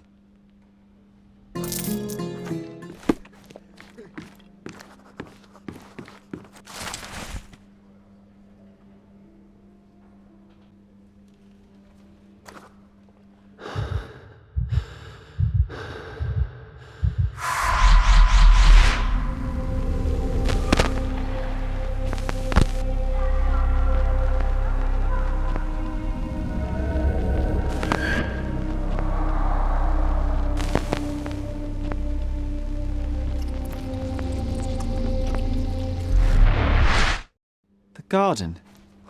There's a garden behind our manor. How could I forget? That's where it all happened, where it all went wrong. Sherry, it looks like you've almost found what you wanted. Oh, you did it, Sherlock! The case is closed and all rewards belong to the winner. Bravo! It is merely the triumph of the truth. Is it? No compromises? No lies? You're happy with your decisions? It was the best decision I could obtain. The truth must be told in the way it is most acceptable. You're making progress, Sherlock. I was right to believe in you. By the way, did you get that precious information about your mother? Oh, not that you must. Yes, I did. Forgive my intrusion in such a personal matter. I simply worry I'm failing to be of much help to you. Actually, you were. For some reason, all the archives on the case had disappeared.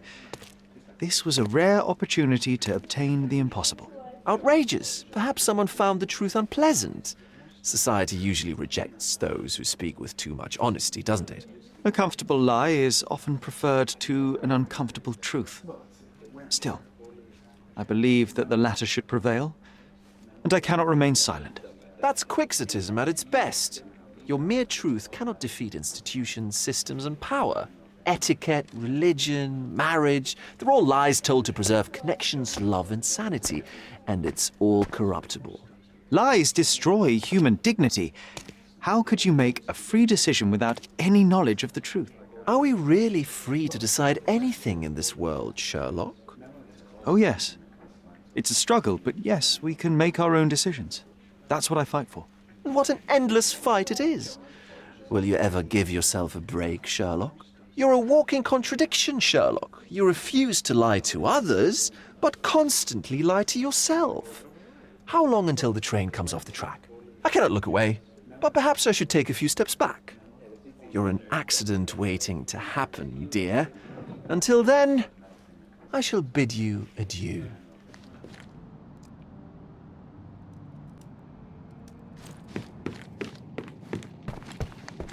Sherry, please listen to me. Sherry. John, I always listen to you. You don't have to do this. You don't have to go through. I don't know what is beyond this door, but I can feel it. Buzzing, angry like a fly at the window. I know.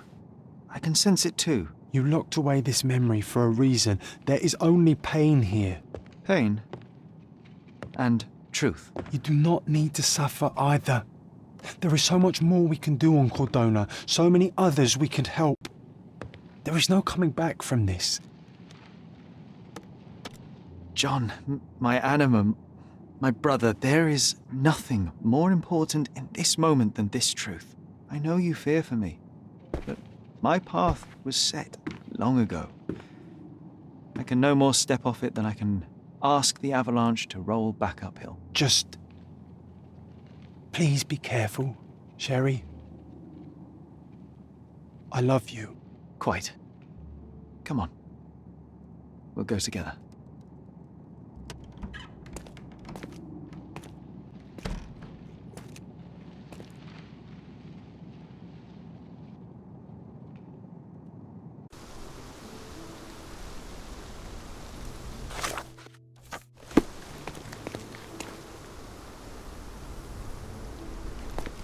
Why didn't I remember we had such a big garden? Maybe you forgot it for your own good.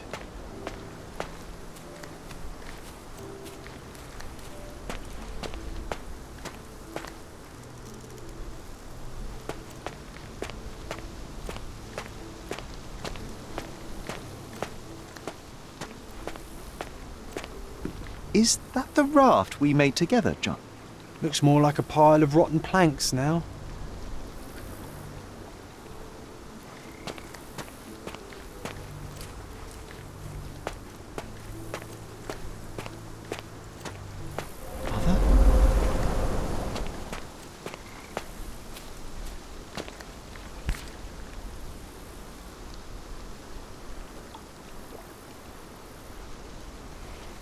That's from Mother's favourite tea set. What is it doing in here?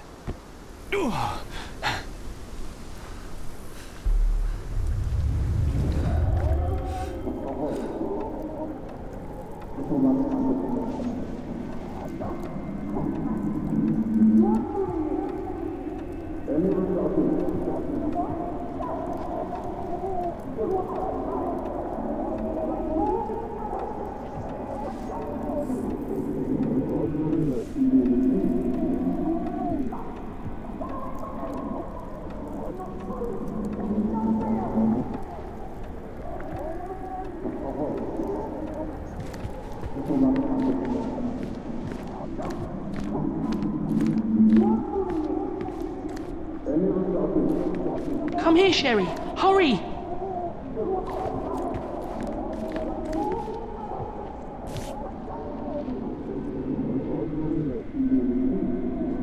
These must help calm her down.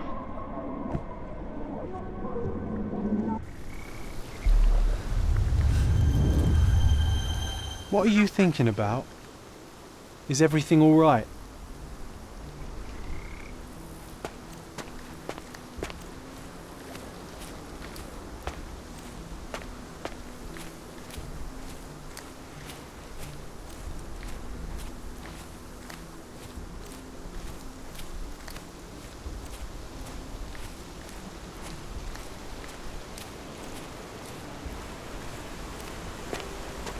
Ah, yes. The statue of Merope. My mother was trying to restore it. What a pity she never had the opportunity to finish.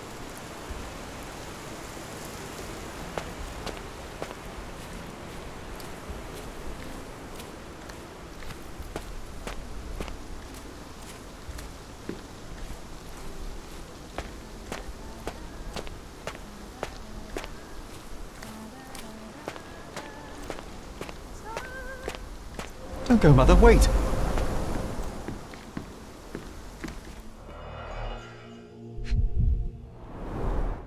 I remember this artifact from Mother's collection. Mother's work journal. I liked poring over the detailed pages and reading about my parents' collection.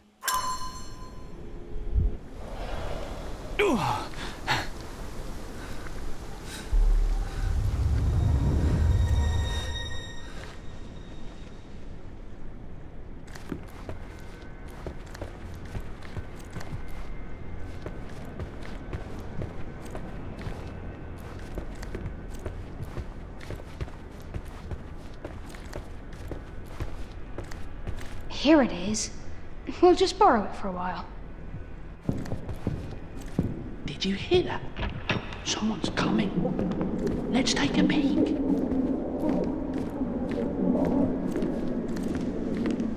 You call this progress? Charlotte, amateur. I'm not letting you anywhere near my mother again. Any result is progress, even if it is a worsening of her condition. It informs my... No. I have made my decision. She must be sent to a legitimate medical facility. I will not let her hurt Sherlock. What? Master Holmes, you do not understand. That will be all. I expect you to have left the house by week's end.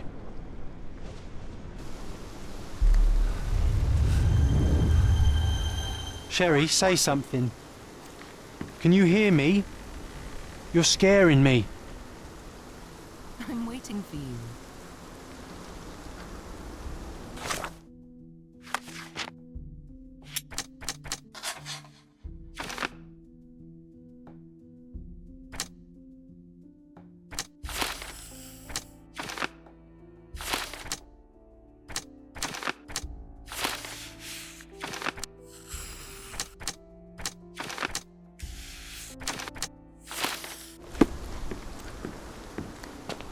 Sherry, come here, darling.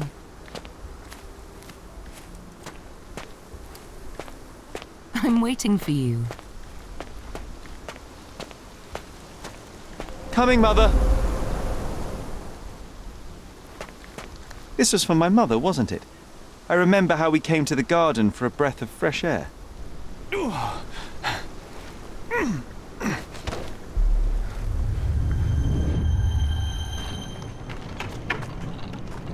Take me to my flowers, Sherry. They must already be in bloom. As you wish, Mum. I bet you missed the fresh air, didn't you? Terribly. The sun is far brighter than I remember. But I like it. We can walk each day from now on, if you want. That would be wonderful.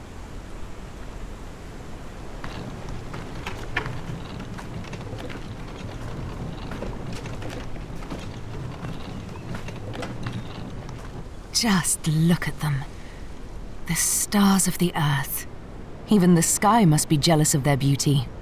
Indeed.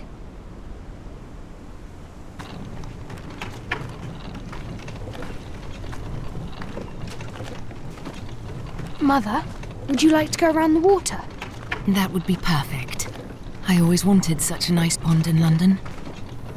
It looks so peaceful. Mycroft knew you would like it.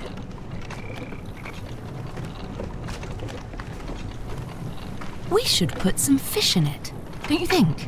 How about some carp? That's a nice idea.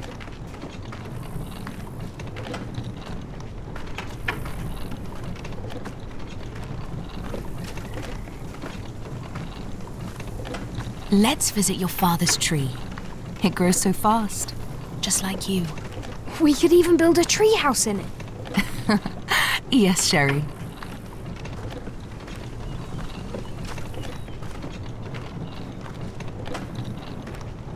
Speaking of your father, could you call him out, please?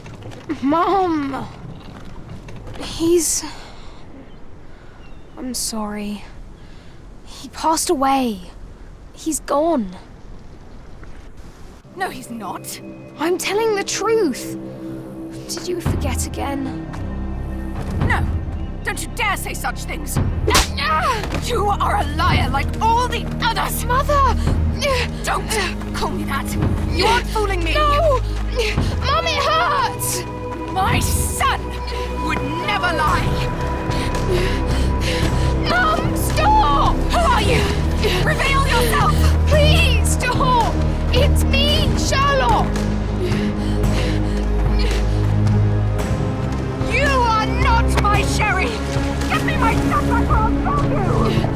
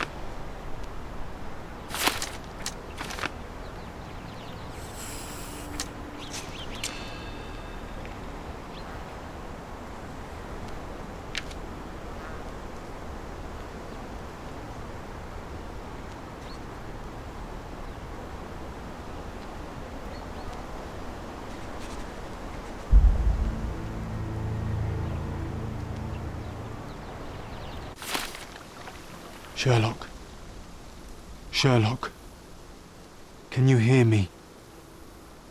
Come on, wake up.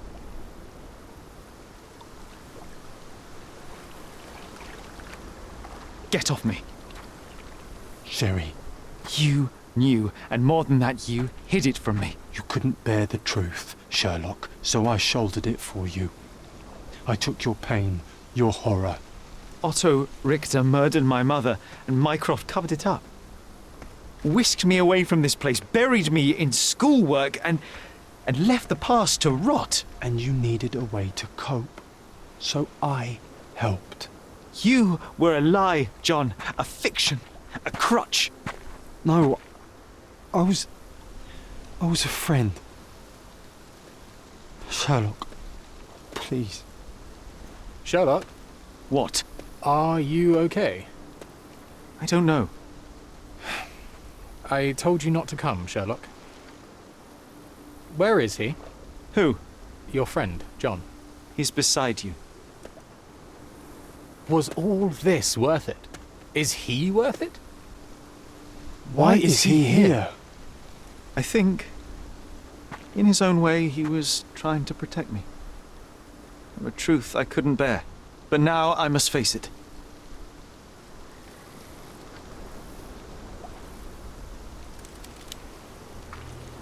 Sherlock, what are you doing? You kept me in the dark and kept your actions quiet. You enabled Richter and his untested quackery for far too long. And worse, you wanted to lock up our mother. I wanted to give you a chance at normalcy, childhood. There was no changing what happened, no good to come of dwelling in the past. It was lies upon lies. Otto Richter was trying to save her, but you decided he deserved to take the fall.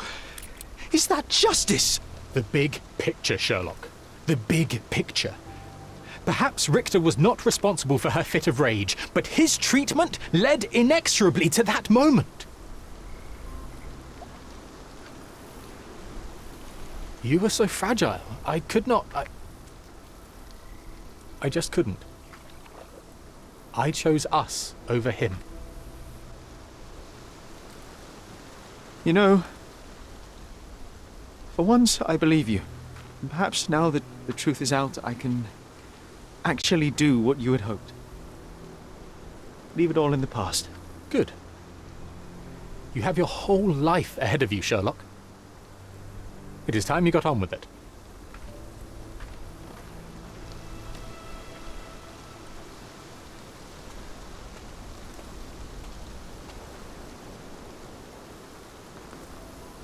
I was worried there for a minute, Sherry. Really worried. I didn't want to hurt you.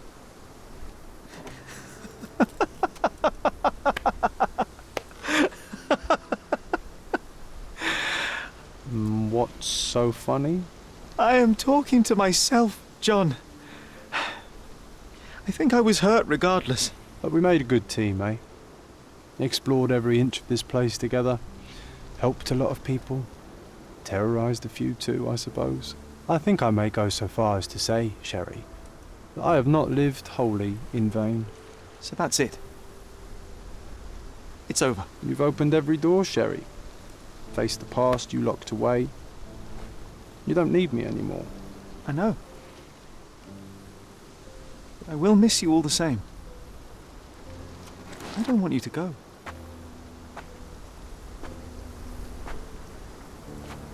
Yes, you do. Goodbye, John.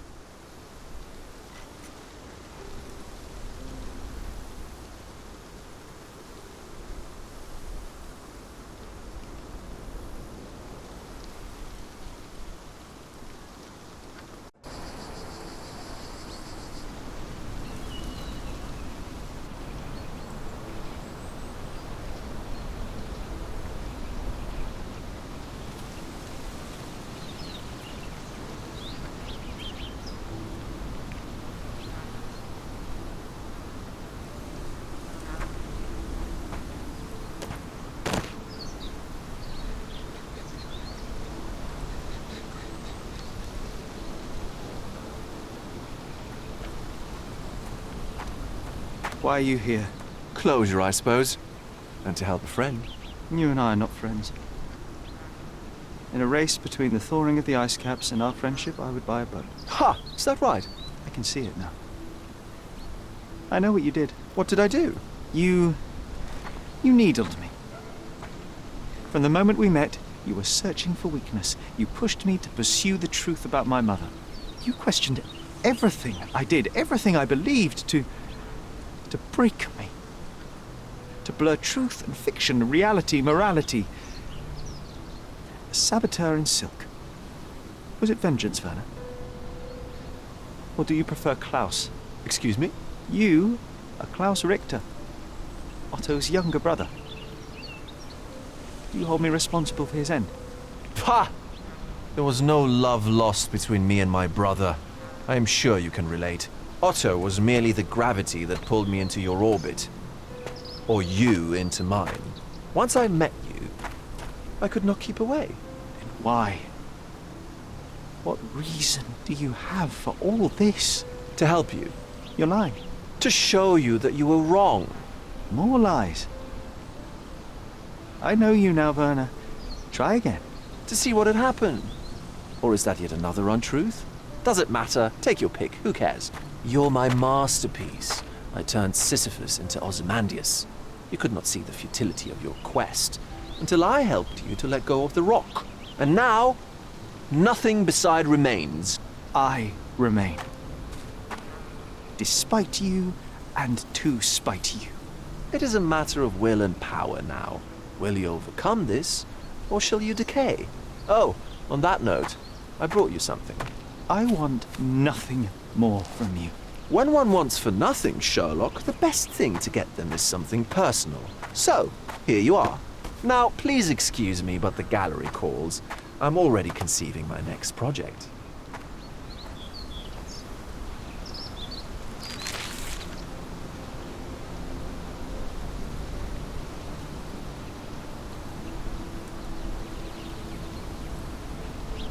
You really are beautiful.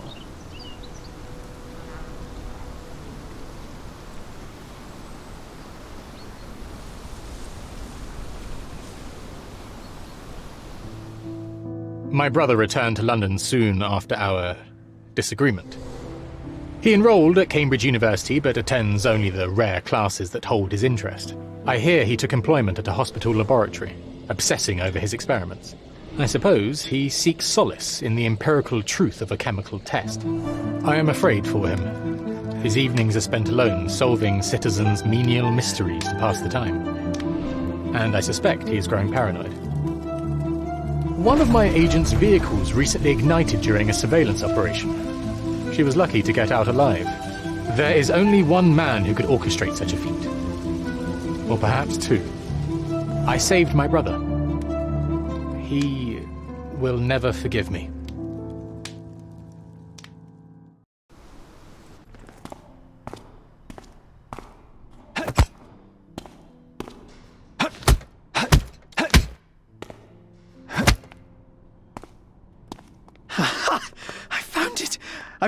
I found it!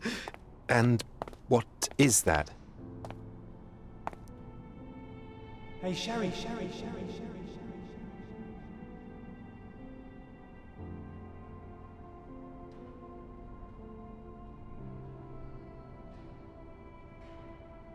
How far, bruises may be produced after death?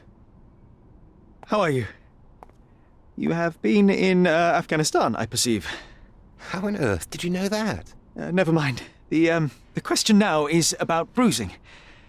No doubt you see the significance of this discovery of mine. It is interesting, no doubt, but practically...